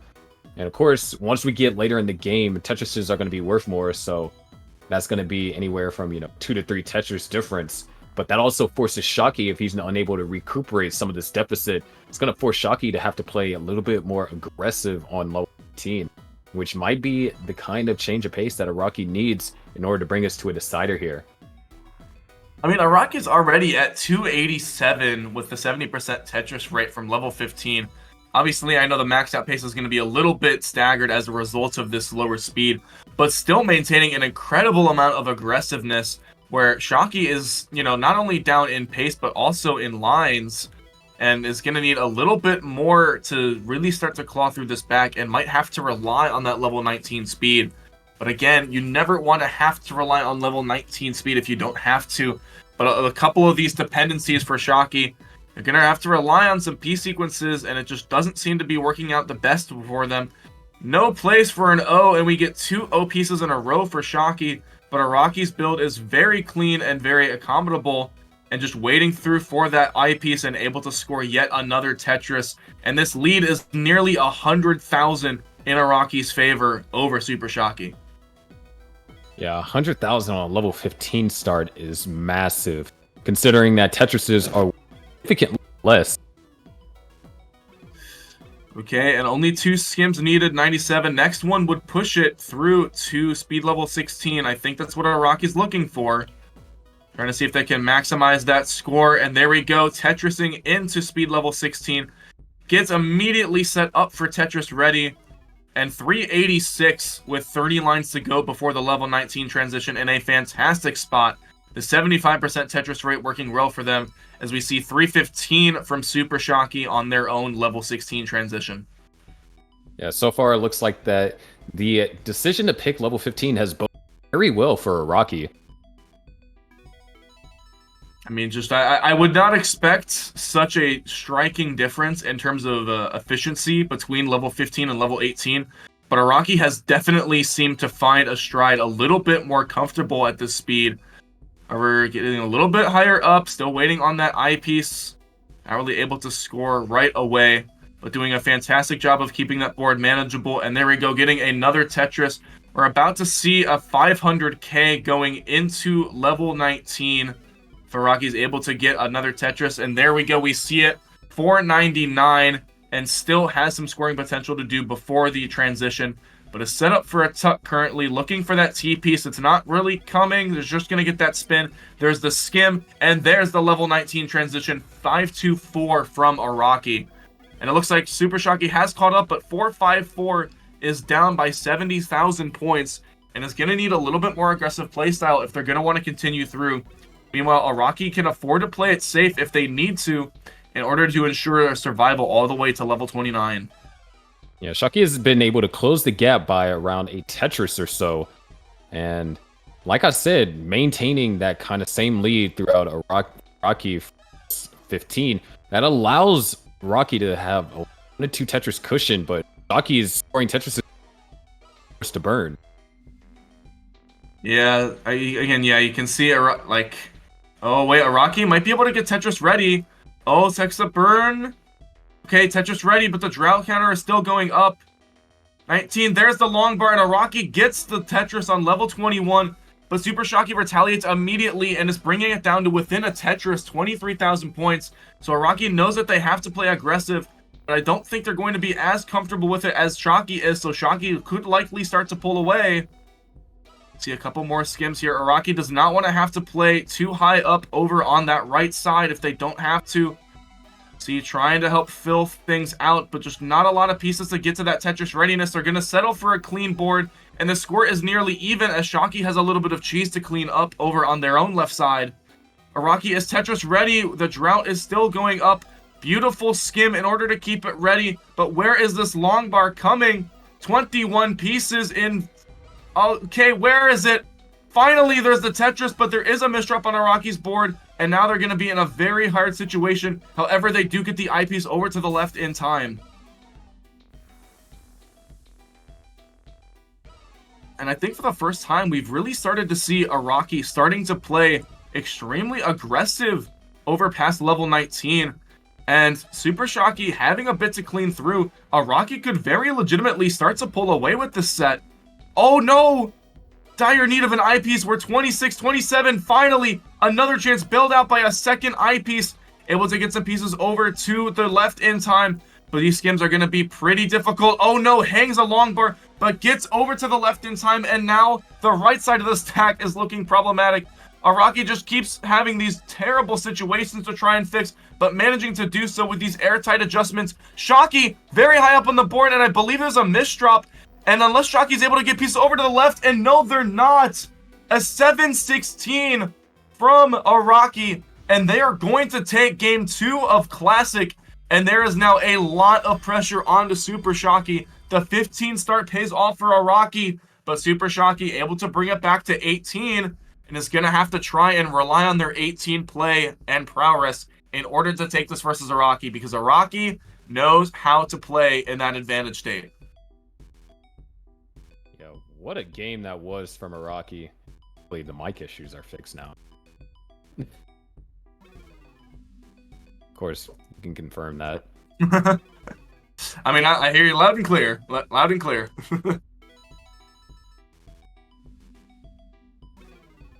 But, man, just really Araki was able to maintain just such a strong advantage, and Shocky was unable to really kind of wiggle in, close the gap significantly, you know, only a Tetris behind us. But then the misdrops, especially for both players on level 25, just continue to grow. And that massive lead that Araki was able to build up all the way back on level 15 ended up making quite the substantial difference. We're even seeing it a little bit right now. Obviously, still very early on, so these Tetris rates are going to go up and down as they see fit. But Araki, I believe, is already starting off to a very efficient build. Fortunately, not going to be able to get a Tetris just yet, but still some very clever skim options to try and maintain that Tetris readiness. All right, and finally gets back to it after a couple of eyepieces. But in the meantime, I believe Super Shocky is starting to slowly crawl back with a bit of a higher Tetris rate. And Araki still needs to keep up that aggression. Obviously, was able to do so well on level 15, but, you know, just barely was able to get through with the extra pressure from Super Shocky. Oh, another misdrop might make things a little bit more troublesome for Araki. Not sure how they're going to want to try and clear down through this. Is it kind of just stacking on top of it at the moment and looking for skim options in the moments. Actually, is working out rather well for Araki. However, oh my goodness, what was that? The S burst, I think? Just not the greatest solution, but definitely a very nice burn for Araki. However, Shocky, on the other hand, starting to end up getting into a cleaner stack, able to use those pieces a little bit better to prepare for the long bars, and is going to be bringing this likely to within a Tetris. There's the Tetris from Super Shocky, but we are almost clean on Araki's board. Unfortunate misdrop there. Able to get a little bit of a mini tuck, trying to keep things in a manageable state. But unfortunately now, Araki doing even more digging, and Shocky is going to keep on this aggression and keep up this fantastic pace. As Araki now is going to be on the back foot as we are approaching the halfway point of our level 18 duration. Still seems to be going through. All right, Araki finally manages to open that well, but still not Tetris ready as the eyepiece comes a little prematurely. However, it looks like on Super Shocky's side, there was a bit of a drought. Not sure entirely who was ahead, but I think Araki might have already gotten through there. All right, and it looks like at this point, I think we're about 2.5 Tetrises in Super Shocky's favor. They're about identical in lines. More skims unfortunately needed as there's another misdrop for Araki. However, a fantastic skim, or tuck, sorry, in order to clean things up. But more skimming options that Araki continues to go for, playing the safe route, which does seem to be working out a little bit. However, Shocky, if they're able to play aggressive enough, you can see this lead is climbing right now as Araki's Tetris rate has plummeted to 35% and a 94,000 point lead. I know Araki is able to play aggressive on level 19, but you don't want to have to make that big of a comeback. And especially when you've already gotten one classic win, solidifying another would be a fantastic spot to be in when your next game mode that you're going to is your Forte zone battle. Then Tetris for Shocky right there, bringing it to over 100,000 points, but another Tetris from Araki trying to keep it as close as they can and keeping that Tetris rate still, oh my goodness, but again, Araki taking a lot of triples. As much as I want to say that the decision is safe, I don't really think now is the time to go for safe. You kind of have to go for broke a little bit if you want to keep up this aggressive pace, because Shocky is not going to let up. Obviously, under a little bit of pressure, they might crack, and a couple of misdrops will happen, giving Araki the chance for a chase down. But you also need that chase down to be a little bit more manageable than 70,000 points. A couple of skims here and there, but Araki is still just down by 70,000 points and quite a bit hefty on the Tetris rate. So we approach our transition about 20 lines away for Araki, a little bit more for Shocky. Another Tetris for Araki as we're starting to get through. I do think Shocky could potentially still be on a decent bit of a max out pace. You're going to want a little bit more out of it, but if Araki continues to play aggressive and Shocky manages to keep up, this could still very well be within the realm of possibility. On Araki's side, 10 lines before transition. Going to be taking a double and a single. Unfortunately, getting more eyepieces in the mix in the meantime, which really hurts your ability to capitalize on later eyes unless you have a bunch of pre-prepared skims. And another S-burst, unfortunately, right as we're approaching 19, getting a double setup, a misdrop of the T, and going to be transitioning into 130, level 19 with a little bit of a jagged board currently. And Araki definitely has their work cut out for them if they're trying to dig through. Yeah, definitely wants to try and get that open as Shocky has now transitioned 426 and is able to already start scoring. This is it. Shocky, once again, has to win this because we mentioned Araki's zone battle is terrifying. And Shocky wants to have that cushion of being able to rely on score attack, his preferred mode of choice. Okay, oh wow, Araki a little bit greedy on that left side. You can see, unfortunately, the misdrops are slowly kind of get, potentially start adding up. However, getting some very solid P sequences to downstack through. 62,000 points. Yeah, and a boom Tetris, a lot more points there for Super Shocky. 80,000+ points for Araki to chase down, and Araki still has less time to do it because they are behind, or they are ahead in lines, excuse me. So this lead is much bigger than it even seems at the moment. Ooh, a couple of tough here for Shocky. Wait, this could get really dangerous. Shocky now J-piece dependent, able to get that piece all the way over to the left. Very good to get that S over to the left. Yeah, gonna just respect the game. You have to at that point. You were up incredibly high, and we saw what Araki was capable of in the previous game. I mean, yeah, a 90,000 point lead, you have to be able to make sure that you're not playing overly aggressive. Because although obviously it still would be a very tough chase down for Araki, there's no reason to play overly aggressive. Oh my goodness, Shocky really feeling the pressure from Araki, pushing that lead to 100,000 plus points. But Araki still trying to play it safe, looks to be kind of taunting Shockey a little bit, saying, go for the aggressive plays, I will still try and beat you on the chase down. But Shockey still remains alive. Couple of skim options while Araki is ready. Potentially double skim. And there we go. We see the first Tetris in a while for Araki on level 19 speed.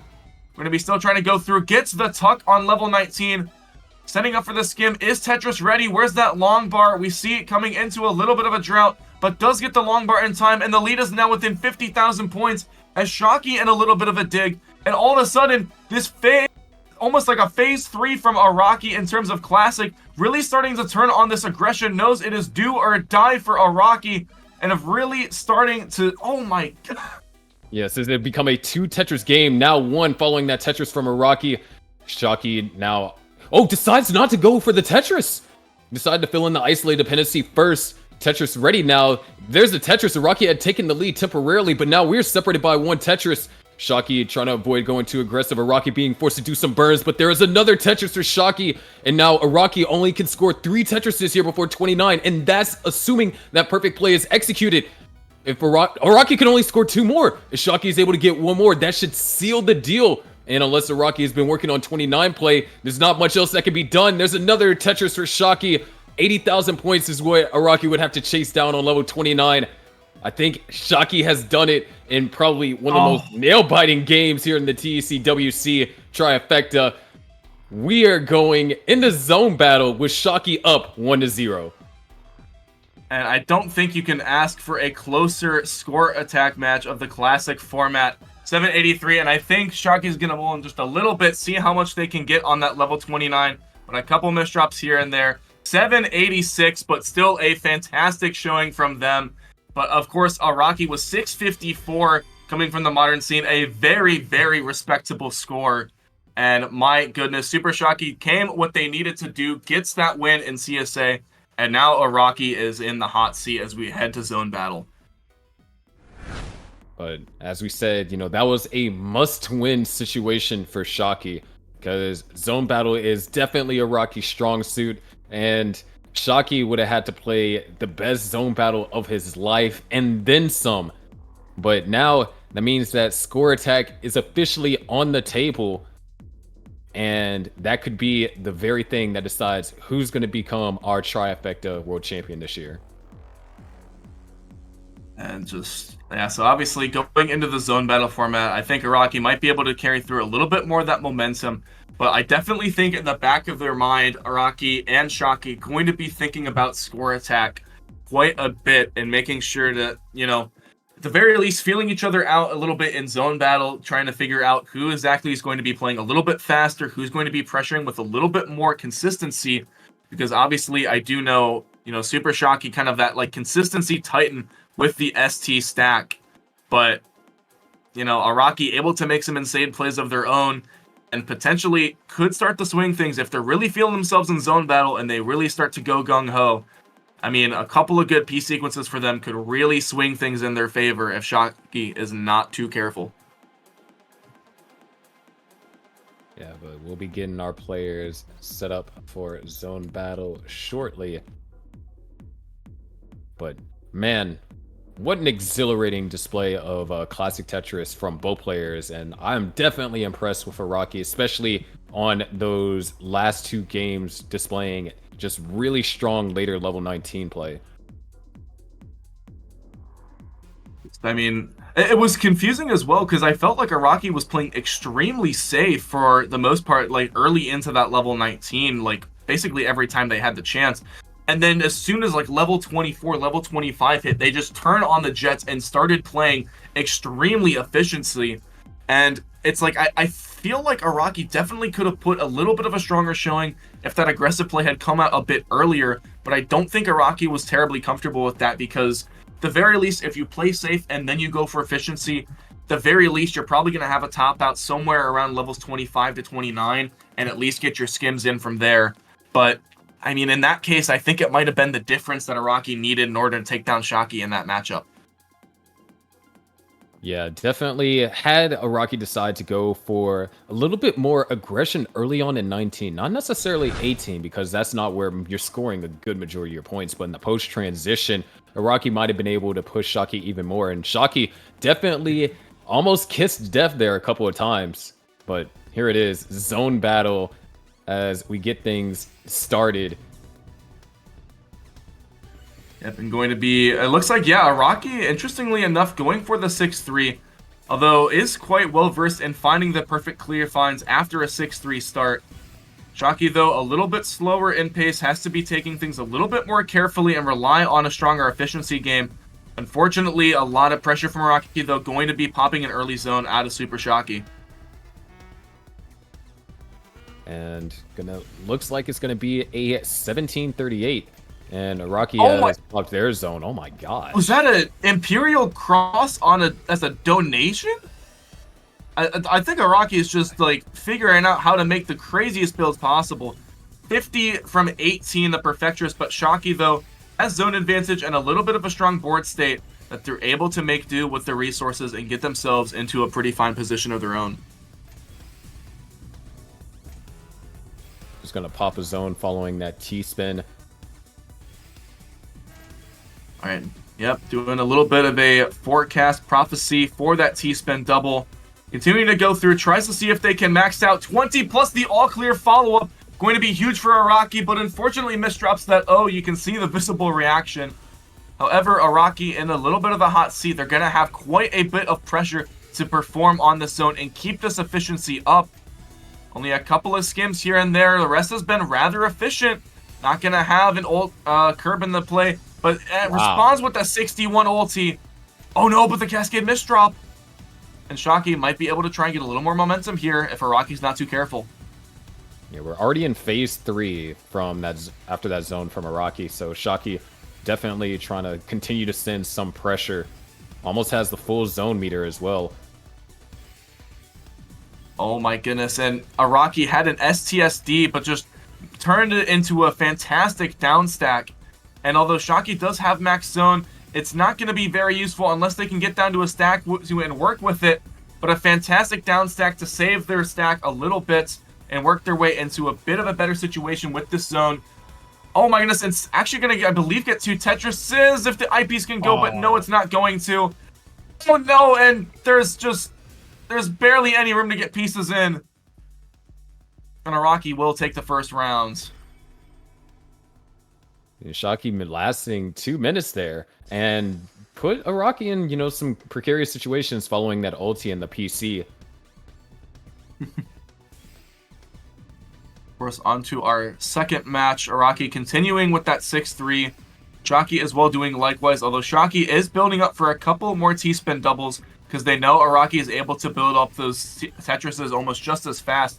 And our Super Shockey might need to rely a little bit more on the efficiency play. Very early zone from them and not going to do too much as Araki is setting up the LST, trying to maintain perfect efficiency as long as they possibly can.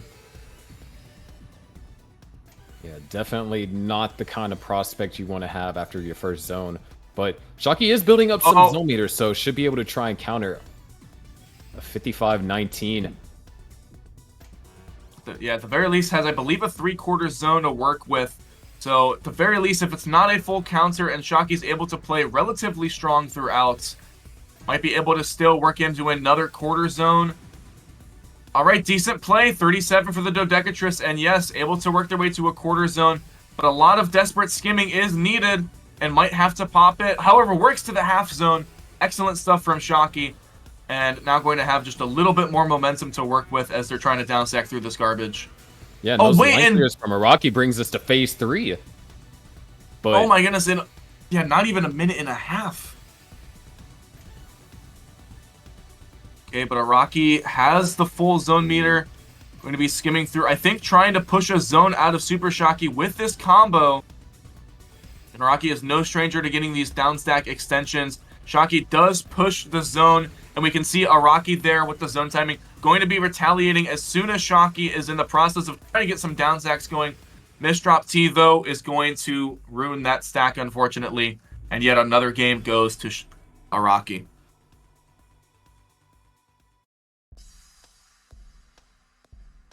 2 more remain for Rocky to bring us into our decider. And, you know, it was just kind of tough situations over there for Shockey. Just was unable to find not too much value with all the zones that he was able to do in that round. It looks like Araki having to shift to some garbage, going to be getting that 3-6 stack as opposed to the 6-3, just changing the side of building it on top of, but still an extremely clean stack that they are working with. However, Shockey getting, I believe, a 3/4 zone, but sees the eyepieces in quick succession and tries to go for a bit of a blitz zone. We can see Araki already having the full, is trying to do likewise with a little bit of efficiency as well to boot. Whoa. And a beautiful job getting that 20, and it's offsetted perfectly with Shockey. And Shockey, you can see just kind of that there's not much really to go with there. What can you do? And that's 3-0 for Araki and already on to match points. That was a crazy T-spin up top to get the ulti. All right, and we can see, I think, Shockey now just going to try and play out of Araki's book with the 6-3, but unfortunately we have a ZT dependency over on that left side. And in the meantime, while Shockey is working their way down, Araki just building up that zone meter. See, already up to max, but Shockey as well, not too far behind.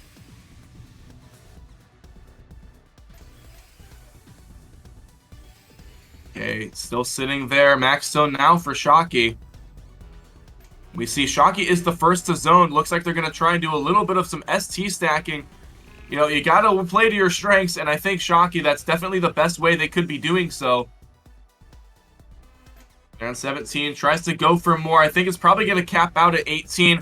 Araki goes for the 20, but only going to get 19. Oh, but the garbage is perfect for Shockey. Okay, and instead of the tank and receive, it looks like Shockey going to try and just solidify their situation. It's a pretty strong board state rather than try and play the aggressor here. Going to try and make sure that they're not topping out too early. Again, any mistake from them could be fatal and push things over to score attack.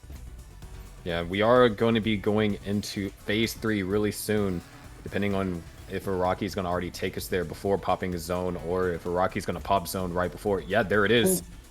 And the T-spin triple as well from Shockey during zone. All right. Okay, I think Shockey might have the 20. Yes, nice. They do 56. And Araki trying to see if they can get through this zone as fast as they possibly can. Almost has the 21, but not quite. Still skimming the top line for the 67 ulti. And Araki is now going to try and be off to the races to outspeed Shockey and get an advantage through to phase 3. That misdraw from Shockey is going to prolong this down stack, and a quarter zone's not going to be able to do too much. And yeah, that's going to be it. We're headed to score attack. And score attack, the last game mode to decide it, but this is Super Shockey's bread and butter. Araki was not really able to participate fully in the bracket, but is going to have a comeback and an upset of the ages in order to take it home for TECWC finals. It all comes down to this. Yeah. Oh, and a little offset on the zone battle score, but of course, classic score attack, Shockey won, but Araki keeping it very tight.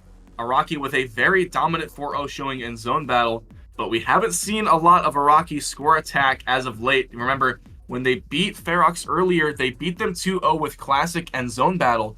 So we're going to have to see if Araki's score attack is warmed up and ready to take down potentially the strongest obstacle that it could have just at all in general. I think in this tournament, Shockey definitely the Titan to beat down in score attack. Yeah, I mean, we talk about, Shockey's performance up against Zen, and even though Zen was able to have that one crazy game, making the comeback, we are once again talking about the guy that wrote the guide for ST stacking, the primary mode, the primary preference for people scoring here in Classic Score Attack. So definitely, if there's one rite of passage that you need to become the tri-affected champion, and not even just going through the defending champion itself, is going through the person that wrote the guide for ST stacking. Almost kind of like I remember early on when Zone Battle and Classic and all that were coming out, the tournaments that had the invitational for Connected, and then Green Tea was kind of like the boss match for both Zone Battle and Classic Score Attack. I feel like Super Shocky right now is like that boss match for Araki in terms of score attack. Just kind of the kind of all-hailed ST stacking guru, for lack of better terminology, and just, you know, trying to instruct others the ways of how to compete just as good as they are. And Araki now has to try and find a triumph over just kind of the undefeatable ST stacking wall that is Super Shocky.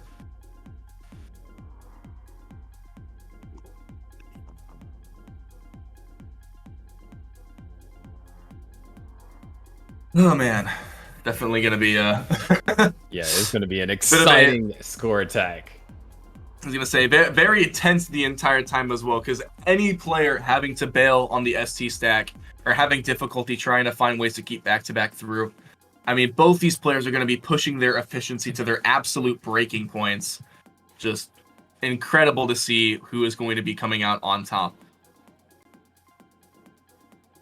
And it will also be a chance for us to see if the coin will break its 0% accuracy streak. Yeah, definitely a bit of an interesting spot that the coin has been in. Of course, predicting Araki. However, Shocky looking to take things home potentially for score attack. Yeah, you of course can get yourself one of these coins to help you correctly, or depending on how you see it incorrectly, predict your future. I mean, me personally, I really like the coins. I mean, it also has, you know, classic Tetris graphics on them, so definitely something that I recommend picking up. But here it is, score attack. We're starting with level 20.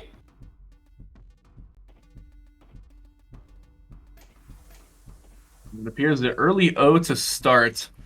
So you get the mini T-spin from both players already off to 2,000 points before even clearing a single line. Now that's unprecedented levels of efficiency. Infinite efficiency.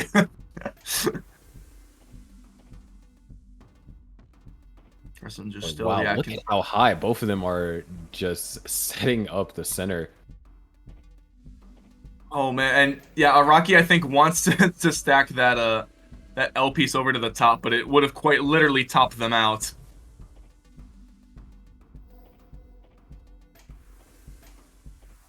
And a little tricky potentially with the I pieces though, but Araki getting through, and yeah, I think this is basically just like perfect efficiency still out of both as we approach 20 lines. Yeah, Shocky right here trying to decide what to... Oh, gonna have to go for the T-spin single. Oh, and yeah, I guess as a twist of fate, Araki is the one able to keep things clean for a little bit longer. Yeah, just really unfortunate timing on those S's, and once again, another untimely S. Araki's gonna take the lead here. Okay, yeah, and yeah, even lines, 42,000 points. Araki is in the lead.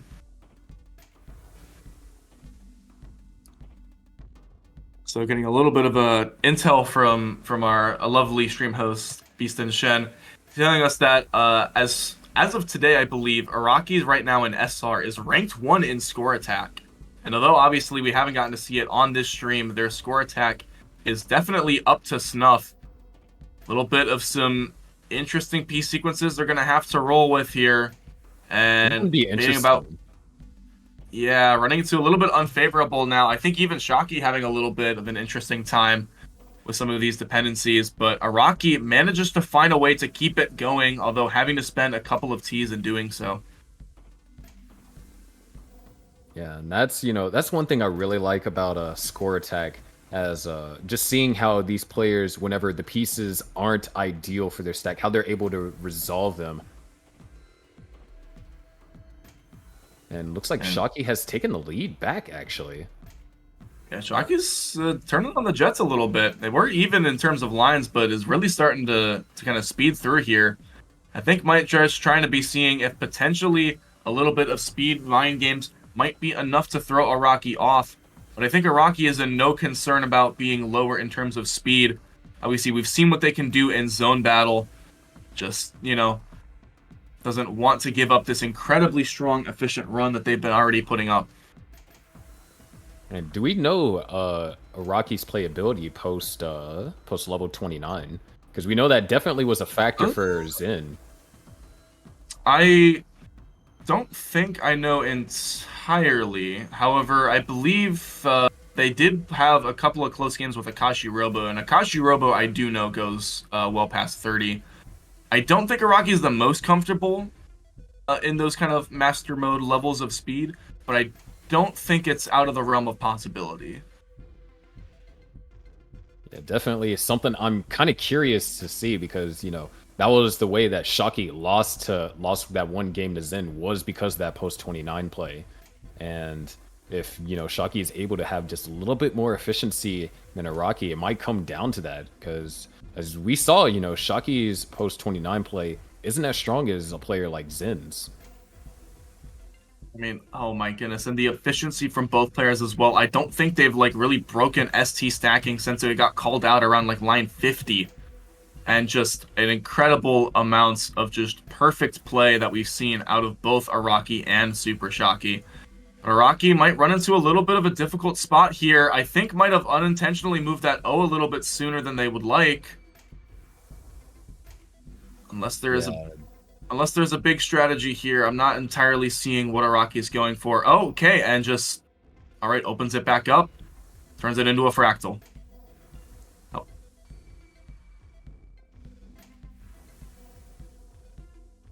We're still level clean. 25 over here for Shocky. And still clean stacking as well from Super Shocky. Speed level 25, continuing to go up. Definitely. Oh, might have. No, I think that's okay on the eyepiece there. I thought it might have been a little bit of a misdrop, but again, really starting to run home with things. Speed level 27. We can see probably another 20 lines of clean ST stacking reliably from them. They're able to get it off in time. Araki continuing to try and build up. I think there might have been one or two compromises in their build, but has worked their way over. An unfortunate misdrop in that ruins the T-spin as well. And Shocky is really just tearing into this as too. Set up for a Tetris at least. And oh no, there's doesn't 29. It didn't get the Tetris quite yet, but 2.763 is an incredible score to throw up on the game one. And Araki now is going to have to be playing to the efficiency card. I mean, 484,000, not an impossible chase down, and it looks like Araki is still building clean. Mini T-spin single in order to keep back-to-back Tetris and a T-spin, level 28. Another T-spin, another Tetris, 274. There's 29. 240,000, a couple more aggressive plays here could very well make it. We see the level 30 from Araki, but it's starting to get very difficult, and I think they're just going to resort to a couple skims. Oh my goodness, oh, get the gets the T-spin. Just still very there's close. a Tetris. Level there's 32 level 32 Tetris. Oh my goodness, how many skims is it going to take? But it's starting to fall apart on Araki's side, and unfortunately for them, 2.6 is not going to be enough. As Super Shocky's incredible efficiency not going to be able to be thwarted, even with a level 32 out of Araki. You could see that huge exhale from Shocky. It looks like he was holding his breath the entire time, because, I mean, it got incredibly close there. Like, no leads are safe with any of these top-tier score attack players, even despite you might having that lead while they're only on, like, level 27. Oh, and I think Super Shocky got a mini T-spin single for that extra 2,000 points, infinite efficiency. I don't want to say anything specifically, but if that lead is within 2,000 points for Shocky, that mini T-spin might be the difference. I mean, hey, when you think about it, one of our earlier matches, the lead or the chase down that Zen was able to do up against Ferox, if I'm not mistaken. I think other way around, but yeah. It came down to 2,000 or just under 2,000 points. So it could in fact be a thing.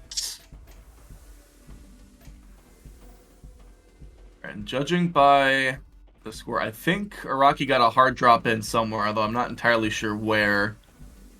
Fortunately, not going to be as many points as the 2,000 for the mini T-spin.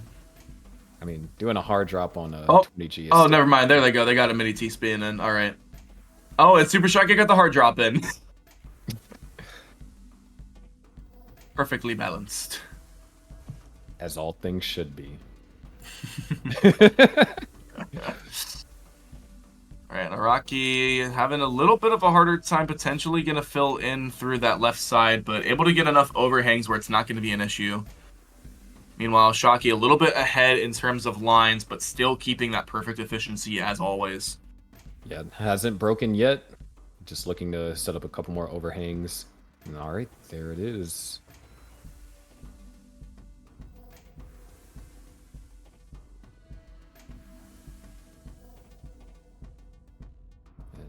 See, Shocky is doing a little bit of thinking here. Trying to find... Ooh, and a nice spin from Araki as well. Oh, again, it's always so precarious when players start stacking up that high on the ST stack, but they know the aggressiveness is needed. There's no fear in these players. Yeah, Araki deciding not to go for the triple there. Or not the triple, the Tetris, and oh no! Okay. That's going to be an eventual break, right? Most likely. Unless Araki's able to find a smart way around it, but I'm not entirely sure. I think might just try and build a little bit of the... I think just going to try and keep stacking over it and see if there's a way around later. And just kind of not deal with that until absolutely necessary. Yeah, you kind of have to at this point because Shocky is just continuing to push the metal, and about to go to level 21. All things considered, Araki has been playing pretty efficiently. This is kind of iffy. Oh, wow. And a very good adjustment there from wow. Araki, just starting to play on the. I didn't know you could do it. Set up a T-spin like that. That's cool. I guess we found out today. Unfortunately, there's the break in the back-to-back. But Shocky is already well through to level 22 with 1.6. Yeah, and it's just continuing to go strong. Remember, this is tournament point for Shocky.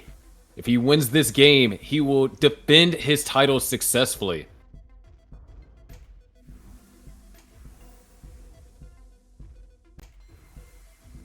And this is such a scary spot for Araki. They're trying to figure out how exactly they can maintain this clean stacking. 1.374, still not onto level 21. But I think Shocky is really starting to blitz through this, trying to see if they can get some time pressure onto Araki.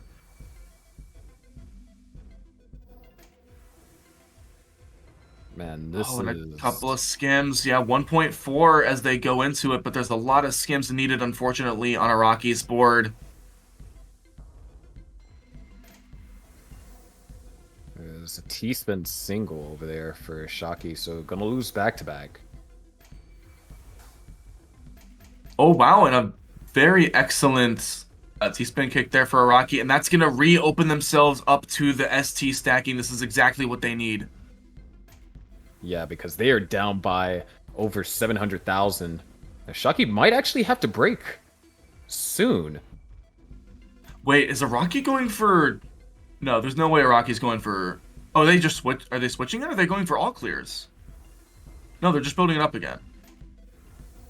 Shocky actually experiencing some trouble here on level 28. 825,000 points. Up against a player like Zen, we said that that's not safe, but up against Araki, they played pretty well on post 29. Oh, and another Tetris. There we go. Shocky taking one out of Ferox's book and just going for the Tetrises. Able to make it to 2.6. But I think Araki was able to get that last time, and now the chase down pressure is on Araki. But I think in terms of actual pace was down around 200,000 points, so that's all going to need to be made up right here, right now, at the very end of the game. All the pressure on Araki to stay alive. Araki's tournament life is on the line. Can Araki force a decider here? Down by 500,000. 462 now. Yeah. Each T-spin doing around 50,000 points with the back-to-back, but it's going to get extremely more difficult to keep this going. He spent double, having to put that eyepiece over on the side. Oh my gosh! Wow, and still keeping this through, keeping the clean ST stacking. And that lead is just flying away. Wow. About 4 or so T-spin doubles. Into level 29. No and that's way! the lead. We go to a decider! And just Oh, that before little 29. extra That is bit. ridiculous. And Shockey, unfortunately, having a little bit less efficiency, likely as a result of those extra skims towards 28, leading into 30. But it's not enough. And a level 10 start for our finals. 10. And I think Shockey's just going to try and figure out if either they can outspeed, because I think Araki's taking a little bit longer on these ST stack builds. I think Shockey just might try to outspeed Araki. Because I don't know. I think that's the idea that Shockey has, because I mean, you can definitely see Araki took a lot more time trying to get set up for the first ST. Yeah, I don't think is Araki. Yeah, Araki's not really like preemptively hard dropping these pieces, and yeah, Shockey very well could get a timeout win, even if without perfect efficiency, if they're able to get enough points early on and Araki's not able to chase it. You can see Araki now starting to hard drop. Looks like he's gotten to a bit comfortable position. And, you know, maybe Shockey also did the speed to kind of throw off his opponent. I know at least in Classic and formats that allow it, some players will pick level 15 as a way to throw off their opponent on timings and everything. So I'm not sure if that would have any effect here, but it's definitely something interesting to consider.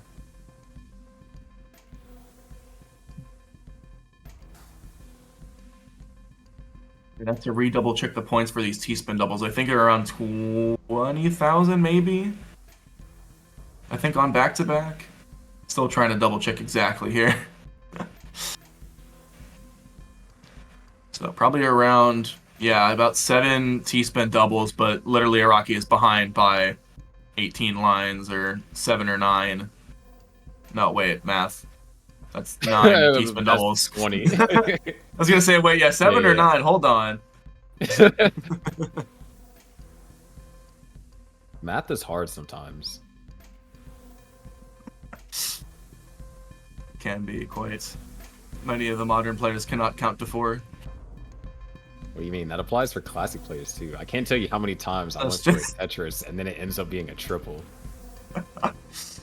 Oh, that's the bane of every player's existence. And it seems like Araki is, yeah, making sure not to fall too far behind.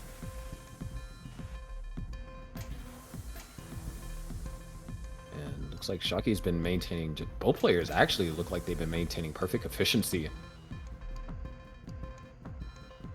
And just a little couple intricacies, since there will be a couple more points added for the hard drops. Probably not going to be too important over the game, but I would love to see afterwards how much of a difference it could make. Probably giving Shockey the edge currently. We see level 11 is hit to begin. Well, Araki's still a little bit far behind. I see 781 at 110 for Shockey. I'm going to try and keep that in mind. Yeah, and of course, you know, this game, Shockey's definitely want to maintain as much efficiency as possible, because Araki was able to complete the chase down going into 29. Like, no really difficult burns were needed. It was just straight back-to-back T-spins.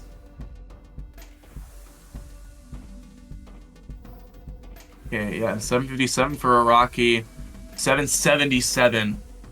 So literally about a 4,000 point difference between Super Shockey and Araki right now in terms of overall pace.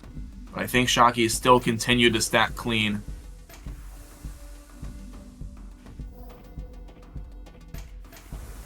Either player, it appears, is broken. Just the endless stack. The ST. It's all these players can see in the Tetris Effect. Oh, wow. Oh, but Chalky plays a little greedy setting up that... Oh, but gets it in time.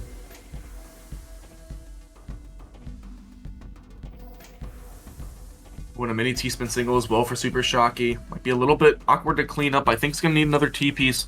But gets that T-spin as well. Alright, Shocky's back. A little tricky over here. Oh, nice. Double long bar. That's perfect. Yeah, use a couple of T-pieces early on that left side to get some T-spins when, you know, waiting for some other ideal or more ideal P sequences. Oh, the double Z for Araki.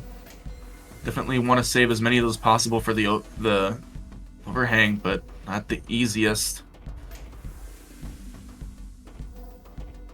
Rocky. Nice. Okay, yeah, Super Shocky is approaching that speed level 20. Gonna be getting there relatively soon. Already on the 1.5 million pace. Yeah, this is kind of insane. And technically, although the speed is a little bit lower, they've been having to keep that ST stack for a little bit longer. Yeah, this is 5 minutes of just straight ST, and it looks like Araki might break here? Question mark? No? No, it looks like everything's fine. Almost 6 minutes of just keeping the ST stack, and now the speed is starting to finally... Okay, 1.8 from Shocky and the 21 transition. We'll have to keep an eye on what Araki's pace is going into it, but right now, it looks like with Shocky's speed, it might potentially be falling behind. Araki needs to make sure not to lose composure. Oh yeah, waiting on those Z pieces, so essential to keeping up this performance. Oh, what is the way to clean that up? Wow. Oh my. That's amazing over there for Araki. Oh my goodness, and just airtight decisions having to be made. Unfortunately, there's no T-piece in sight. I think they're going to have to skim a little bit to get down. No, they're going to go for the T builds. No, so but there's still no T-piece coming up. They have to skim down a little bit. There it is. Almost 7 minutes in, our first break, if I'm not mistaken. That's ridiculous. And in all honesty, I feel like Araki didn't even do that bad in terms of breaking the back-to-back. Just was able to end it with like a mini T-spin single, making sure to get as many of those T-spin double points on the full back-to-back chain since it is a multiplier. Okay, yeah, and a 1.7-ish for Araki, so I think just a tiny bit behind. But Super Shocky is really trying to continue through this clean stack as much as they possibly can. This is wild. It's gonna come down to the wire. I think it really is going to be like, I don't think it's going to come down to, can Araki make a chase down? I think it's just gonna be, does Araki have the time left to match this efficiency? Yeah, because Shocky hasn't dropped once. That's 3 million score from Super Shocky. Oh my freaking gosh. And still on level 28. Oh, misdrops the S piece, unfortunately. Probably going to have to break currently. Oh, level 29 tries to get that T piece. No! And a 3.2 is probably where it's going to stand. 3.2 though. 3.21. It's 784,000 to come back from for Araki, but is on level 25, has a lot of potential scoring, but 700,000 points still. It's probably going to come down to some master mode play from Araki and see how long they can keep this ST stack going. But also, and you can, oh my goodness, look at Shocky right now. Shocky is so Shocky knows this is close and it's coming down to the wire. And I think Araki does too. Wow. 344, under 300k, but it's level 28. Araki needs to show that they're able to keep the ST stack running longer than our own Super Shocky. Misdrops! Oh no! And okay, with there's the Tetris, 100. It's 100k at speed level 29. I think Araki has this. A minute to go. Another T-spin. One or two more will do it, but the misdrops are stacking up. And 50,000 points. No! And Shocky defends his title! And the defense, and you can see a couple of the nerves, and Araki loses it a little bit towards level 30 and can't continue to close out. And you can see Super Shocky knows that that is definitely not an opportunity of winning that score attack that they will get every time around in the matchup. And Super Shocky, by the skin of their teeth, able to clean things up. Very close games in Classic Score Attack and Score Attack, but able to close out and win the trifecta for TECWC 2023 once again, and the title has been successfely defended. I mean, Sharky, but Sharky, any standout moments in particular, regardless of either of the three modes? I think probably likely from Sharky able to win the other two, but what are your standout moments, I think, out of that? I think my standout moments was Araki in game 2, I believe, that was up against Shocky. Because at that point, I think we kind of knew that this was going to be close no matter what. And really, you know, huge props to both of them. And my God, that coming down to the wire, it was, you know, definitely possible, but 29, it's fast.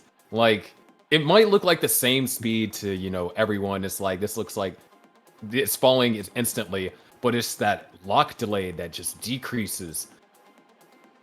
Wow. Yeah, but that also means the coin wasn't wrong, or the coin was right. Wait. No, the coin was wrong. The coin was wrong. It was wrong again. Yeah, the coin has always been wrong. Oh man, I gotta say, man, Mr. Austin Dash Enhance, you gotta keep that coin going for future tournaments. I think that's some supernatural power. It's taken my typical commentator's curse and brought it to a whole new level. That is truly just absolutely amazing play. I mean, my heart was pounding out of my chest just watching the chase down. I was like, oh my gosh, what's gonna happen? Especially when it got to under 100k, because we've seen those kind of much bigger deficits being made up post 29 from earlier players in the tournament. So it's not something that Araki can't do. I mean, we've seen Zin make up about 700,000 in probably about 50 lines towards the very end with some very efficient play. And Araki was definitely on pace to do that. But unfortunately, I just think the nerves got to them a little bit. Things started to catch in the center, and that's, you know, regardless of whether it's classic or modern, it's always a bad sign. And Super Shocky with the 2-1 clutches in both classic and score attack. And that's it. That's the TECWC for 2023. Man, what a tournament it's been. And it's just comparing this with last year and how things have just progressed. It's kind of insane when you think about it. Like, not just in classic score attack, but in zone battle and score attack. It seems like everything has exponentially shot up in player skill levels. And those players that are capable of playing so incredibly well across multiple different facets of the game. I mean, yeah, like definitely, although Super Shocky is our rating champion, I believe our second and third place members are completely different. Ferox, who I believe was not able to make top 8 last year, really upping their game and getting that third place finish. Of course, Araki, who we were not able to see last year, coming out of nowhere, having some 700k classic scores, dominant zone battle showing, and really putting the pedal to the metal with both players throwing up 3 million scores in Game 3 for score attack. But of course, as much as things change, they do stay the same, and Super Shocky once again defending their title for yet another year. But, oh man, can't wait for next year, because it's going to be a whole new ball game. Oh man, Shen Yon. Hold on, I hear Shen doing some magic here in the background. Give us a second. But yep, so we're getting a little bit more of the highlight again for some of the exclusive merchandise that our players will be receiving as a kind of, hurrah for their efforts. So obviously for the 1v1 events, I believe that's Alan Bot, Super Shocky, and Kazu getting their own little bits of kind of their prize pack as well, including their own custom shirt with their tags on it, as well as a couple other additional things there. And of course, the Shocky, the Trifecta winner, will also be getting that first place medal and exclusive hoodie, deeming them as the Trifecta winner, as well as the blunt of our cash prize. But of course, second, third, and fourth also going home with a lot of other sweet stuff. Top 3 as well, also getting I think all of top 4 today, getting the exclusive hoodie as well. But if you want to continue to get some of that merchandise yourself and all of that sweet TEC swag, be sure to go to our links that we have provided for our merchandise, because I believe they should be going out relatively shortly after our broadcast. So if you want to get something, be sure to get in those orders now, because I don't know how long these will be around for. Yeah, definitely. Especially, I really like the look of the TEC multicolored logo on the black. I mean, I have a lot of black in my wardrobe. I'm a very simple guy, but I just really love I love it. So if possible, if you can, definitely want to pick it up, because I mean, after this year, right, it won't be back.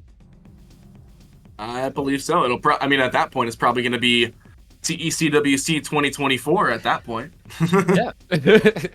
So definitely want to get one, especially, unless you live where I live in Texas, it's a hoodie season. So yeah. I was gonna say, how long will it take for hoodie season? I don't know, because just yesterday it was the high was 80 degrees. So oh gee. I went out with our winter coat yesterday. The low hasn't broken 55 yet where I live. So oh man. Of course, and Shen giving props are right for a cursed coin that, well, quote unquote cursed coin, very high quality, but happens to be holding the fate of quite literally anything you ask it to, with varying degrees of success, but apparently it's very accurate regardless. So once again, AppMex, a big shout outs to sponsoring the events, and of course, very high quality coins and a lot of wonderful sales and partnerships. But of course, if they aren't your fancy, they also have other Tetris related products on their website. So be sure to go check them out. And again, one more time as well, for old time's sake, thanks again to AppMex for helping sponsor the TECWC and helping us produce as it is today. Yep. It's never right 100% of the time.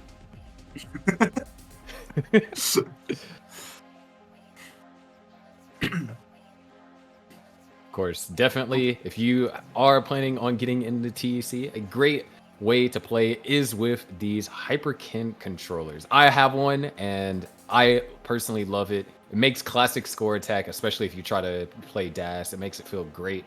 And, it's been tested for TEC itself. So the inputs are going to be smooth and responsive.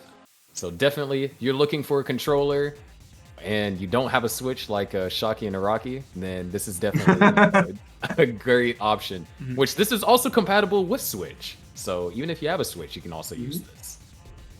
Of course, and for those of you, even if you have, I've got every controller in the world that the Switch could possibly need. I don't have a turbo button. This controller as well has you covered with turbo functionality. If you just want to mess around and see how many times you can hard drop a piece, just to see those drops per minute scores go all the way up the board, or just whatever else fun you want to have with it. See how long you can last with an infinite hard drop Tetris controller. Plenty of things to mess around with there, and it might be worth your time. So be sure to go check out Hyperkin as well. And it looks like we'll be making our last push as well for the giveaway tonight. So obviously, as our last stream, this will be the last chance with limited run games to get our collector's edition for TEC. All right, yes, I'm going to chime in here and turn on my mic. 20 seconds, everybody. Get your last connecteds in there, just in case Nightbot missed yours, because Nightbot being automated would definitely make manual errors. But yes, type connected in the chat if you want your chance to win a limited run games Tetris Effect Connected Collector's Edition. And also be sure to follow our Enhanced Experience channel, and also can submit the giveaway there, because we are drawing in just a moment. So let me find the roll button here, and if it is at all rigged, we will re-roll it. So Wait, well, I mean, just as long as the coin is not deciding it, I trust it. Hold on. Rigged how? So if I win, does that mean I just don't get it? Well, that's a good question. No, we'll come across. We'll make a split decision if that is the case. Yes. So we have 109 users right now. So yeah, that is going up quickly. So, all right, let's. Right? Can I drum roll on the microphone? Does that? Yeah, go ahead. Does that work? I don't know if it's making a noise. No, it is not. So it's not. You have a good microphone. Discord noise impression is. All right. Okay. All right, let's do it. I'm rolling it. Let's see. Hang on, it's still not making a noise. Hold on. Bomb blade. It's like 2 words in one there. You are our winner. I saw them lurking in chat today, so that is an authentic, non-rigged winner.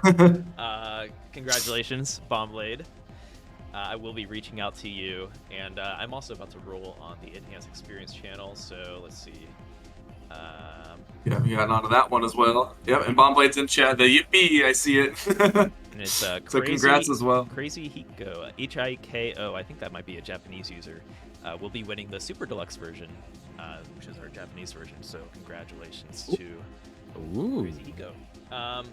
Okay, that is our giveaway, and yes, a huge. You can confirm this not rigged. Not rigged. Yeah, no moderators won, no staff won, which has happened in the past. That happened with Misty whenever we were doing Classic Score Tag. Yeah, that's right. I kind of like when somebody wins, and I enjoy the rigged spam personally. So I'm actually a little upset that Sharky didn't win here. But okay. Yes, I guess we can do a final. Thank you to everybody that has made TECWC 2023 what it is. Here, I'll even put myself on here, make it authentic. Yeah, what a tournament season. Whether you were a new player or a grandmaster, we had massive brackets, like 400 to 500 player brackets. So, yeah, it's awesome to see everyone competing on a casual level, showing up for our community nights, making friends on the Discord. So hopefully we can continue that moving forward. And there was a lot to learn from this year as we want to keep supporting the community, keep moving forward with Tetris Effect Connected tournament content, and just general community support. So yes, huge thank you to everyone that participated. Our commentators, Sharky, Davo, Pants, Misty, Kronos, Azura. I'm going to feel bad if I miss anybody. Modest. Commando, yes. Commando. Don't worry, I promise. Commando is here at CTWC, so... I share the name with Commando. I can't forget my guy. So. But yeah, I think we will call it quits here and have an earlier out than we had some pretty late outs a few streams ago. I think last year we were 2:30 a.m. I think in Eastern. Yes. So a much nicer number. I'm all for it. So yes, a big thank you once again. And we will play our 5-year anniversary video once again. So we just want to say a general thank you on Enhance's behalf to our community and supporting the game for 5 years, making it what it is today. It's just awesome. I'm from the community and found Enhance through community. So big shout outs to my teammates and coworkers at Enhance across the board. Monstars on working on Tetris Effect, awesome developers, and yes, I'm sure I could keep talking, but let's try to wrap it up here. And I'm going to play the 5-year anniversary video, and Sharky and Davo are going to sign off. So, any last words? I'm your favorite underwater host, Sharky, and I'll see you next year in TECWC 2024. Yep, and hailing from the modern expertise side of things, TEC, again, we see one of my favorite game modes, but I've said plenty more tonight than I needed to. So congrats again to the players and Enhance for supporting this event. I'm the Davo Tigger, and I will see you in a future TEC tournament. But bye for now.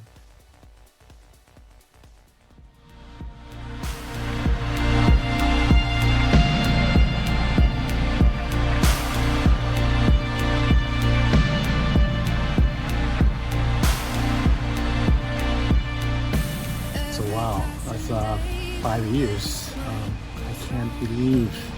Everybody, 5 years. Wow. この度テトリスエフェクトが5周年ということで、この5年間あっという間だったなと感じていたりもするんですけれども、テトリスエフェクトが5周年ということで、長く遊んでプレーを極めていただいている皆さんには本当に感謝申し上げたいです。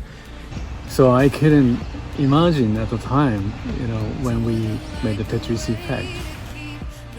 So we had a big, curiosity and the creative desire. We want to create the new thing.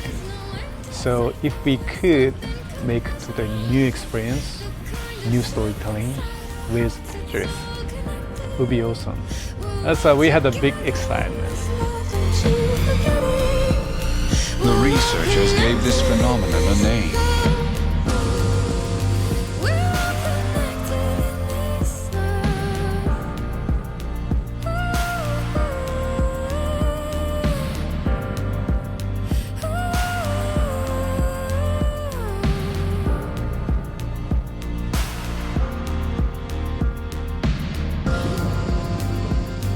We are extremely excited to introduce a new game, Tetris Effect Connected, coming on Xbox Series X and Series S. The game features all new multiplayer modes, including Zone, Classic, and Connected, where you can play with your friends and compete against friends.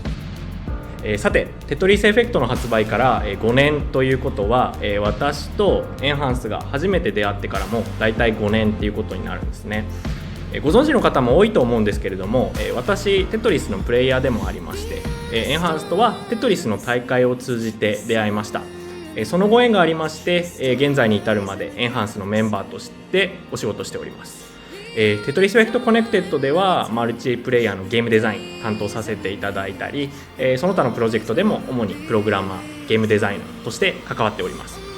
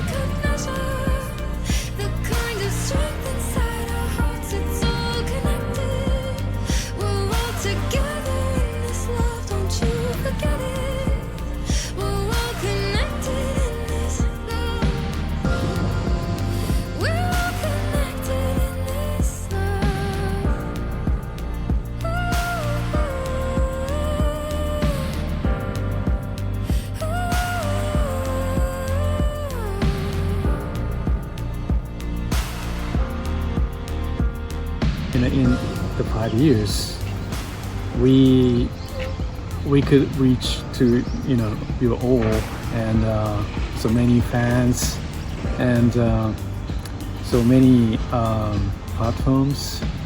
ゲームを作る人たちと遊ぶ人たちの距離が近いってすごくいいことだと思ってまして、私自身も遊ぶ側だったのが作る側になったわけですけれども、コミュニティの皆さんとすごく近い場所にいられて、そして皆さんが温かく支えてくださっているっていうことがとっても嬉しいです。コミュニティの方々からたくさんの応援だったり、さまざまなフォローだったりいただけたおかげで、開発チームの方もですね頑張ってこれたんじゃないかなと思っております。 I fell in love with the community and so many of the members and everybody just so warm and welcoming and hopefully we've continued that feeling and maybe been able to contribute to it or grow it in some sense, but really we just are honored to be a part of it. これからもコミュニティの皆さんといい関係を築いていきたいと思いますので、皆さんどうぞよろしくお願いいたします。ありがとうございます。それでは。And yeah, thank you so much, and here's to the next 5 years and beyond. I really appreciate it. Thank you for you all. And yeah, please enjoy Tetris Effect.